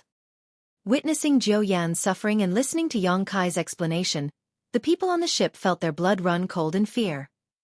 Even the two 6th Order masters from Golden Antelope Paradise, Fan Nan and Shi Yuan, shuddered at those words. Although they knew about the Black Ink clan to a certain extent, they had never stepped foot on the Black Ink battlefield. It was only natural that they were ignorant about the cruelty of the situation there. At the same time, Xueqi and the others finally understood why Xueqi had claimed that the Black Ink clan was an enemy that could destroy the entire human race. This Black Ink strength was simply too evil. Even a 7th Order Open Heaven realm master was having such a difficult time trying to resist the Black Ink strength. So what need be said about 5th Order and 6th Order cultivators like themselves? Wouldn't they be doomed the moment they were contaminated by black ink strength?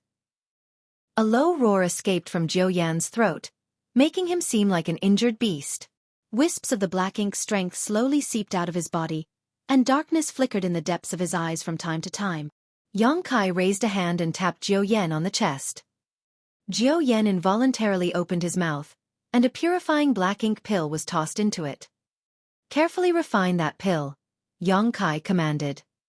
Xueqi seemed to wake up from his nightmare and hurriedly sat down cross-legged to refine the medicinal efficacies of the purifying black ink pill. Xueqi turned back to Xueqi and the others. The cave heavens and paradises have protected the 3,000 worlds for hundreds of thousands of years. They have been doing so since their sects were first established. Over the years, innumerable outstanding disciples have lost their lives on that battlefield. Even the 9th Order old ancestors are no exception. Every one of them is a hero. Restricting the information regarding black ink strength is a necessity. Be that as it may, those from the second-class great forces who advance to the 7th Order Open Heaven realm must also bear some of the burden in this war. Among the people who were taken away, those who are willing to fight the Black Ink clan and protect the human race will be sent to the battlefield. As for those who are unwilling to do so, they will simply remain in Golden Antelope Paradise for the rest of their lives. The realization suddenly dawned upon Xueqi and the others. They finally understood why the treatment from Golden Antelope Paradise was so different, even though all of them had the same experience where their ancestors and seniors had been taken away. Those who were willing to enter the Black Ink battlefield and fight the Black Ink clan to protect the futures of their descendants would naturally receive better treatment. How could those who were too cowardly to fight the enemy and simply chose to remain in Golden Antelope Paradise for the rest of their lives receive any kind of support? It was only natural that Golden Antelope Paradise would not give such people any special treatment. Xueqi suddenly recalled that Xueqi had pointed at him and claimed that the special treatment Golden Light Temple received was obtained in exchange for the former temple master's life. He had misunderstood the meaning behind those words earlier, but he now understood clearly. Originally, these matters would not have fallen upon your shoulders. Unfortunately, the situation on the battlefield has changed greatly over the past few hundred years. We are in the middle of a war for the survival of the human race. That is why we need your support on the front lines. The human race will be able to rest easy if we win this battle. But if we lose, Xueqi sighed softly. If they lost the battle, then the 3,000 worlds would be engulfed in the flames of war. At that point, how many people would be able to survive? Xueqi felt his blood boiling and immediately shouted, "Golden Light Temple is willing to fight to the death for the human race."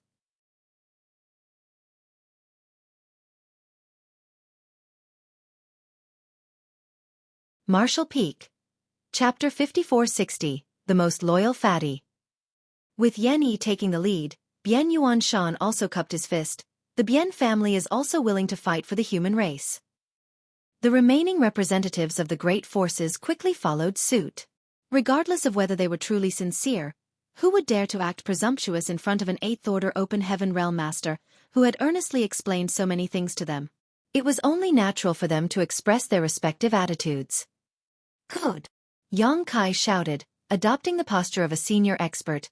Unity is strength. With your determination, the 3,000 worlds will not need to fear the Black Ink clan. Among all the people present here, nobody knew better than him about the brutality of fighting the Black Ink clan. When these people stepped onto the battlefield, chances are most would not return alive. Unfortunately, he could only speak such encouraging words under the current circumstances. Then, he turned back to look at Jiu Yan and said calmly, "As for you." Jiu Yan had just managed to purge the black ink strength in his body. Seeing Yang Kai looking at him, he immediately panicked. Jiu Yan is willing to fight for the human race. I will not hesitate to die for this noble cause. Yang Kai coldly snorted. Inciting rebellion for your own selfish interests and shaking the morale of the army? If this was any of the great passes, your death would not be worth pitying. However, the human race desperately requires manpower at this moment. As a Seventh Order Master, you don't deserve to die by my hand. Go to the battlefield and atone for your crimes. Hearing the first half of Yang Kai's speech made a chill run through Jiu Yan's body. He thought that he was about to die for certain. The only reason he had tried to incite the others and resist his capture was that he had been unwilling to be controlled by the cave heavens and paradises. Who could have thought that an Eighth Order Open Heaven Realm Master would happen to pass by and capture him instead? After listening to the rest of Yang Kai's speech though, he finally breathed a sigh of relief. He had been saved. As for atoning his crimes on the battlefield, there was nothing he could do to escape such a fate. Therefore he could only grovel gratefully, "Many thanks for your mercy, Senior." Yang Kai raised a hand and placed several restrictions on Jiu Yan's body. The restrictions sealed Jiu Yan's cultivation to prevent him from causing further trouble along the road. Yang Kai then instructed Fan Nan and Shi Yuan, "This matter cannot be delayed any further. You should continue on your journey as soon as you've finished your preparations here. The Shattered Heaven is still some distance from here, so the earlier you arrive, the sooner you can provide support to the situation there." "Yes." Fan Nan and Shi Yuan quickly responded. Yang Kai nodded, then with a shift of his figure, he vanished from sight. He was also heading towards the Shattered Heaven. However, it was inconvenient for him to bring these people along with him despite heading in the same direction. What's more, he was planning to stop at Voidland along the way. On the way to the Shattered Heaven, he would only need to travel through 2 additional great territories to arrive at Voidland. Such a detour would not take much time. However, the previous incident made him realize something. The situation on the battlefield in the barren territory must be highly unfavorable for the human race. Otherwise, the cave heavens and paradises would never be forced to gather support from the 3,000 worlds. If this was the case for Golden Antelope Paradise, then the other cave heavens and paradises were surely doing the same. The human race might just need to gather all the available manpower in the 3,000 worlds to stand a chance against the Black Ink clan. He couldn't help feeling worried. Although he had sealed the territory gate leading to the Black Ink battlefield from the barren territory and severed the flow of reinforcements and supplies to the Black Ink clan, that did not mean the Black Ink clan forces were weak. During his brief exposure to the situation in the barren territory, the number of royal lords he detected clearly outnumbered the auras of the Ninth Order Open Heaven Realm Masters. This gap between the top masters was likely to affect the dynamic of the entire war. Shaking his head, Yang Kai cleared out such distracting thoughts as he hurried onward with all his strength. It took a whole month of travel before he finally passed through the territory gate and arrived in Void territory. Unfortunately, he was in no mood to admire and appreciate the familiar scenery as he immediately sped forward in the direction of Void Land. Thanks to the development over the past 1,000 years, Void Land had transformed from a little-known spirit province to become famous across the 3,000 worlds, even possessing several Seventh Order Open Heaven Realm Masters. The cave heavens and paradises had acquiesced to the existence of the Seventh Order Open Heaven Realm Masters in Voidland, unlike in other second-class great forces where such masters would be taken away as soon as they reached such a level. leading to rumors that Voidland was the strongest great force below the cave heavens and paradises. And those claims were undoubtedly true. Voidland's situation was unique among the second-class great forces as none of them had seventh-order open heaven realm masters. What's more, the Voidland sect master was also the lord of the star boundary. By joining Voidland, one could gain an advantage that would give them a higher chance of being sent to the star boundary for cultivation as long as they performed well enough. The star boundary was now a true open heaven realm cradle. Even the cave heavens and paradises were scrambling over themselves to send their outstanding disciples there to reap benefits from the mysteries of the world tree clone's nourishment. Be that as it may, the cave heavens and paradises were also limited by certain quotas, so only their most elite disciples would be sent there. It was precisely due to these benefits that countless people tried to send their disciples with outstanding aptitudes to Voidland for cultivation. In response, Voidland accepted all who came without rejecting anybody. Nowadays, the disciples in Voidland no longer consisted of just those who were brought out by Xueqi from the star boundary back then. It was not an exaggeration to say that they now included people from hundreds of great territories. There were as many as 300,000 disciples in Voidland, a number that could only be described as shocking. Few second-class great forces in the entire 3,000 worlds had so many disciples. What's more, each of these disciples had outstanding aptitude which only improved further after they were sent to the star boundary for cultivation in their youth. These disciples demonstrated extraordinary talents and performed far beyond their peers. As long as they did not perish as they walked their martial Tao, they would surely become pillars of Voidland and the star boundary in the future. It was just that too little time had passed, so the potential of these disciples had not been fully realized yet. At this moment, on top of a mountain peak in the middle of Voidland, a hunchbacked and stooped old man was playing chess with a fat and bloated middle-aged man dressed in elegant robes. The battle in the barren territory was raging, and almost all the great forces in the 3,000 worlds had been mobilized. Yet, for some reason, this scene was so leisurely and elegant. It was truly a rare sight nowadays. The hunchbacked old man had long white eyebrows that hung down his face. On the other hand, the fat man sitting on the opposite side resembled a literal meatball. His bloated face was squeezed together so much that there were only slight gaps where his eyes were located. If he smiled, then even those gaps would be lost in the dense mass of flesh. At this moment, the fat man held an absolute advantage in the chess game. He had set up an encirclement around the chess pieces of his opponent and only needed a few more moves before his victory would be set in stone. Therefore, he was looking extremely triumphant. Leisurely sipping on his tea, he watched the gloomy old man in front of him and did not pester his opponent to hurry up. After all, the old man was getting on in years, so it was only natural for the fat man to be more tolerant.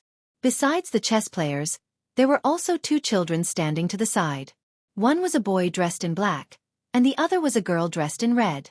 The girl had delicate features that made her seem as though she had been carved out of jade. On the other hand, there were no words to describe the boy who was dressed in a simple black shirt. Leaving aside his fangs and sharp teeth, he would also drool for no reason. Furthermore, his saliva would corrode large holes in the ground whenever it dripped. Although the little girl kept wiping his mouth for him, there seemed to be no end to his drool. It was obvious that the potholes dotting the entire mountain were caused by this boy. A long time passed, but the stooped old man did not place his piece. The fat man smiled and joked, "Old man, it'll be getting dark soon if you don't hurry up and make your move." "Old man?" After repeatedly calling out to the old man but receiving no response, the fat man took a closer look. The old man's eyes were slightly closed, and there was a slight snoring sound coming from him. The fat man immediately became speechless as he muttered, "Old man, do you have to pretend to fall asleep every single time?" Similar situations had happened more than once or twice. In fact, it happened every single time, so it was almost something of a routine. Just as the fat man was just about to call out again, the old man opposite him abruptly opened his eyes, looked up into the sky, and uncharacteristically shouted, "He's back!" The fat man followed the old man's gaze but saw nothing, thus he couldn't help wondering, who's back? When he turned back though, the chessboard in front of him was a total mess and the previous game could no longer be discerned. The old man had clearly flipped the board at some point in time. "Old man, you!" The fat man didn't know whether to laugh or cry. However, the old man ignored the fat man and raised his hand above his head. He made a pushing motion as though he was opening a door, and the 9 heavenly layers grand array that covered the entire void land instantly split to the left and right. At the same time, the fat man seemed to sense something and hastily looked back up into the void. With just one glance, he gave a little scream and rushed out at a speed that did not match his bloated body. He immediately went to welcome Xueqi, who was leisurely strolling towards them. Before he even approached Xueqi, the fat man became emotional and wept bitterly. "Sect Master, you've finally returned. This subordinate has been waiting for you for 1,000 years. To think that today is finally that day." Xueqi watched as the massive meatball charged towards him while wailing and blubbering. Moreover, its eyes, which had been squeezed shut by the fleshy meat until only a tiny slit remained, were desperately trying to open wide at this moment. It was as though the massive meatball was trying to reveal its bloodshot eyes to demonstrate its utmost loyalty and longing. Xueqi immediately shuddered in horror and raised his hand to stop the massive meatball. He shouted, "What is this monster?" The fat man froze on the spot as if struck by lightning. A while passed before he raised his hand and parted the fringe covering his forehead to the sides. He pushed his fleshy face nearer and squeezed out a smile. "Sect Master, it's me. It's the fatty who holds the greatest loyalty for you." Xueqi finally noticed certain familiar features on that fat face, and his brow twitched involuntarily at the realization. "Fatty? Why have you gotten so fat?" Chen Tianfei had always been obese, but after not seeing him for 1,000 years, he had gotten even more bloated than before. He had practically turned into an actual meatball at this point. "Please don't tease me, Sect Master. This subordinate will work hard to lose my body fat tomorrow. No, today." Chen Tianfei vowed harshly. "Forget it." Xueqi waved dismissively. He knew that Chen Tianfei did not become fat because he was lazy. Chen Tianfei's secret art was simply unique, which resulted in his extremely bloated body. If he lost his fat, then his strength would also be greatly reduced. Chen Tianfei immediately seized the opportunity to profess his loyalty again. Smiling brightly, he proclaimed, "You are kind and sympathetic indeed, Sect Master. This subordinate is willing to die to repay your great kindness, Sect Master." Xueqi sighed. After being away for more than 1,000 years, the first person he met as soon as he returned to Void Land was actually Chen Tianfei. Nevertheless, it was this particular flattering attitude that made him feel a bit warm and fuzzy inside. Thinking back, it had been a wise decision to accept Fatty Chen into the loyalty list. Xueqi was feeling quite happy at the moment, so unable to help himself, he tapped the belly fat on Chen Tianfei's stomach. Although the flesh looked bloated, it felt soft and tender to the touch. It was a very comfortable feeling. He joked, "Did you have a comfortable life?" It was easy to tell at a glance that Chen Tianfei had advanced to the 6th Order Open Heaven realm. Back when Chen Tianfei offered up the loyalty list and signed it to preserve his life, he had only been in the 4th Order Open Heaven realm. That was very different from his current cultivation. However, the 6th Order Open Heaven realm was his limit. He had initially advanced directly into the 4th Order Open Heaven realm, so his cultivation could no longer advance any further.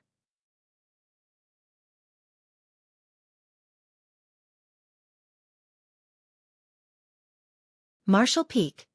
Chapter 5461. Tens of thousands of years of accumulation. Chen Tianfei was very satisfied with his current situation. When he was the second manager of Scarlet Star, he had been nothing more than an elder of a small great force. No matter how hard he worked, he would never have obtained a substantial amount of cultivation resources.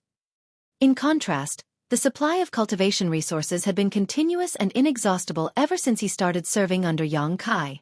That was how he managed to break through 2 orders and advanced from the 4th Order Open Heaven realm to the 6th Order Open Heaven realm in the short span of around 1,000 years. If he had remained as the second manager of Scarlet Star, then he would never have had the achievements he enjoyed today. Whenever he recalled the decision he made on that fateful day, he praised his past self for being bold and wise. If he had not been bright enough to bring out the loyalty list before Xueqi killed him that day and voluntarily offered to be Xueqi's slave, he would be rotting in a grave by now.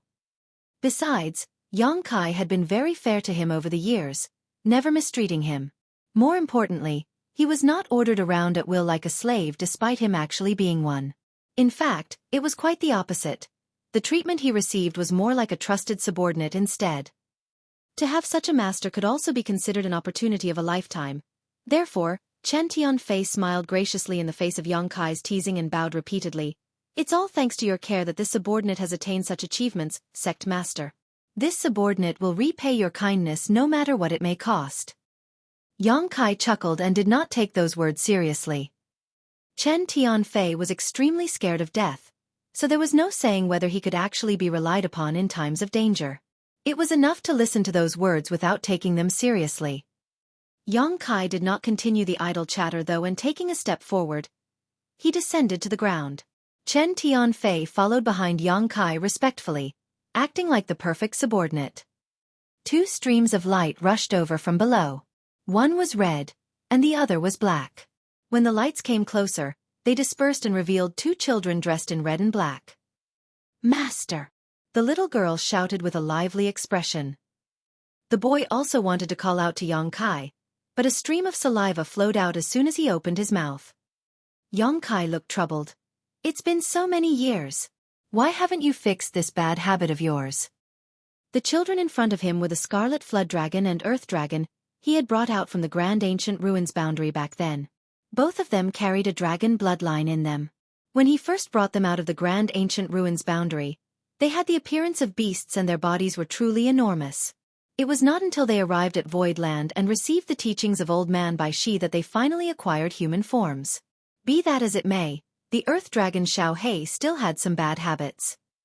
Xueqi simply smiled and giggled. It was obvious that he was very happy to see Yang Kai. You've both gotten stronger, Yang Kai swept them with his senses and commented. From his perception, it was clear that both Xiao Hong and Xueqi were much more powerful than before, basically equivalent to Sixth Order Open Heaven Realm Masters. Therefore, he couldn't help feeling a little emotional. How time flies. He reached out and stroked their little heads. Only then did he lead them down the mountain peak and came to a stop in front of the old man. He bowed in greeting. Old man. Eighth Order Open Heaven Realm. Old Man Bai Shi narrowed his eyes slightly. Sect Master, your cultivation speed is fast indeed.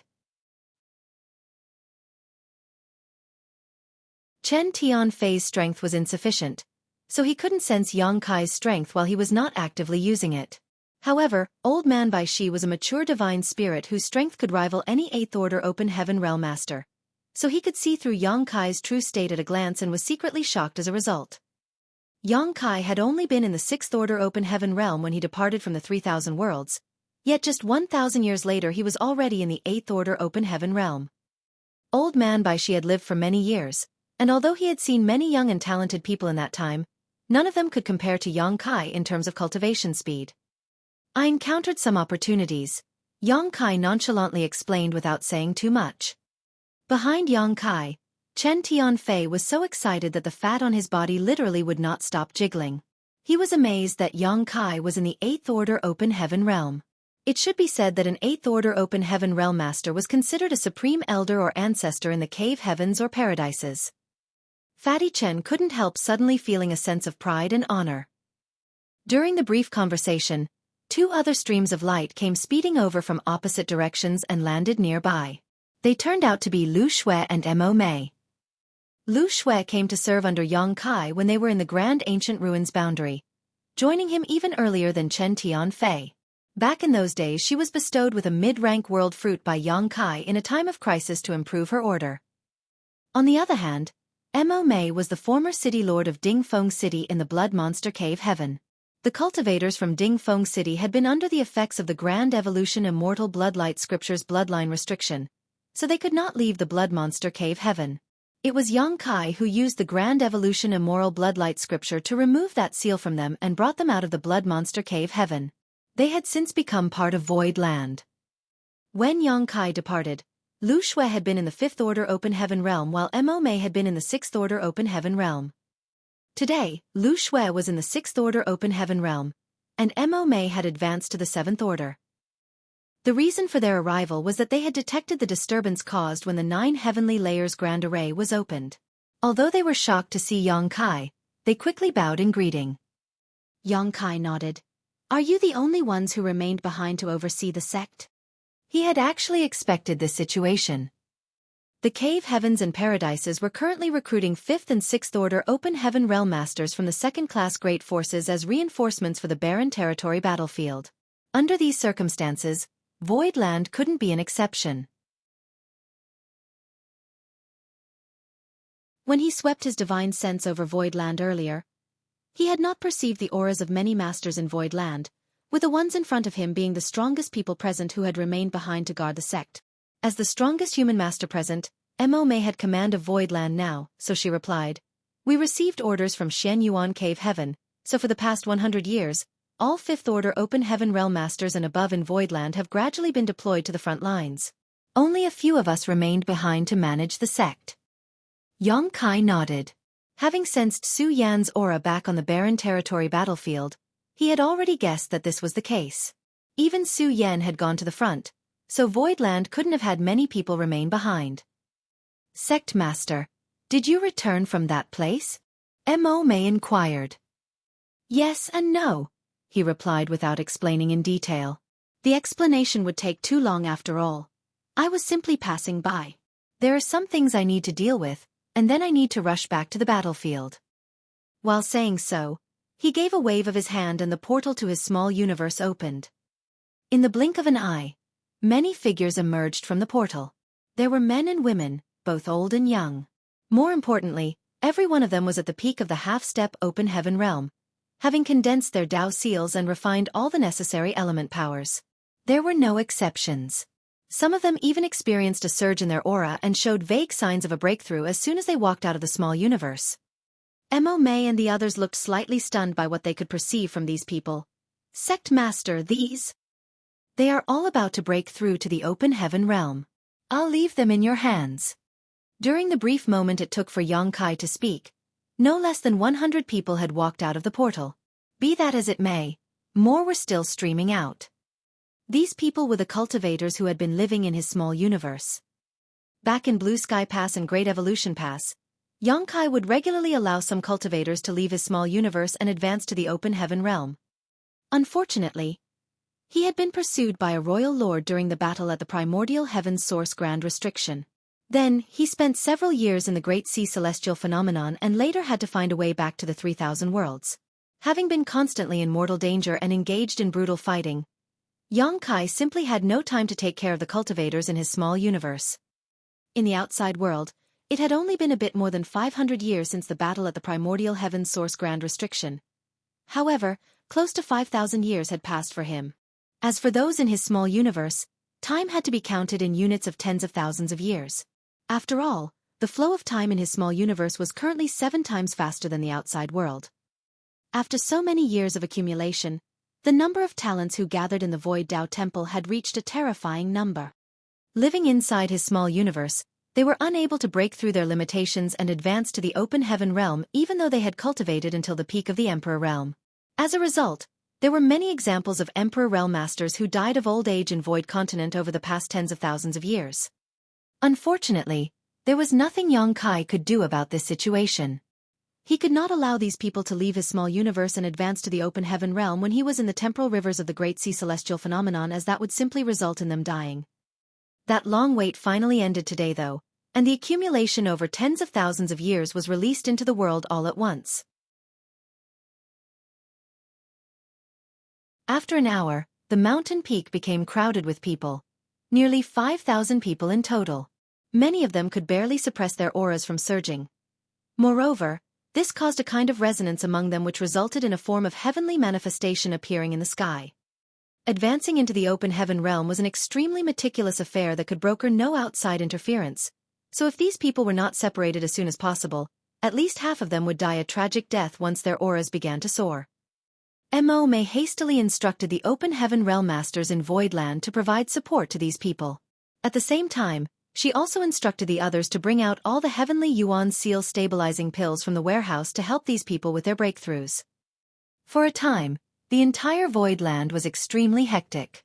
Even Old Man Bai Shi constantly used the power of the Grand Array to send the cultivators from the Void Dao Temple to different locations in order to separate them from each other. After making the necessary arrangements, Nearly 5,000 disciples began the process of breaking through. On the other hand, Xueqi did not remain for long. The goal of his return trip to Voidland had been to deliver these people here so that they could advance into the open heaven realm. Before Xueqi departed, Chen Tianfei expressed great reluctance for their separation, so Xueqi casually quipped, "In that case, why don't you join me on the battlefield, fatty? You can prove your mettle and loyalty by slaying the enemy." Those words made Chen Tianfei turn pale and ashen-faced with horror. He hurriedly backpedaled, weakly babbling that it was better for him to stay behind and help Xueqi protect Void Land. How could slaying enemies on the battlefield compare with living a leisurely life in Void Land? Besides, he had always been very scared of dying. He would never have offered up the loyalty list otherwise. Xueqi chuckled and did not force Chen Tianfei, instead turning to look at Old Man Bai Shi as his expression became grim. "Old man, please take care of the people if Voidland has to migrate." Old Man Bai Shi asked solemnly, "Is the situation that serious?" Xueqi shook his head. "It's just a precaution." After saying that, he soared into the sky and vanished in the blink of an eye. Xueqi had no intention of hiding the contents of his final conversation with Old Man Bai Shi. Consequently, Chen Tianfei became anxious and secretly prayed that the human race fighting in the barren territory could return victorious. Otherwise, he would never have time for a leisurely life again despite how vast the 3,000 worlds were. Similarly, Mo Mei and Lu Shui became worried and quickly began to make various plans for a future emergency. Even the inner disciples could clearly perceive the abnormal situation in Void Land. In Fire Spirit Land, a young man in a brocade robe followed behind a young woman. The young woman had a graceful figure and a beautiful appearance. In particular, her eyes resembled pure spring water. She was truly a rare beauty. The young man was laughing as he made small talk. "Junior Sister Chen, with this senior brother's current aptitude, it is only a matter of time for me to break through to the sixth order open heaven realm. I'm sure it's more than enough to match up to your talents, junior sister. Not to mention, our families have a long-standing relationship already. The elders are hoping that we will marry. Now that we have entered Void Land, we should support and take care of each other. Why are you ignoring me and being so cold to me?" The young woman ignored him and looked up at the sky. After a long time she finally spoke. "Senior brother Lu, do you feel that? Somebody is about to break through." Likewise, senior brother Lu looked up at the sky. "Of course I feel it. But it's strange. It feels like more than one person is about to advance." Junior Sister Chen nodded. "I sense many people on the cusp of breaking through."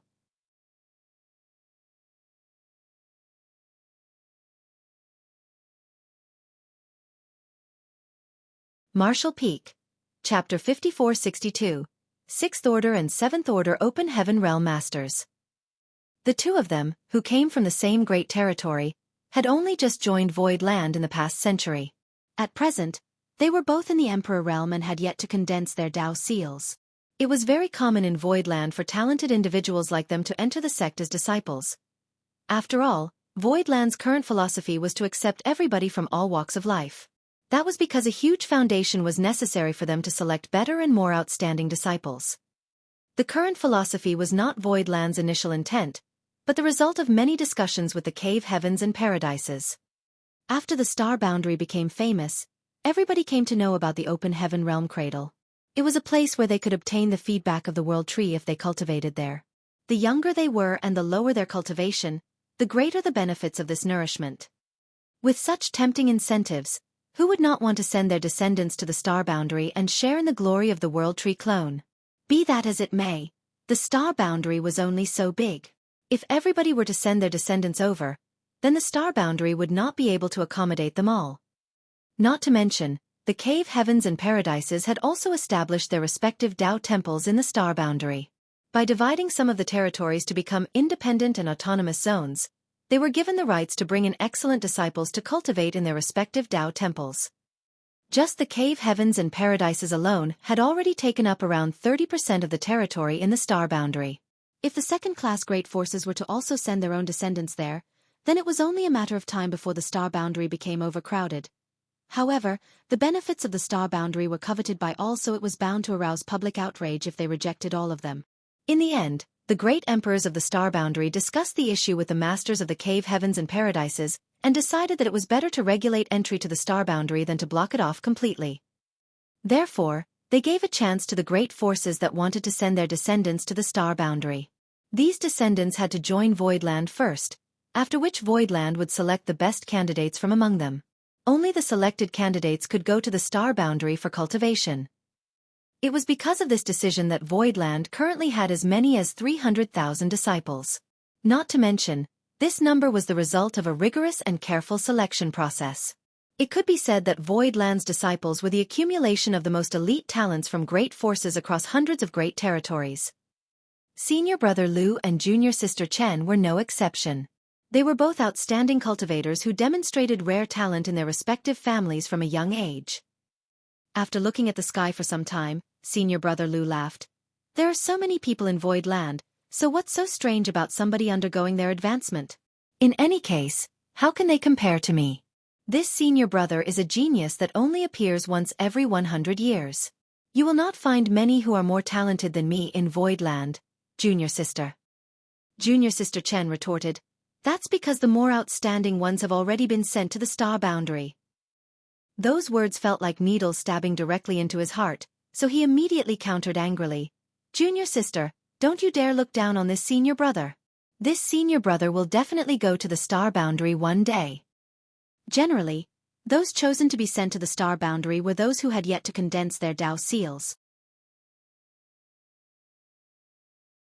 It would be too late for them if they went to the star boundary after they had done so. The reason was that the future path of a cultivator was basically set in stone once they formed their Dao seal. That was why it was better to head to the star boundary as soon as possible. Unfortunately, such matters were not up to the disciples to decide, as the decision was completely based on the assessment of the elders in Voidland. Both senior brother Lu and junior sister Chen would have no trouble condensing a fifth-order Dao seal. In fact, senior brother Lu was aiming to condense a sixth-order Dao seal. He believed that he could advance directly into the sixth-order open heaven realm in the future. If he could refine various sixth-order cultivation materials into his Dao seal, then he would be considered extraordinary indeed. In the past, that would have been enough for him to be considered a core disciple even among the cave heavens and paradises. For example, core disciples like Gu Pan and the others who became acquainted with Xueqi in the past had all condensed the sixth-order Dao seals. Even among the cave heavens and paradises, people like him only appeared once every few hundred to 1,000 years. There were only a few such candidates in each generation. Hence, he definitely had reason to be proud of himself. Senior brother Lu coveted junior sister Chen's beauty, and it was because he wanted to obtain her hand in marriage as soon as possible that he followed behind her and chattered away endlessly. On the contrary, junior sister Chen had other intentions. Although she had been sent to Voidland, her goal was actually not the star boundary. Be it her or the elders of the Chen family, they all knew that she would never obtain the qualification to enter the star boundary with her aptitude. Her true goal was the talented disciples of Voidland. If she could secure an outstanding and talented cultivator as her future husband, then he could help to protect the Chen family in the future. The Chen family had not been prosperous in recent years. They not only suffered various difficulties in life, but the talents their family produced had also withered away. It could be said that she was the greatest hope for the salvation of the entire Chen family. It was precisely because of such considerations that she was so standoffish towards her senior brother's courtship, neither accepting or rejecting him. If he could really condense a sixth-order Dao seal and advance directly into the sixth-order open heaven realm, then accepting him would not be a problem. It was just that nobody would know whether he truly was capable of such a feat until the results were out. How could she dare to gamble on him so easily?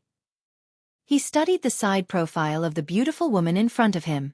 The sight of her fair and slender neck made him swallow hard, and he forced himself to look away. Don't bother, junior sister.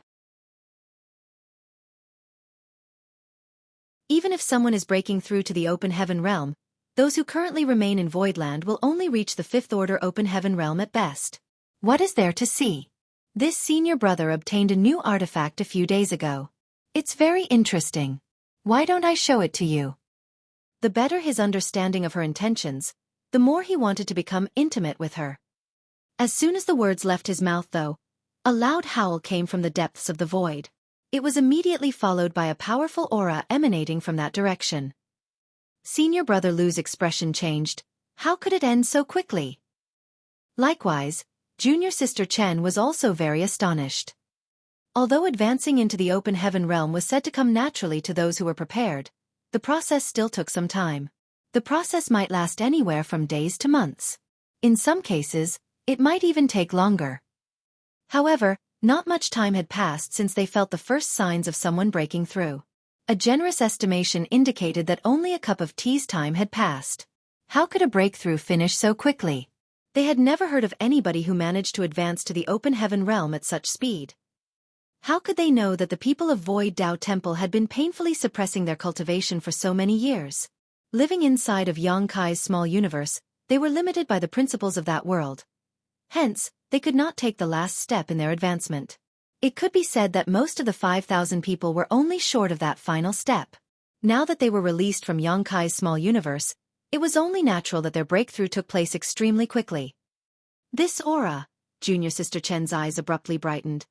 Senior brother, this belongs to the sixth order open heaven realm, right? She was only in the emperor realm, so her perception towards auras in the open heaven realm was not very clear. For that reason, she was not certain whether that person had advanced into the sixth order or not.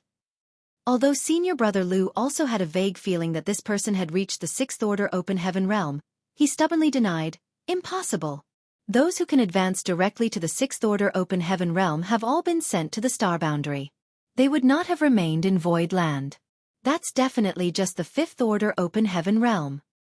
1,000 years ago, advancing directly into the fifth order open heaven realm was a great blessing to any of the second-class great forces. Those disciples would be nurtured and trained as successor candidates. Moreover, the cultivation resources in the sect would be generously supplied to them. Be that as it may. His words just indicated that advancing into the fifth order open heaven realm was nothing special in his opinion. After coming to Void Land and learning more about the wider world, his horizons had naturally been broadened. Even though she had the feeling that it was the sixth order open heaven realm, junior sister Chen also felt that his reasoning made sense. All the candidates who could advance directly into the sixth order open heaven realm had indeed been sent to the star boundary. None of them would have remained in Void Land. Nevertheless, she couldn't shake the doubts in her mind. She had once felt the sixth order open heaven realm aura coming from Elder Lu Xue and Elder Chen Tianfei, who had remained to oversee Void Land. Their auras had felt very similar to the aura just now. During their conversation, another powerful aura erupted outward somewhere in the void. Senior brother Lu was dumbfounded, unable to figure out what was happening today. Did something happen to the world principles that made advancing into the open heaven realm become easier? Meanwhile, junior sister Chen became more and more excited. Senior brother Lu, this must belong to the sixth order open heaven realm, right? Naturally, he continued to be stubborn and refute. No. It's the fifth order open heaven realm. I see. She nodded. Just then, another aura spread out, one that was obviously much stronger compared to the previous two. Junior sister Chen's eyes shone brightly. What about this one? Senior brother Lu now looked livid. What about this one? And this one? Her questions flowed out endlessly, and his expression became increasingly ugly. He wished he could rush over and butcher those people who had just advanced into the open heaven realm. If these people have such great aptitude, then why didn't they leave for the star boundary?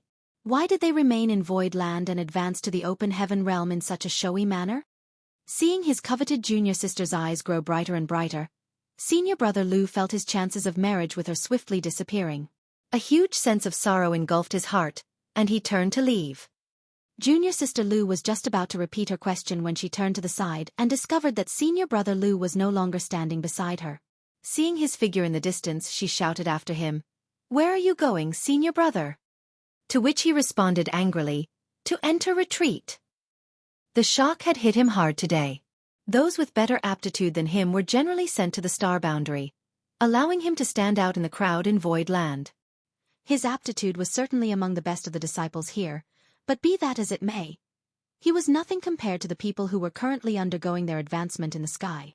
Having experienced such a huge shock, senior brother Lu felt deeply saddened. At the same time, he came to a sudden realization. As a cultivator, strength was his foundation. Lust was simply a stumbling block on the martial Tao. When I come out of retreat one day, I will definitely make my lovely junior sister kneel at my feet in awe. Junior sister Chen ignored the departing senior brother Lu. Her eyes gleamed brightly as she stared intently at the sky, as though she could penetrate the 9 heavenly layers grand array, and see the heroic figures of the people undergoing breakthroughs in the void. On the mountain peak where Old Man Baishi resided, Mo Mei, Lu Xue, and Chen Tianfei were completely dumbfounded by the sight in front of them. Even Old Man Baishi's long eyebrows twitched incessantly as he could not hide the astonishment in his heart. 6th Order Open Heaven Realm, 6th Order Open Heaven Realm, 7th Order Open Heaven Realm, 6th Order Open Heaven Realm, 6th Order Open Heaven Realm, 7th Order Open Heaven Realm. Senior brother Lu and junior sister Chan were too weak to carefully discern the cultivation of these people who had just advanced into the Open Heaven Realm, but that was not the case for Mo Mei and the others. In their perception, all the people who had just advanced into the Open Heaven Realm were either in the 6th Order Open Heaven Realm or the 7th Order Open Heaven Realm. There was not a single person who was in the 5th Order Open Heaven Realm. Naturally, they were shocked to their core.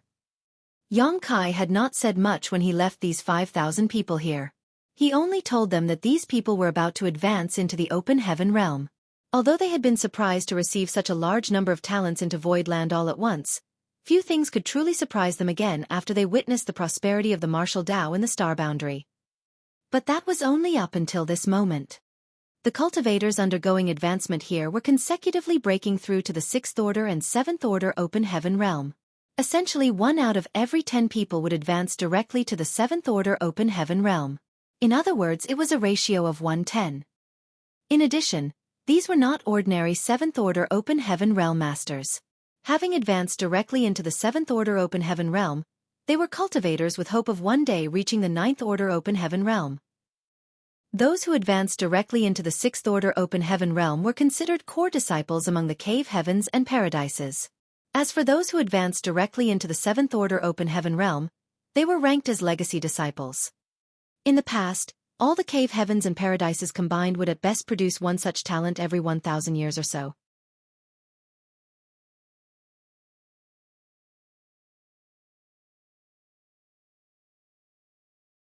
Martial Peak. Chapter 5463. Warning.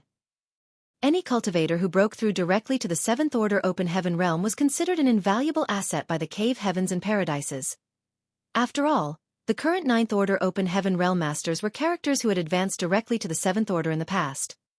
Yang Kai had come into contact with many masters from the cave heavens and paradises, but even after meeting so many powerful cultivators, Luo Ting-he of Yinyang Cave Heaven was the only one he knew in the entire 3,000 worlds who had broken through directly to the 7th Order Open Heaven Realm. Wu Qing, the Southern Army's army commander of Yinyang Pass, was also someone who had advanced directly to the 7th Order. That was why he eventually advanced to the 9th Order Open Heaven Realm and took over command of Yinyang Pass. There were naturally others from the cave heavens and paradises who had advanced directly to the 7th Order Open Heaven Realm, but their numbers were small to say the least. It wasn't until recently that a large number of cultivators who advanced directly to the 7th Order emerged from the star boundary. Be that as it may, all of them were still in the 7th Order Open Heaven Realm as not enough time had passed since their appearance for them to grow sufficiently. This was only possible because it was the star boundary, which possessed a world tree clone that constantly provided nourishment to its inhabitants, resulting in an abundance of peerless talents appearing. What is with the people's sect master brought back? Mo Mei couldn't help wondering. Don't tell me he went to the star boundary and kidnapped all the talented individuals there? Not only was there no need for Yang Kai to do something as drastic as kidnapping, but the cave heavens and paradises would never allow that to happen either. It was not easy for them to nurture these budding talents, so how could they allow Yang Kai to just take their treasures away? Besides, even the current star boundary could not gather such an impressive lineup out of nowhere. It was not 5 or 50 people, but a whole 5,000 people after all. During the first few days, Mo Mei and the others still had their doubts. They speculated that the 6th Order and 7th Order Open Heaven Realm Masters were undergoing advancement first as their talents were superior, while 4th Order and 5th Order Masters would probably appear later. However, the aura emanating from every single person who advanced into the Open Heaven Realm was either in the 6th Order or the 7th Order. At this point, nobody had any more doubts. The 5,000 people Xueqi brought back were all incredible talents who could advance directly to the 6th Order Open Heaven Realm or the 7th Order Open Heaven Realm. The breakthroughs lasted for nearly 3 months. The fluctuation of breakthroughs would occur almost every day, ranging from dozens to even hundreds each day. Various accommodations were prepared for all the people who advanced to the Open Heaven Realm. After questioning the first few of them, Mo Mei and the others finally understood the origins of these people. Xueqi's small universe was unique. Mo Mei and the others knew about the countless living creatures flourishing inside his small universe. After all, they had known Xueqi for many years and were privy to some of his secrets. What they could not figure out was what was so special about his small universe that produced so many extraordinary talents. These people were not inferior to those who were nurtured by the star boundary for the past 1,000 years. Out of nearly 5,000 people, as many as 500 of them had advanced directly to the 7th Order Open Heaven Realm.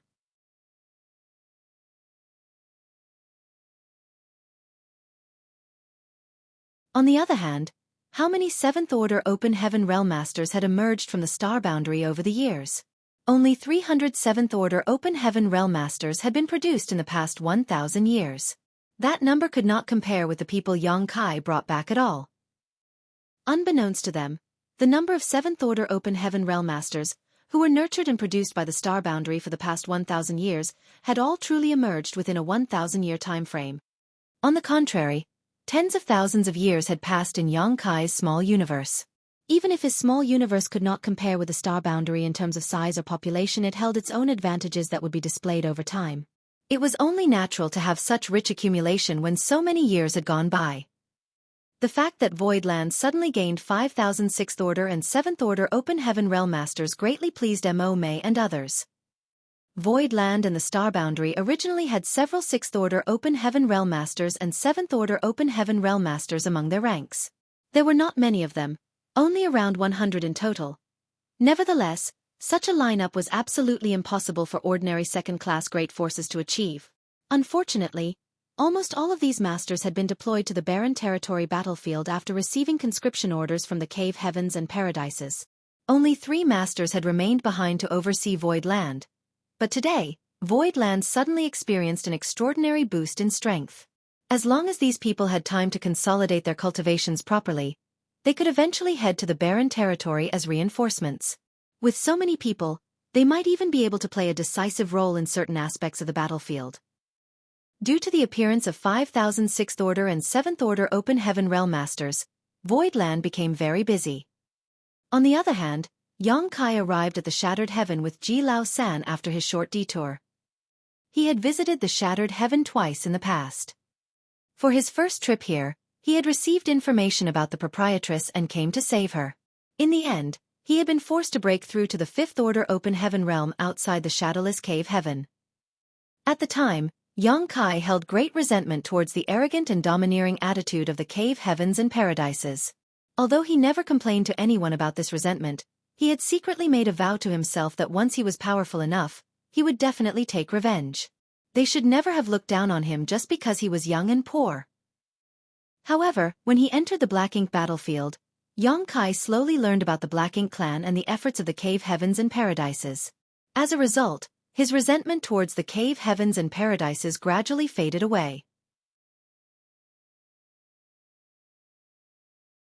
What happened to him back then seemed like the result of certain people acting out of personal interest, but the truth was they had simply been following the rules and did not act too extreme. He had only been at the peak of the Emperor realm at the time. If an Open Heaven Realm Master like Ti Zhang of Myriad Demons Heaven had truly wanted to kill him, it would have taken nothing more than a flick of his finger. What's more, the person who instigated everything died a long time ago.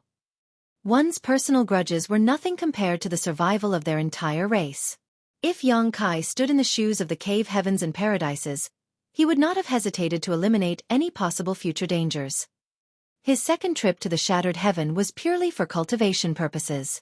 Unfortunately, he encountered Blood Crow and experienced bad luck as a result. Blood Crow was eventually captured by the fisherman uncle of Bright King Cave Heaven and then held captive here, only to later be sent to the Black Ink battlefield to kill the Black Ink clan.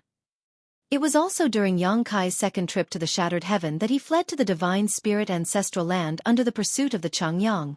he experienced numerous opportunities during that trip to the Divine Spirit Ancestral Land. This could be considered his third trip to the Shattered Heaven.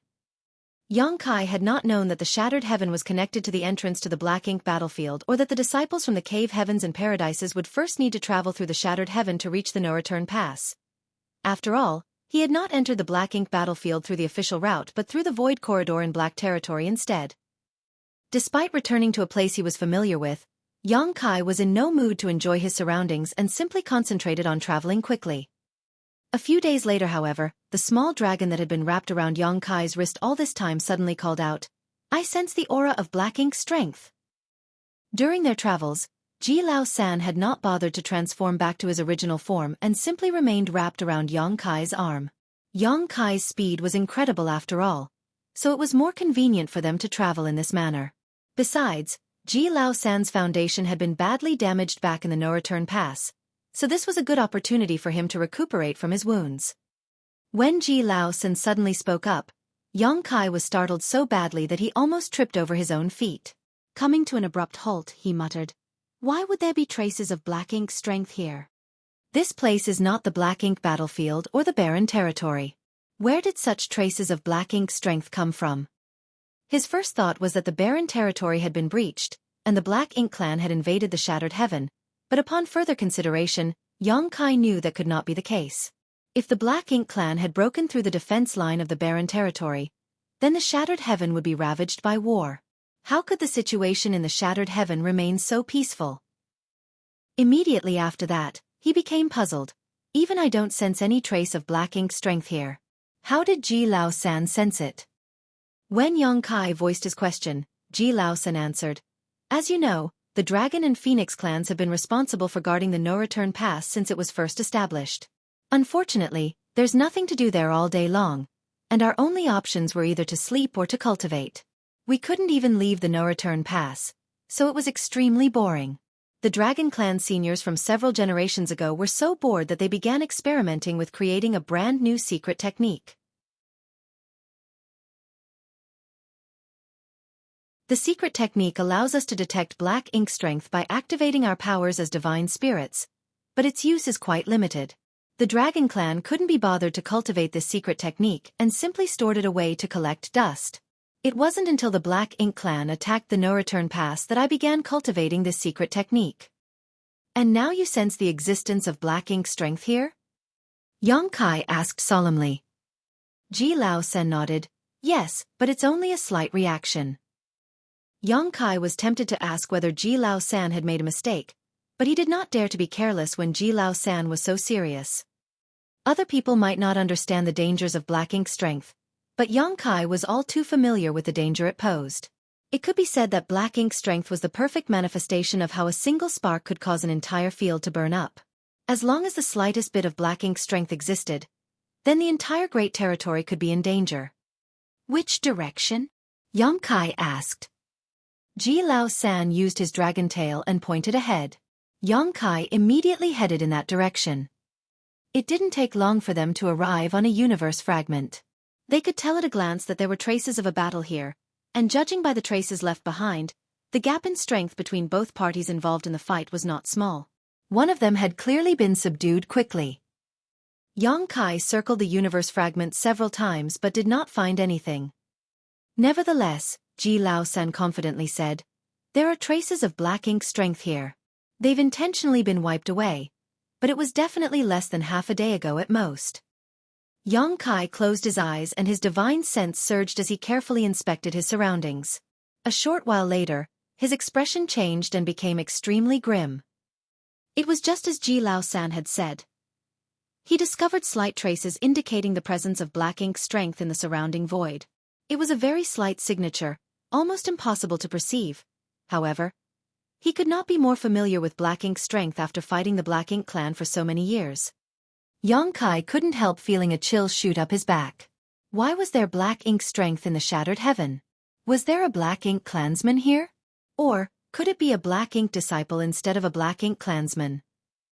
The Black Ink strength here had already dissipated, clearly indicating that somebody had activated Black Ink strength before erasing traces of it.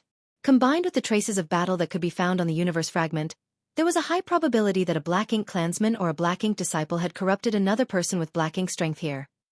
If it was something that took place half a day ago, the Black Ink clansman or Black Ink disciple could not have gone far, so Xueqi hurriedly searched his surroundings. Another half a day passed. Standing above a spirit province, Xueqi observed what was happening below. There was no shortage of spirit provinces where many cultivators gathered in the shattered heaven. The environment in the shattered heaven might be harsh, but this unique environment also contained many opportunities.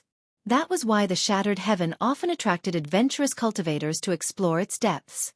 What's more, criminals from various great territories and traders who turned their backs on their master sects would seek shelter in the shattered heaven. Over countless years of accumulation, the prosperity and liveliness of certain areas in the shattered heaven would not lose to any other great territory. Be that as it may, the shattered heaven was different from the other great territories. The balance of power here was not based on various sects or clans but instead divided among countless great forces. Needless to say, Eighth Order Open Heaven Realm divine monarchs like Xueqi stood above them all. The spirit province ahead was the territory of one of these great forces. It was just that Xueqi was not very familiar with the shattered heaven, so he did not know which great force this spirit province belonged to. However, Ji Lao-san immediately gave another warning as soon as they arrived here. He told Xueqi that he could sense the aura of the Black Ink strength coming from the spirit province, so it was obvious that somebody here had activated their Black Ink strength recently. After observing silently for some time, Xueqi took a step forward and descended towards the spirit province.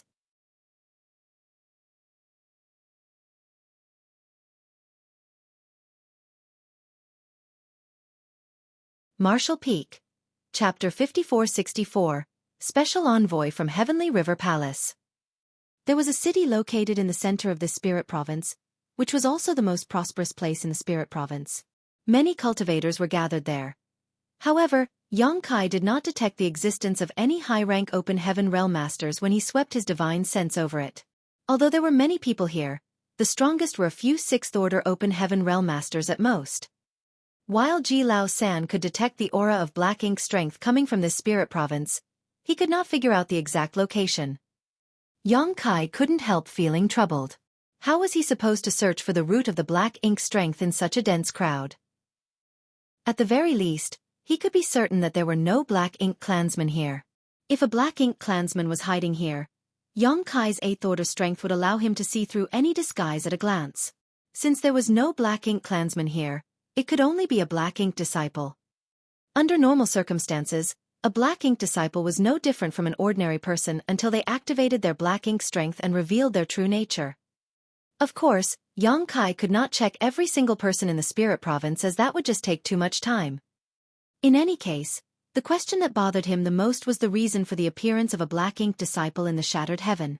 If there was a Black Ink disciple, then there had to be a source of Black Ink strength. Where was the source? A trace of unease grew in the depths of his heart as it felt as though something ominous was about to occur. Just as he was thinking about how to search for the hidden Black Ink disciple, 2 streams of light appeared in the sky and descended. The newcomers gave off an imposing aura, clearly showing no intention of concealing their presence whatsoever. Moreover, they were both 6th Order Open Heaven Realm Masters. Forget the shattered heaven, even in the 3,000 worlds, 6th Order Open Heaven Realm Masters were considered the strongest as long as the secluded high-rank Open Heaven Realm Masters did not take action.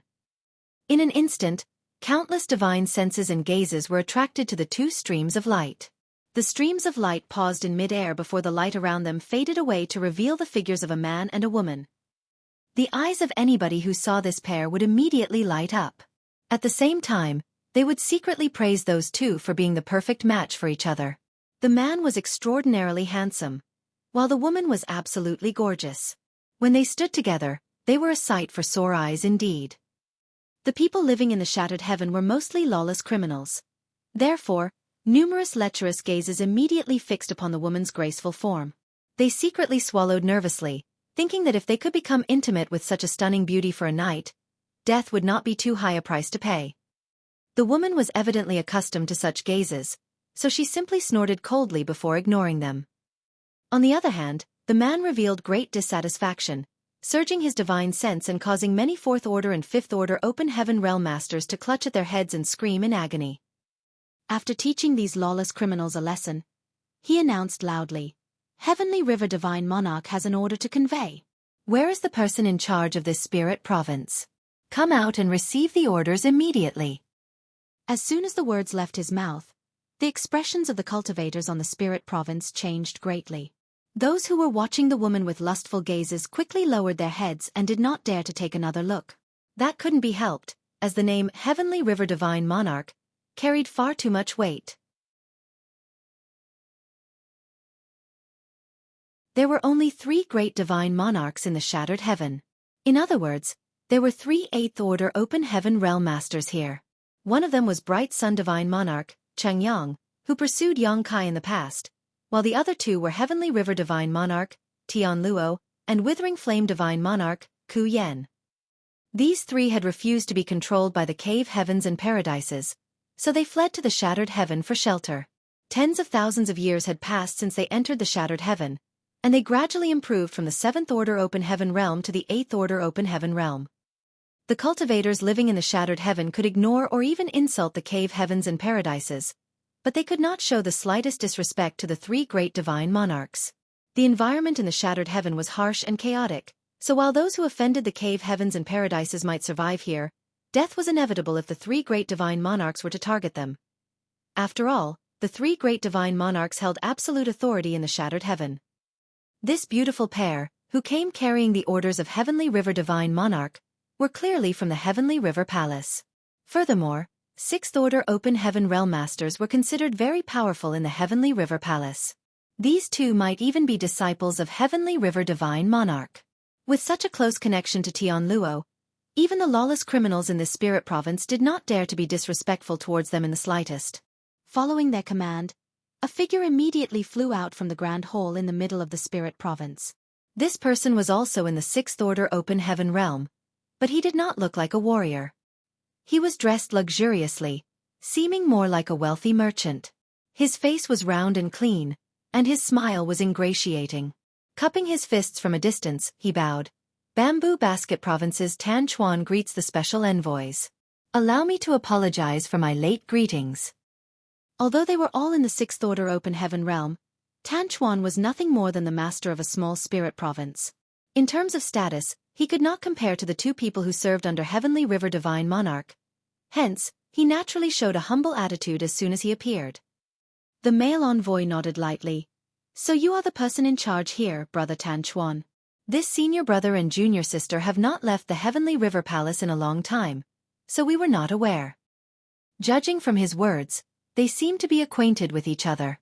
Nevertheless, his attitude remained aloof. It was obvious that they did not have a close relationship with each other.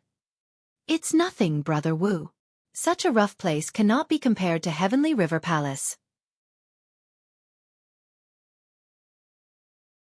"May I know what brings you here today, Brother Wu? What orders does the Divine Monarch have for me?" Tan Chuan inquired respectfully. When it came to business, the man surnamed Wu did not procrastinate. He immediately took out a jade slip and announced in a resounding his voice, "By order of my honored master, Tan Chuan of the Bamboo Basket Province must gather 200 open heaven realm masters in the 5th-order open heaven realm and above, then head to the designated rendezvous location in 3 months. Tan Chuan's expression became solemn when he heard the announcement. Raising his hand to receive the jade slip, he examined the contents carefully and confirmed that the jade slip truly contained this command from Heavenly River Divine Monarch. After that, he revealed a puzzled expression. "Brother Wu, is Heavenly River Palace planning to wage war against the others?" The 3 great divine monarchs had divided the shattered heaven among themselves, so it was impossible for them to be at peace. There had been countless squabbles and skirmishes among them over the years, but those were mostly inconsequential disputes, nothing serious enough to warrant concern. However, Tian Luo's actions clearly indicated that he was planning something big. Although the number of cultivators living in Bamboo Basket Province was not small, there were not many open heaven realm masters in the 5th-order open heaven realm and above. That was especially true for 6th-order masters, whose total numbers could be counted on one hand. Even though there were somewhere between 400 and 500 5th-order open heaven realm masters, Tian Luo had directly demanded a force of 200 people. That was equivalent to taking away half of the bamboo basket province's strength. How could that not shock Tan Chuan? The man surnamed Wu simply shook his head in response. Glancing around, he then kindly pointed out something. Brother Tan Chuan, if I were you, I would close the grand array first before asking questions. At this rate, you might not be able to gather 200 Fifth Order Open Heaven Realm Masters if you delay any longer. And you know what will happen to you if you disobey Honored Master's orders. Tan Chuan was taken aback by those words and looked around him. What he saw enraged him so much that his face visibly twitched. After hearing the order relayed by the man surnamed Wu just now, some of the Fifth Order Open Heaven Realm Masters living in the Bamboo Basket Province had urgently fled to prevent themselves from being recruited by Tan Chuan. Many of them were simply passing by this area or stopping here temporarily to trade with others, so wouldn't they be wronged if they were caught by Tan Chuan? A few Fifth Order Open Heaven Realm Masters had taken the lead, causing even more Fifth Order Open Heaven Realm Masters to take the opportunity to escape. In the blink of an eye, more than a dozen such masters were gone. Furious, Tan Chuan roared loudly, "Activate the array! If anyone else dares to leave Bamboo Basket Province, I will slaughter them without mercy." After saying that, he took to the skies and instantly caught one of the Fifth Order Open Heaven Realm Masters who was about to leave and swung out his fist at him. This Fifth Order Master was rather unlucky. He didn't even get the chance to speak a word before Tan Chuan punched his face in. In order to make an example, Tan Chuan had not held back at all. How could a Fifth Order Open Heaven Realm Master survive against the full attack of a Sixth Order Master? That blow shattered the Fifth Order Open Heaven Realm Master's head to pieces. Fresh blood spurted out of his neck like a fountain, and his headless corpse slowly dropped back to the ground. Such an occurrence would rarely happen in any of the great territories across the 3,000 worlds, but in contrast, the shattered heaven was a truly lawless place. Killing others over even a small disagreement was very common here. After witnessing Tan Chuan murdering a Fifth Order Open Heaven Realm Master, the others no longer dared to act recklessly. They quickly backed down like cowardly quails. There was a loud hum, and the grand array covering the entire Bamboo Basket Province closed. The inside and the outside were now isolated from one another. With this, nobody could leave without Tan Chuan's express permission. Many of the cultivators were panicking at the sudden turn of events. However, Tan Chuan ignored them and looked at the special envoys from Heavenly River Palace. "What's going on, Brother Wu?" The man surnamed Wu shook his head and said nothing. The reason for all this was in no way glorious, and could even be said as shameful, so how could he reveal the truth at will? Tan Chuan only became more anxious seeing this. Revealing a pleading expression, he begged, "Brother Wu, why don't you come over and have some tea? You must allow this Tan to provide some hospitality as a host. Bamboo Basket Province might lack many things, but we have a specialty known as the Jade Spirit Fruit. The taste is sweet and exquisite.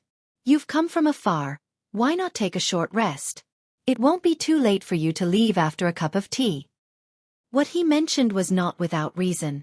The so-called Jade Spirit Fruit was certainly a local delicacy. It was not very useful in terms of cultivation, but it had beauty-preserving effects when consumed by female cultivators. Unfortunately, the number of such fruits produced was very small, so they would be cleaned out in a matter of breaths every time they appeared on the market. It was precisely because Tan Chuan was overseeing the Bamboo Basket Province that he could preserve a few for his own use. He did not have a close relationship with the man surnamed Wu, so there was nothing he could do if the other party was not willing to divulge much, so in order to learn more, a more convoluted method was required. He hoped that the Jade Spirit Fruit would catch the interest of the woman standing nearby. Sure enough, the eyes of the woman, who had remained silent and indifferent all this while, suddenly brightened at the words, "Jade Spirit Fruit." As a disciple of Heavenly River Divine Monarch, it was only natural for her to know about the Jade Spirit Fruit. It was just that these fruits were often shared among the wives and concubines of Heavenly River Divine Monarch whenever they were offered to Heavenly River Palace, so how could she hope to get any? Women would always be conscious of their appearance. Even if she was in the Sixth Order Open Heaven Realm and her appearance could be described as youthful, she still wished to look young forever. Nevertheless, she said nothing and simply used her large eyes to plead with her senior brother. After spending so many years together, how could the man surnamed Wu not understand the meaning behind that look?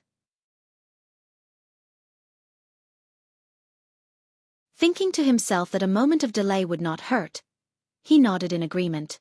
Good. We can rest for a moment before we leave. Tan Chuan was overjoyed and quickly motioned his hand to guide them. This way, please. A short while later, Tan Chuan led the two envoys from Heavenly River Palace into the Grand Hall and sat down. The man surnamed Wu was thinking about how he should respond if Tan Chuan brought up the matter from earlier. After all, one was generally partial towards those who bestowed favors upon others. His junior sister had benefited from Tan Chuan, so it would not be reasonable for him to ignore the latter's inquiry. Unexpectedly, Tan Chuan did not mention the matter and simply had a leisurely chat with the man surnamed Wu. The man surnamed Wu was very satisfied, thinking that Tan Chuan knew how to show proper respect, causing his impression of the latter to increase significantly. After a short wait, a servant brought over a platter of spirit fruits. These spirit fruits were the size of a fist and crystal clear. Moreover, a sweet fragrance permeated the air. The woman from Heavenly River Palace stared at the jade spirit fruits without blinking. She immediately fell in love with the appearance of the fruits and couldn't bring herself to eat them. Just as she was about to put them away, Tan Chuan suddenly turned towards her. These fruits are freshly picked. You, young lady, should eat them immediately for the best effect.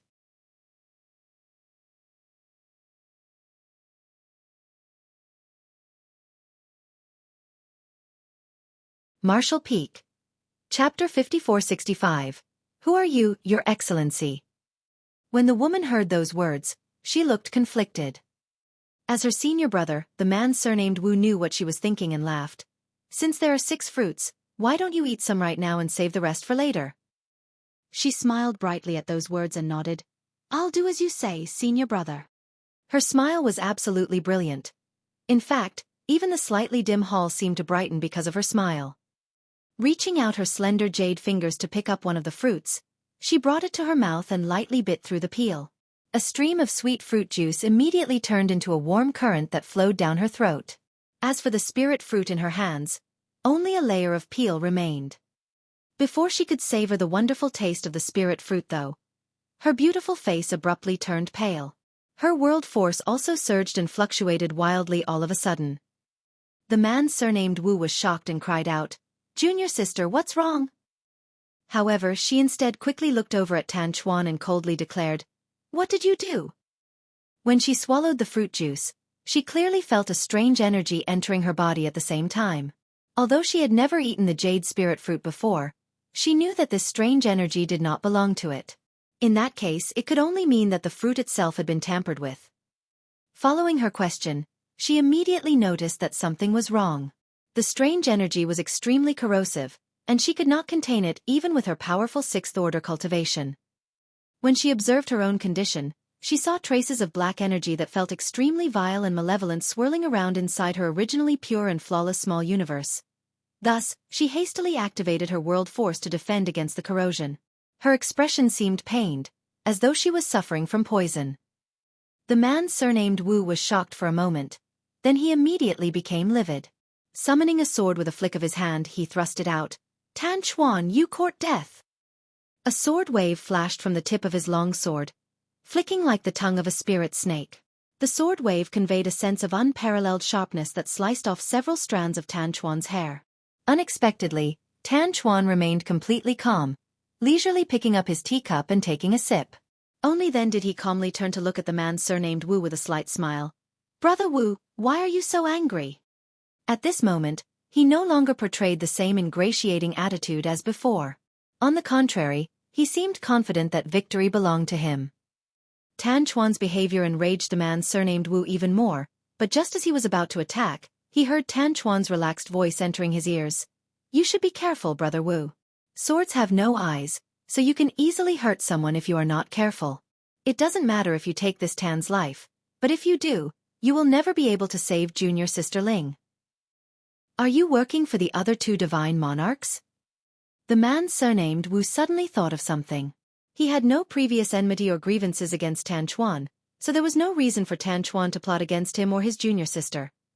However, everything would make sense if Tan Chuan was working for the other 2 divine monarchs. He gritted his teeth and snarled. My junior sister is honored master's most beloved disciple. If anything happens to her, Even the other two divine monarchs will not be able to protect you. Tan Chuan, hand over the antidote immediately if you don't wish to die.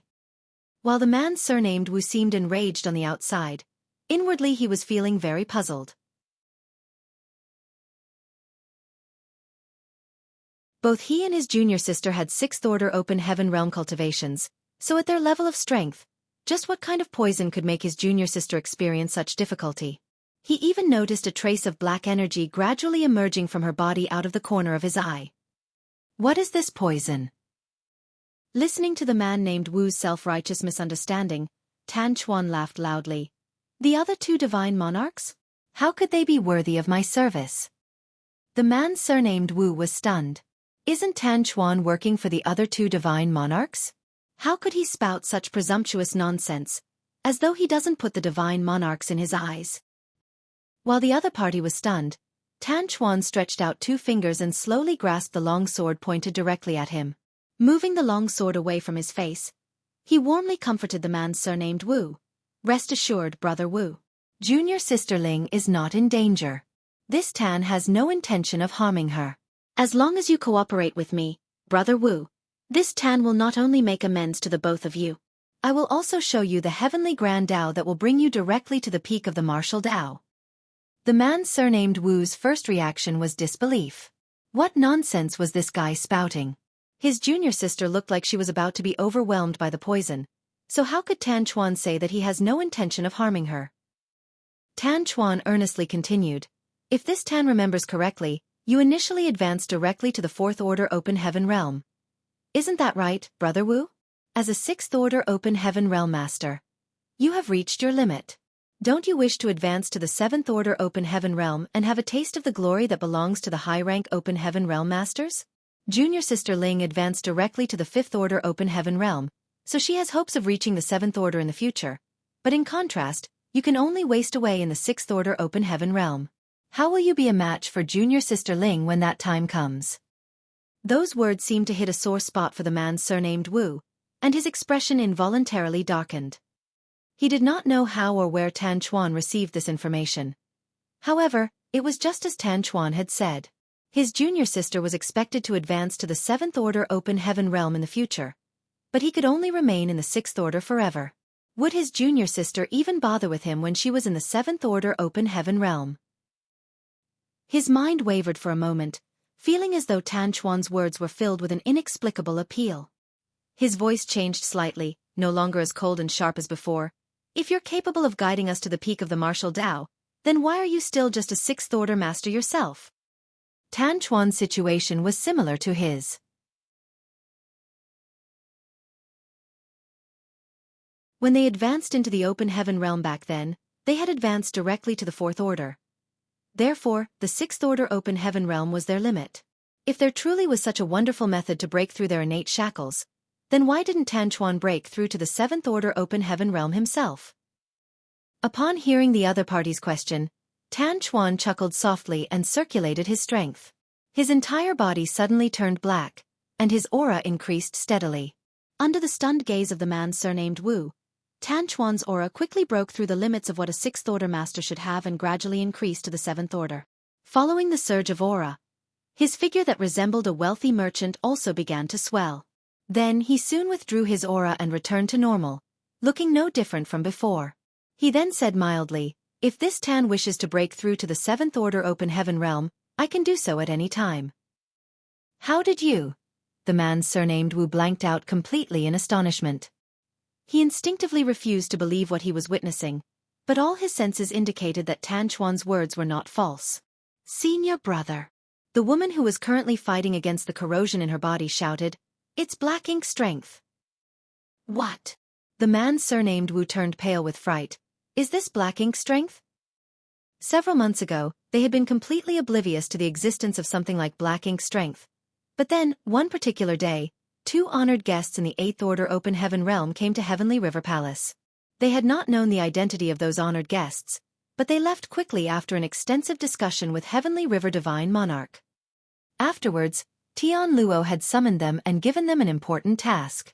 They were ordered to head to the spirit provinces under the jurisdiction of Heavenly River Palace, recruit open heaven realm masters in the 5th order and above, and rendezvous at the designated location within a short time limit. Heavenly River Divine Monarch also told them about certain matters that day. It was at that moment that they learned the identity of the honored guests who arrived at Heavenly River Palace that day. The two honored guests were 8th Order ancestors from the Cave Heavens and Paradises, who came to ask for Tian Luo's cooperation in a war concerning the survival of the 3,000 worlds. This war apparently involved many secrets and concerned the survival of the human race as a whole, so even the Shattered Heaven could not turn a blind eye to the situation. It was also from Heavenly River Divine Monarch that they learned about the existence of the Black Ink Clan and Black Ink Strength. Be that as it may, they had never seen the Black Ink Clan or Black Ink Strength before. They had assumed that the Cave Heavens and Paradises were exaggerating the dangers of the situation, believing that the war related to the 3,000 worlds and the survival of the human race was nothing but bullshit. After all, they had never even heard of such things in this world. They truly believed that their honored master had only agreed to cooperate with the Cave Heavens and Paradises under duress, which was quite embarrassing. The Shattered Heaven had remained outside the influence of the 3,000 worlds for eons. They were not governed by the Cave Heavens and Paradises, but this incident had forced them to be at the beck and call of those same forces. That was the reason why the man surnamed Wu had not explained anything when Tan Chuan asked about Heavenly River Divine Monarch's command. He had felt that the reason was too shameful to reveal. The neutrality and detachment that the Shattered Heaven had always enjoyed turned out to be nothing more than the indulgence of the Cave Heavens and Paradises. With the enormous heritage of the Cave Heavens and Paradises, were they really helpless to control the Shattered Heaven? The people in the Cave Heavens and Paradises simply understood that some things could not be forbidden completely no matter how hard they tried. That was why they tacitly agreed to the existence of the Shattered Heaven, and allowed this place to become the gathering spot for those who refused to follow the order of the 3,000 worlds. Nevertheless, they could easily force the Shattered Heaven to compromise when they needed their cooperation in their schemes. Just like this incident. The senior brother and junior sister did not know what kind of conditions the people from the Cave Heavens and Paradises had offered to their honored master. However, Tian Luo seemed very enthusiastic about this endeavor. He even entrusted this task to them and asked them to carry it out with all diligence so as not to make him lose face. Despite having heard of the Black Ink Clan and Black Ink Strength, they had never seen the Black Ink Clan or Black Ink Strength in person. Therefore, the man surnamed Wu never associated this incident with Black Ink Strength even though he had witnessed the black aura enveloping his junior sister. He simply thought that she had been poisoned. On the other hand, the woman being corroded by the Black Ink Strength suddenly realized what was going on. These symptoms. Aren't they identical to the corruption of Black Ink Strength that honored master mentioned previously? Tan Chuan chuckled. So, you know about Black Ink Strength? Since you already know, then that saves this Tan the effort of explaining the situation to you. That's right. This is Black Ink Strength. The man surnamed Wu felt a chill in his heart. Are you a Black Ink disciple? No wonder Tan Chuan showed no particular signs of abnormality earlier. He had heard that Black Ink disciples looked no different from ordinary people, but their true nature had long been lost. Tan Chuan laughed lightly. So what if I am? Besides, this Tan is not the only Black Ink disciple in this place. After his declaration, 4 figures suddenly walked out of the shadows of the Grand Hall. One was in the 5th Order Open Heaven realm, and 2 were in the 6th Order. The last person was completely wrapped in darkness, so his face could not be seen. His exact cultivation could not be determined either, but anybody could tell that he was very powerful. The expression of the man surnamed Wu changed drastically as he grabbed his junior sister and rushed into the sky to try to escape this place immediately. A person would completely lose their true self once they were corrupted by Black Ink Strength. Even if he could advance to the 7th Order Open Heaven realm, would he even be himself at that point? Nobody faced with such a choice would willingly compromise on something like that unless they were absolutely desperate. Unfortunately, he failed to escape. He barely managed to flee more than a dozen meters before being stopped by a transparent light barrier. It turned out that a grand array had been set up in the Grand Hall at some point in time, isolating the inside from the outside. At this moment, the man surnamed Wu finally understood why Tan Chuan seemed so confident about his victory. Tan Chuan had probably planned out everything from the moment he invited the senior brother and junior sister duo to his palace. The man surnamed Wu could only laugh bitterly at how they had stupidly walked into the trap without knowing anything. The enemy had at least 3 sixth-order open heaven realm masters, and they were stuck inside the Grand Array with them. Under these circumstances, he had no choice but to admit that he and his junior sister were not their opponents even if they combined their strength. Things were looking very dismal for them at the moment. Even so, he refused to give up and wait for death. He spun around and protected his junior sister behind him. At the same time, he drew his long sword and prepared his battle cry to bolster his courage. However, he couldn't help feeling surprised by the scene unfolding before him as Tan Chuan and the others were no longer paying any attention to him.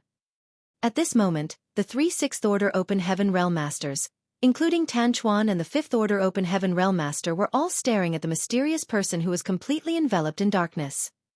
"Who are you, Your Excellency?"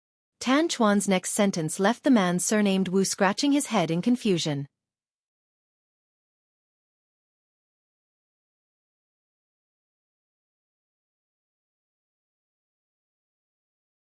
Marshall Peak.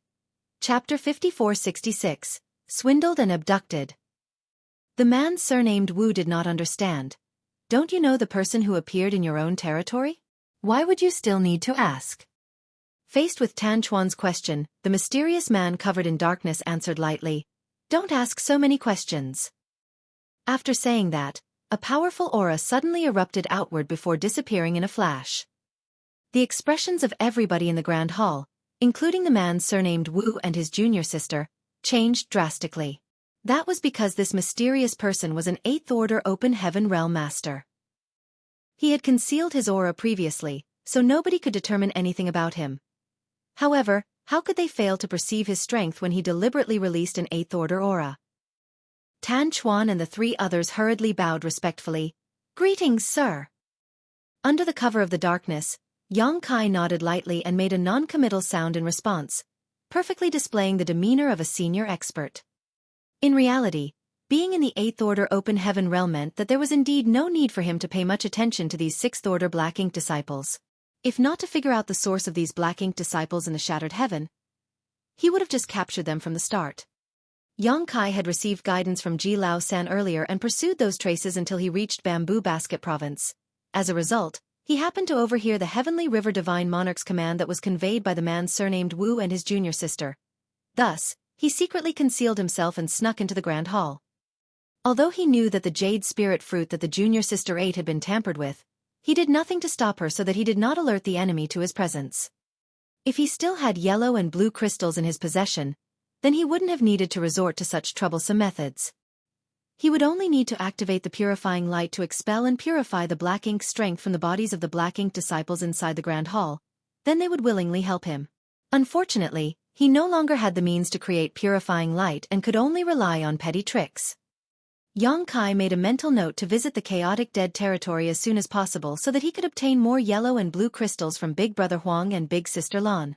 In addition, he wanted to ask them about the primordial light. On the black ink battlefield, he had disguised himself as a black ink disciple for years, and was so familiar with the act that even the black ink clan could not see through him. So what more these black ink disciples? Although Tan Chuan and the others did not know Yang Kai's identity, the 8th-order open heaven realm master in front of them was clearly a black ink disciple like them. How could they suspect him?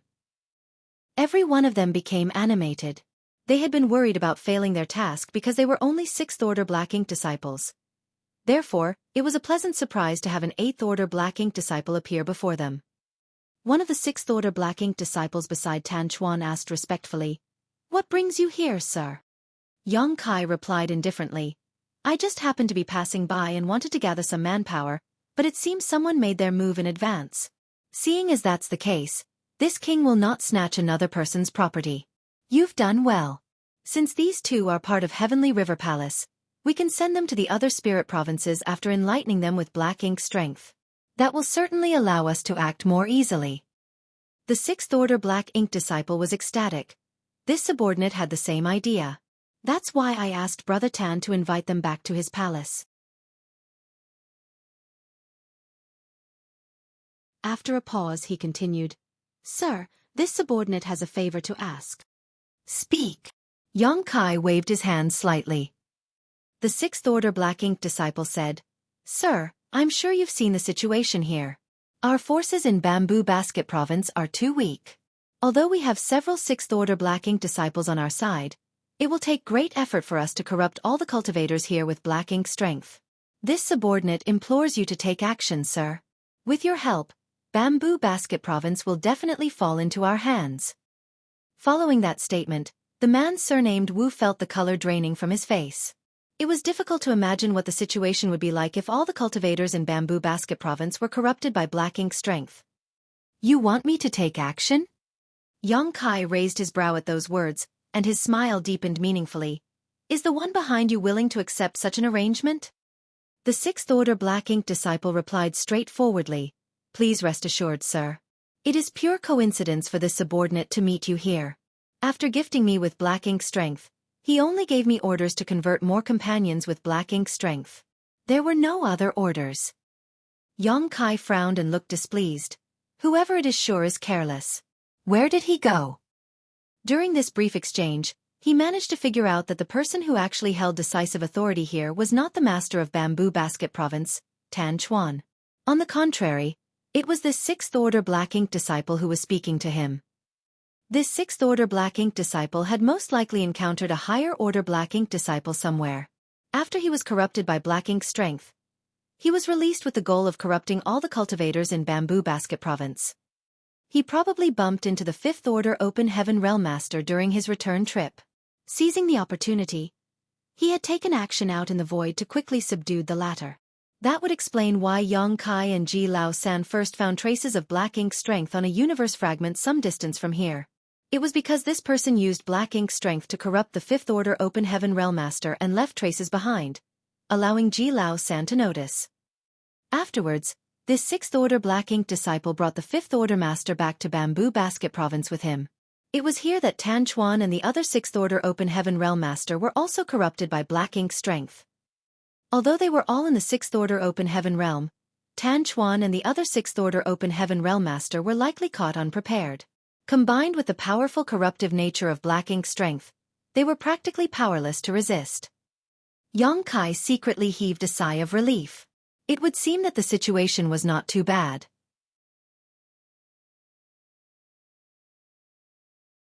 Seeing as he managed to arrive here in time, the only Black Ink disciples on Bamboo Basket Province were probably the ones standing in front of him right now. If he had been a few days later, the situation might not have been so easily resolved.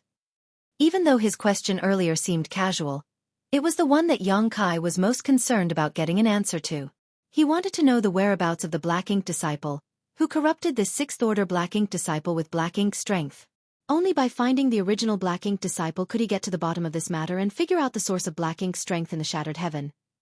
Faced with Yang Kai's inquiries, the sixth-order Black Ink disciple did not suspect anything and quickly answered. Sir did not tell me where he was going, but this subordinate noticed that he and another companion were traveling towards the Shattered Ruins. Beneath the darkness, Yang Kai's expression changed slightly. The Shattered Ruins? The Shattered Ruins was the most dangerous forbidden zone in the Shattered Heaven, as well as the location of the Divine Spirit's ancestral land. Surrounding the Shattered Ruins was the Divine Ability Sea, which was filled with enormous dangers. Why is a Black Ink disciple heading in the direction of Shattered Ruins? And judging from what this sixth-order Black Ink disciple had said, it sounds like there was more than one Black Ink disciple. In fact, there are two of them. What is their realm? Where did they come from? Yang Kai did not know anything. Did they mention why they were heading there? Yang Kai inquired. The sixth-order Black Ink disciple shook his head. No. What were their cultivations? Although Yang Kai's questions puzzled the sixth-order Black Ink disciple, he did not think too deeply into the matter and answered honestly. The person who enlightened me with Black Ink strength is probably in the eighth-order Open Heaven realm like you, sir. The other person did not take action, but his cultivation was likely not inferior. 2 eighth-order Black Ink disciples. I can't believe there are 2 eighth-order Black Ink disciples in the Shattered Heaven. Yang Kai suddenly realized that he had greatly underestimated the severity of the situation. Aside from the 3 great divine monarchs in the Shattered Heaven, 8th-order Open Heaven Realm Masters only existed in the Cave Heavens and Paradises. However, they were existences regarded as ancestors or supreme elders. Were these 2 8th-order Black Ink disciples originally hiding in the 3,000 worlds? Or did they sneak in from the barren territory? Regardless of which scenario was the truth, the situation was absolutely terrible. If it was the former, then many of the masters in the cave heavens and paradises on this side had probably been corrupted by black ink strength. If it was the latter, seeing as the barren territory battlefield had not been breached, then there was only one other possibility. There was another passage connecting to the 3,000 worlds. At that moment, various thoughts swirled around in Xueqi's mind as a dull and ominous premonition made him feel very uneasy. He felt as though he had overlooked something very important, but he could not remember what it was in the heat of the moment. Numerous expressions flitted across his face as he remained silent in thought. Meanwhile, Tan Chuan and the others looked at each other uncertainly for a moment before the sixth-order black ink disciple hesitantly called out, "Sir?" Xueqi returned to his senses and nodded. "This king will take action in Bamboo Basket Province, but this king has another task for you." The expression of Tan Chuan and the others brightened, and they cupped their fists respectfully. "Please enlighten us, sir." "Enter my small universe first." Xueqi commanded and opened the portal to his small universe. Tan Chuan and the others exchanged a glance with each other, but they did not suspect him and quickly rushed into his small universe. "Oh right," Xueqi suddenly asked another question. "Are there any other black ink disciples here in Bamboo Basket Province?" Just for safety's sake, he decided to confirm the situation. The last sixth-order black ink disciple, who was the last one remaining outside, quickly replied, "No, we are the only ones at the moment. This subordinate only returned not long ago, so there was no time to take action." Xueqi nodded, and when the last sixth-order open heaven realm master had entered his small universe, he closed the portal and withdrew his black ink strength around him to reveal his face. Then, he turned to look at the man surnamed Wu. At this moment, the man surnamed Wu was filled with despair. He had mustered the courage to fight back when his opponents had been Tan Chuan and the others. However, the person in front of him was an authentic 8th Order Open Heaven Realm Master. How was he supposed to fight back? His opponent could crush him to death with a mere flick of his finger. Seeing Xueqi looking at him, the man surnamed Wu tried to act strong and shouted loudly, "My honored master is Heavenly River Divine Monarch Tian Luo. If you dare to raise a hand against us, then honored master will never forgive you." Xueqi chuckled and reassured the other party gently, "Don't be scared. I'm not a black ink disciple." The man surnamed Wu reacted with an expression that seemed to say, "Who will believe you?" Regardless, Xueqi couldn't be bothered to explain himself. He then raised his fingers and flicked a purifying black ink pill towards the man surnamed Wu. "Give this pill to your junior sister. I guarantee that she will be safe."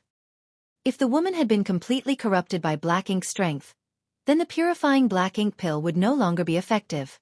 Be that as it may, the medicinal efficacies of the purifying black ink pill would still be effective under the current circumstances.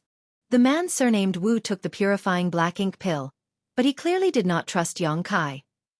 Xueqi pointed out, "Things have already come to this point. What can be worse than becoming corrupted by black ink strength? If I were you, I would take a gamble."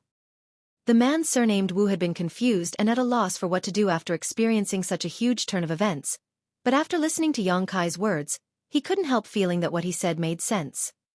There really was nothing for him to do but take a leap of faith.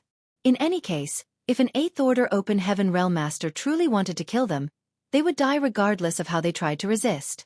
As for whether the spirit pill would be effective, he would know once he gave it to his junior sister. Gritting his teeth, he turned around and placed the purifying black ink pill into his junior sister's mouth. Then, he stood guard over her while secretly being vigilant towards Xueqi. Meanwhile, Xueqi ignored the man surnamed Wu as he was now thinking hard. For some reason, he had the feeling that he had forgotten something important ever since he stepped foot in the shattered heaven. However, he simply could not remember what he had forgotten despite racking his brain for so long. In addition, he was extremely concerned about the origin and whereabouts of those two 8th Order Black Ink disciples. It was not easy to corrupt an 8th Order Open Heaven Realm Master with black ink strength. The human race had been fighting against the Black Ink clan on the Black Ink battlefield for countless millennia. But there were very rarely cases where an 8th Order Open Heaven Realm Master was corrupted by black ink strength. Thanks to the immense strength of an 8th Order Open Heaven Realm Master, they had a strong resistance towards black ink strength. What's more, even if they were accidentally invaded by black ink strength, they could prevent themselves from becoming corrupted by sacrificing a part of their small universe. The most common method to convert an 8th Order Open Heaven Realm Master into a black ink disciple was for a Royal Lord to personally take action, using their Royal Lord secret technique.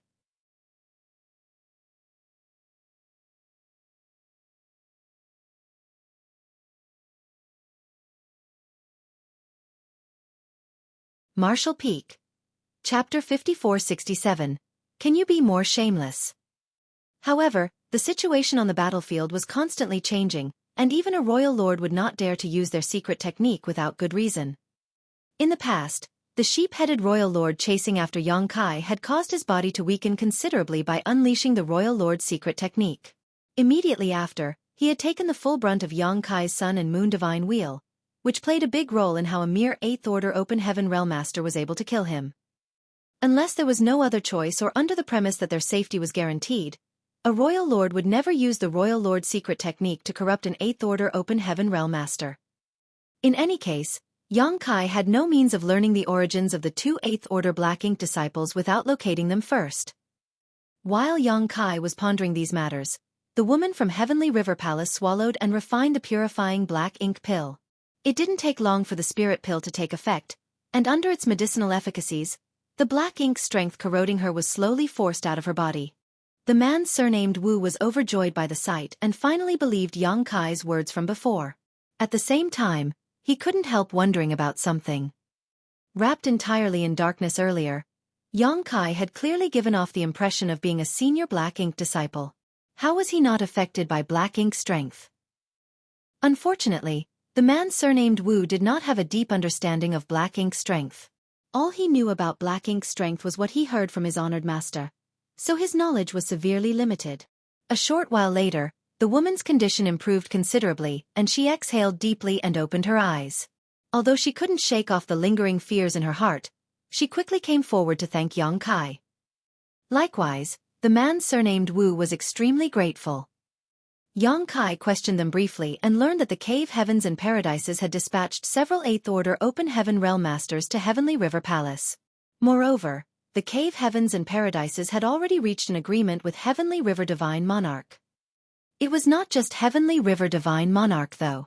According to the two envoys, all three great divine monarchs in the Shattered Heaven were working together with the Cave Heavens and Paradises now.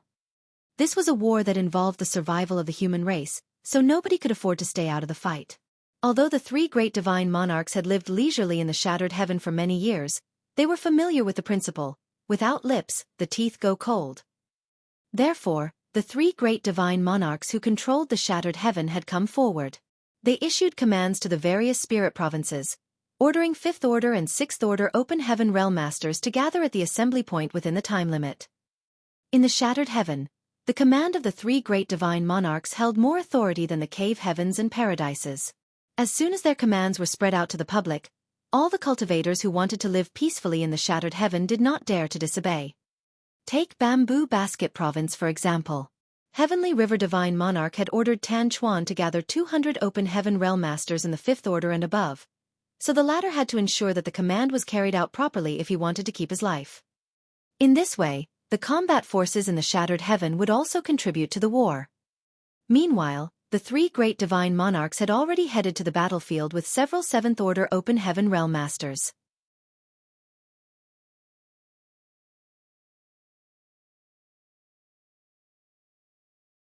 The Cave Heavens and Paradises had promised them that they could freely travel to any of the great territories in the 3,000 worlds after the war, regardless of the outcome. As long as they did not commit any outrage, their past transgressions would no longer be pursued. For the three great divine monarchs, these were conditions that could not be refused. They were 8th Order Open Heaven Realm Masters after all, so no matter where they went in the 3,000 worlds, they would be considered peak existences. It was only due to their fear of the Cave Heavens and Paradises that they remained hidden in the Shattered Heaven for so many years. As such, their lives were usually extremely boring.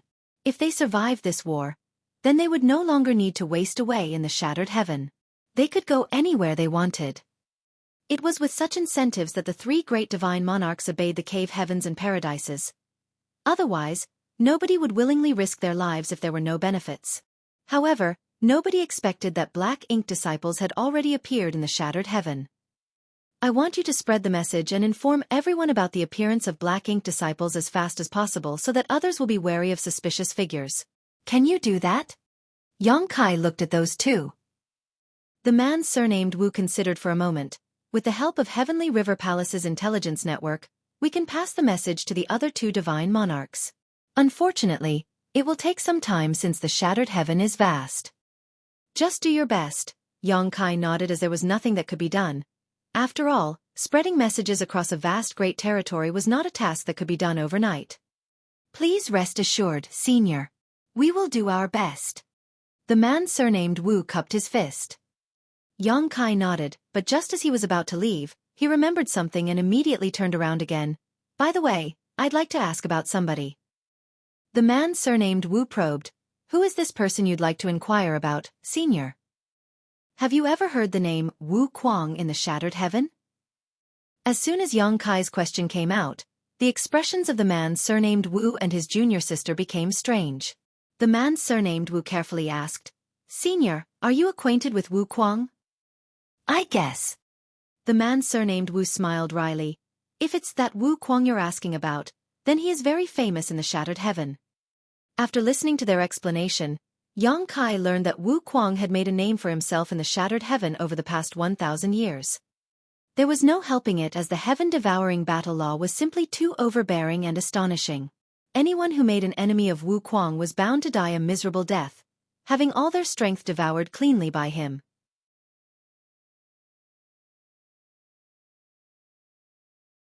At the beginning, Wu Kuang was only in the sixth order open heaven realm, so the people in the shattered heaven did not consider him a significant threat. However, he grew and developed very quickly. After advancing to the seventh order open heaven realm 500 years ago, he became increasingly unscrupulous. Many cultivators in the shattered heavens suffered at his hands. Even the people from Heavenly River Palace, Withering Flame Divine Palace, and Bright Sun Temple were no exception. For that reason, the three great divine monarchs were livid. Withering Flame Divine Monarch Ku Yen even pursued him personally, but Wu Kuang actually managed to escape into the shattered ruins.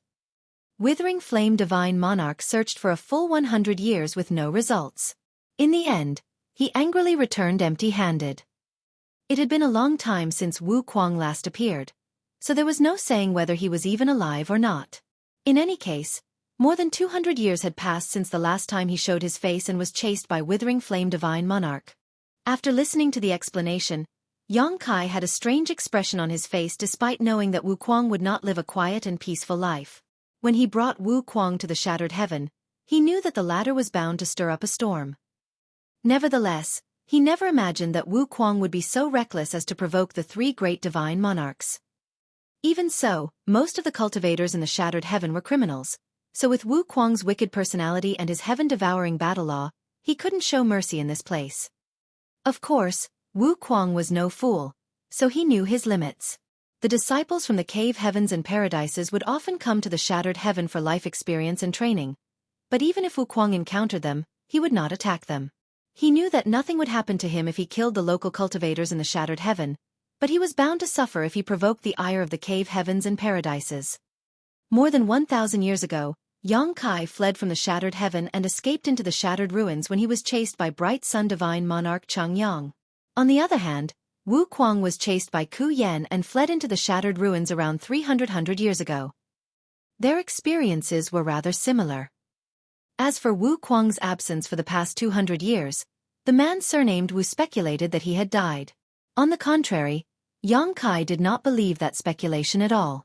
As the saying went, the good die young, but a scourge lasts 1,000 years. By that logic, with how treacherous Wu Kuang was, he would probably live forever. It was just that the shattered ruins was not a pleasant place. The divine ability sea surrounding the outer layer of the shattered ruins was filled with various dangers, so Wu Kuang had most likely been trapped there. As Xueqi was thinking such thoughts, a blood river surged and swept across the barren territory battlefield. The blood river wrapped around a feudal lord, churning violently with an extremely corrosive nature. Caught in the blood river, even the feudal lord could not endure. It didn't take more than a few breaths for his body to dissolve and black ink strength to dissipate. The blood river then fearlessly devoured and refined the body of the feudal lord, growing even stronger after receiving this nourishment. On this battlefield, the only person who could cause such a scene was Blood Crow. Together with Xueqi during the Great Crusade, Blood Crow had used his grand evolution immoral bloodlight scripture to refine Black Ink clansmen and obtained a great harvest as a result. After tasting such benefits, he had continued using this method to fight.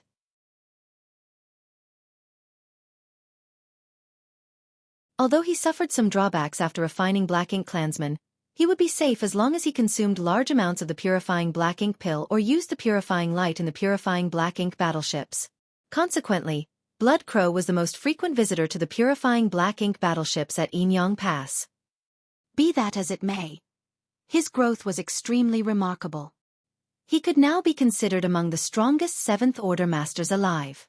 Even Feng Ying from back then could not compare with him.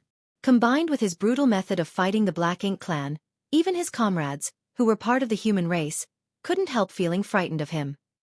Just as he was about to successfully refine the feudal lord though, a figure rushed over from the side and reached out a hand. A mysterious energy surged, forcefully stealing away most of the energy inside the blood river. Blood Crow was furious. Turning to the side he roared, "Wu Kuang, can you be more shameless?" Wu Kuang snorted with laughter. "You've eaten too much. Be careful, or your belly might burst. This king is simply helping you out. There's no need to thank me." Blood Crow was so furious that his face visibly twitched. He originally thought that Grand Evolution Immortal Bloodlight Scripture was the evilest secret art in the world, until he encountered this person known as Wu Kuang on the barren territory battlefield. Wu Kuang cultivated a secret technique known as the Heaven-Devouring Battle Law. The effects of this secret technique were similar to Grand Evolution Immortal Bloodlight Scripture as they both refined foreign energy to enhance their strength. However, the Grand Evolution Immortal Bloodlight Scripture could only refine blood essence, while there was nothing the Heaven-Devouring Battle Law could not refine. Forget the blood essence of the Black Ink clan, even Black Ink strength could be refined with the latter. When Blood Crow first saw Wu Kuang directly refining Black Ink strength, he was shocked to the core. Black Ink strength was extremely corruptive. Once touched by Black Ink strength, it would stick to a person like maggots on rotting bones. If the human race did not have purifying light and purifying Black Ink pills, there would not have been a crusade in the first place. They would also have suffered a crushing defeat by the Black Ink clan during the battle outside the primordial heaven source grand restriction without these two methods. 8th Order Open Heaven Realm Masters could prevent Black Ink strength from corrupting them to a degree, but Wu Kuang could just rush straight into the dense Black Ink clouds to refine them. What shocked Blood Crow even more was that the Heaven-Devouring Battle Law was said to be a secret art created by Wu Kuang himself. This kind of genius was simply awe-inspiring. If that were all, Blood Crow would have been scrambling over his feet to become close acquaintances with Wu Kuang to exchange their experiences in refining and devouring. They might even have become close friends.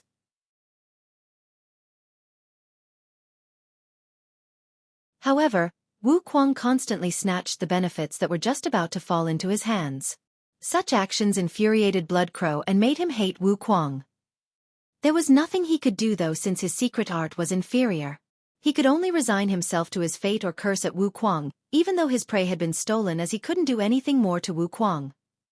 Thanks to the powerful devouring nature of their respective secret arts, these two were considered apex 7th Order Masters. They also made a name for themselves on the barren territory battlefield, standing out from even the top 7th Order Masters from the cave heavens and paradises.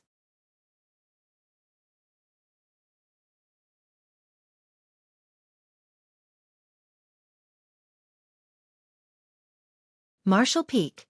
Chapter 5468. Black Ink Disciple's Goal.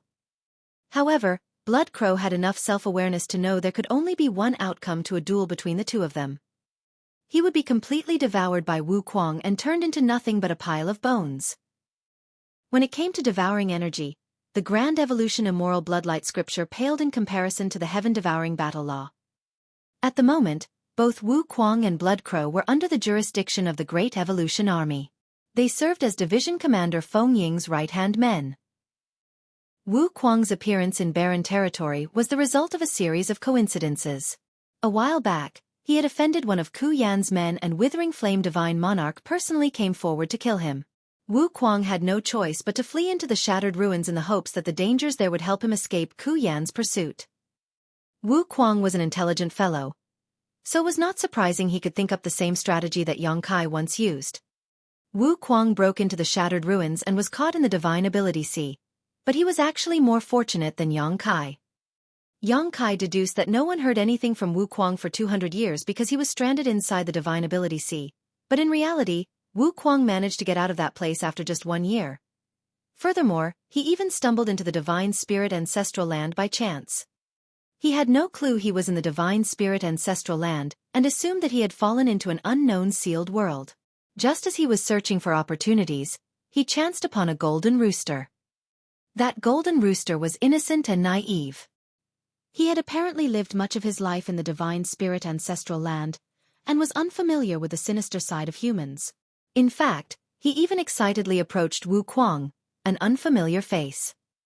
Wu Kuang, a lawless person through and through, immediately started getting ideas when he noticed that the golden rooster seemed to possess a divine spirit bloodline but was still just a fledgling.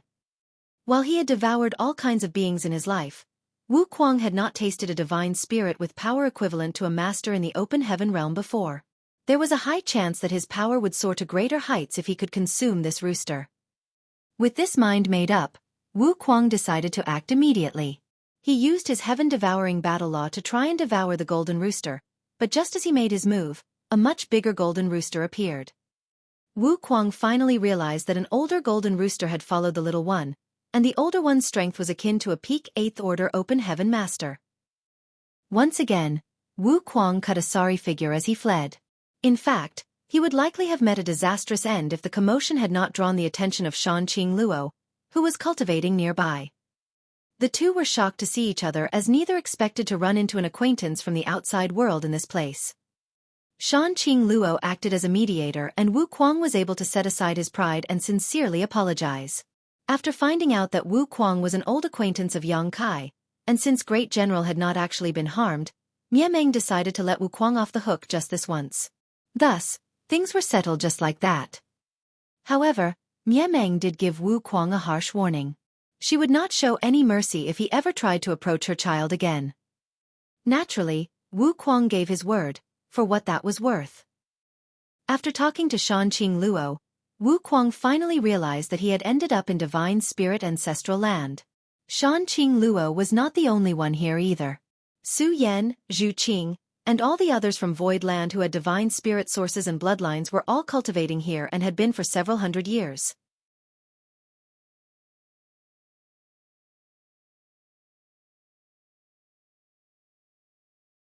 Ordinary humans were not allowed to remain in Divine Spirit Ancestral Land, so Shanqing Luo reached out to Su Yan and the others. They were all discussing sending Wu Kuang away when the Black Ink Clan captured the No-Return Pass and the war erupted in the Barren Territory. The Dragon Clan and Phoenix Clan sent word for the Divine Spirits in Ancestral Land to come to their aid in the Barren Territory. When the Divine Spirits received this message, they rushed to the No-Return Pass at once with the 4 Phoenix Pavilion and Kuan Clan at the helm. Wu Kuang decided to tag along to witness the excitement. For the time being, he dared not return to the Shattered Heaven, so he figured he might as well join the fun on the Barren Territory battlefield. Due to their connection with Yang Kai, the others apart from the divine spirits from the ancestral land, such as Su Yan, Shanqing Luo, Lu Yan, Jiu Feng, and the others from the Star Boundary were all taken into the Great Evolution Army under the command of old ancestor Xiao Xiao. Once the group arrived at the Barren Territory battlefield, Wu Kuang took to the place like a duck to water. He could unleash his heaven-devouring battle law here to the fullest without anyone condemning him, allowing his cultivation to rise rapidly. He felt as if he had been born for battlefields such as this. Black ink strength, something that all humans feared and reviled, was actually the greatest supplement he could obtain. In this place, Wu Kuang developed a kind of kinship with Blood Crow, who cultivated the Grand Evolution Immortal Blood Light scripture. He took good care of the latter, so much so that anyone who saw his actions would be moved by him, in a good way of course. Of course, Yang Kai knew nothing of Wu Kuang's eventful escapades. After giving his instructions to the senior brother and junior sister of Heavenly River Palace, he passed them a large number of purifying black ink pills and informed them that anyone who was corrupted by black ink strength but had not turned into a black ink disciple yet could consume this pill to drive the black ink strength out of their body. The woman had experienced this herself and so greatly valued these pills. She accepted them with a grateful heart before both she and her senior brother vowed that they would do as Xueqi requested and ensure that his instructions were carried out to the letter. It was only then that Xueqi took his leave. "Are you not heading to barren territory?" Ji Lao-san quickly asked when he noticed that Xueqi seemed to be heading in the wrong direction. Xueqi shook his head. "Something's happened in the shattered heaven. Black ink disciples have shown up here, so I need to investigate their movements and check where they came from. I will have to trouble you with something though, Brother Ji." "Do tell."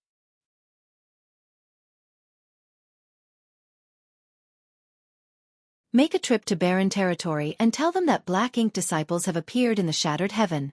Also, please ask the old ancestors there if a royal lord has used the royal lord secret technique to corrupt some 8th order open heaven realm masters. If that's indeed the case, then I'm afraid a portal from the barren territory to the shattered heaven has somehow been opened. The old ancestors must locate the point of connection and find a way to block the linkage. The Phoenix clan's leader should be able to take care of it." Ji Lao-san was fully aware of the severity of this request, so he immediately nodded and agreed, "I understand. I'll leave for the barren territory right now.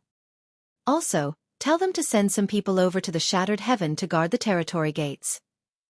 Since there were black ink disciples in the shattered heaven, if the humans did not seal off this place at once, it was likely that the threat of the Black Ink clan would soon spread to the other great territories. The situation would still be manageable if the Black Ink clan remained contained within the shattered heaven, but it would be impossible to control the threat if too many great territories were infected by Black Ink strength.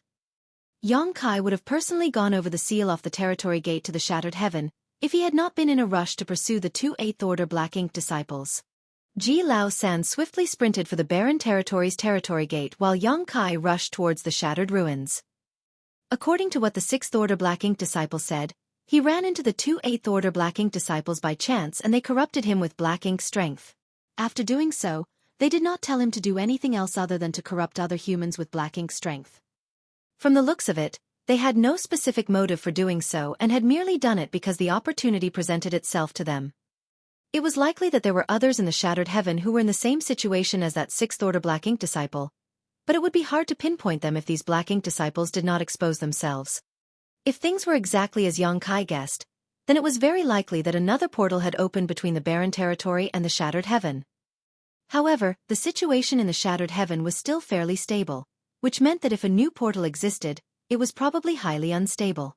Or else, the Black Ink clan army would have flooded through the portal and laid siege to the humans instead of merely sending 2 8th order Black Ink disciples over. They sent Black Ink disciples because it was easier for them to move about unnoticed since they were humans. If the Black Ink clan showed up instead, everyone would easily recognize them for who they were. How could they possibly engage in subterfuge if everyone targeted them everywhere they went? Xueqi did not know what the situation was truly like right now, so all of this was just his deductions. He was even more curious to find out about the purpose behind the appearance of the 2 Black Ink disciples. Although they were heading towards the shattered ruins, there was very little chance that they were aiming to get to the divine spirit ancestral land. There was nothing of value to them there. However, a thought flashed across Xueqi's mind and his expression turned grim at once. He finally realized what he had been forgetting all along. Divine Spirit Ancestral Land. Black Ink Sealing Land. That Black Ink giant spirit god. Xueqi would not have given it much thought if it had not been for the precedent set by the Black Ink giant spirit god, which appeared on the late ancient era battlefield.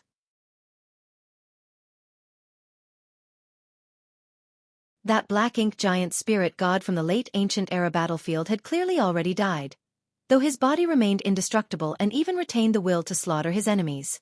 However, the Black Ink clan used some sort of method to bring it back to life. As a result, outside the primordial heaven source grand restriction, the 2 Black Ink giant spirit gods attacked the human race army from both sides and caused their defeat. The Black Ink giant spirit god in the divine spirit ancestral lane had been dead for many years, but its body remained. Since the Black Ink clan could awaken a dead Black Ink giant spirit god from the late ancient era battlefield, why would they not awaken the one in the divine spirit ancestral land? If the 2 8th order Black Ink disciples had come with that goal in mind, there was only one possibility. They wanted to reawaken the Black Ink giant spirit god at divine spirit ancestral land. Xueqi felt goosebumps all over his scalp. A giant spirit god was too powerful of an existence. Even if over a dozen old ancestors joined forces, they might still fail to lay a finger on a giant spirit god. Although the black ink giant spirit gods were created by Mo, they were essentially on par with true giant spirit gods. Just their massive size was enough to easily unleash heaven-destroying, earth-shattering power. Had Mo reached the realm of being able to create living beings? The fabled creation realm? If the Black Ink clan had the power to awaken and unleash the Black Ink giant spirit god in the divine spirit ancestral land, the humans were done for. No one but a giant spirit god could stop a Black Ink giant spirit god. After thinking this through, Xueqi became frantic and desperately urged his space principles, moving with all speed towards the shattered ruins. In half a month, he arrived on the outskirts of the Divine Ability Sea. It looked just the same as the last time he came here, as if the passing of time meant nothing in this place. The situation at this Divine Ability Sea was similar to the late ancient era battlefield, but the one there had been left after a great battle, whereas the one here was specifically created by humans. The last time Xueqi was here, he did not understand why there was the Divine Ability Sea here until he saw the Black Ink giant spirit god. The Divine Ability Sea was a barrier against the Black Ink giant spirit god, acting like a cage to keep it imprisoned. However, the ancestral strength of the divine spirit ancestral land was able to suppress Black Ink's strength, and the Dragon Emperor and Phoenix Empress of that generation used the sacred treasures of 16 divine spirit clans to forge an immense sealing array. After countless eons, the ancestral strength had worn away all of that Black Ink giant spirit god's power, leaving nothing but an empty shell behind. This was the reason why Xueqi did not consider this possibility until now.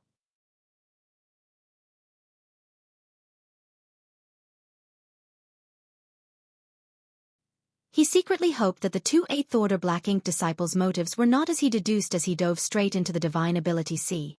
He was only a 6th Order Open Heaven Realm Master the last time he came here, so he and Xia Lin Lang went through great pains before they stumbled into the Divine Spirit Ancestral Land. Now that he was an 8th Order Open Heaven Realm Master, Xueqi was over 100 times stronger than he was back then, so he simply forged ahead boldly. You're tuning in to the Xueqi's Martial Arts Saga YouTube channel. Don't forget to subscribe and join us on this journey to catch the most captivating stories.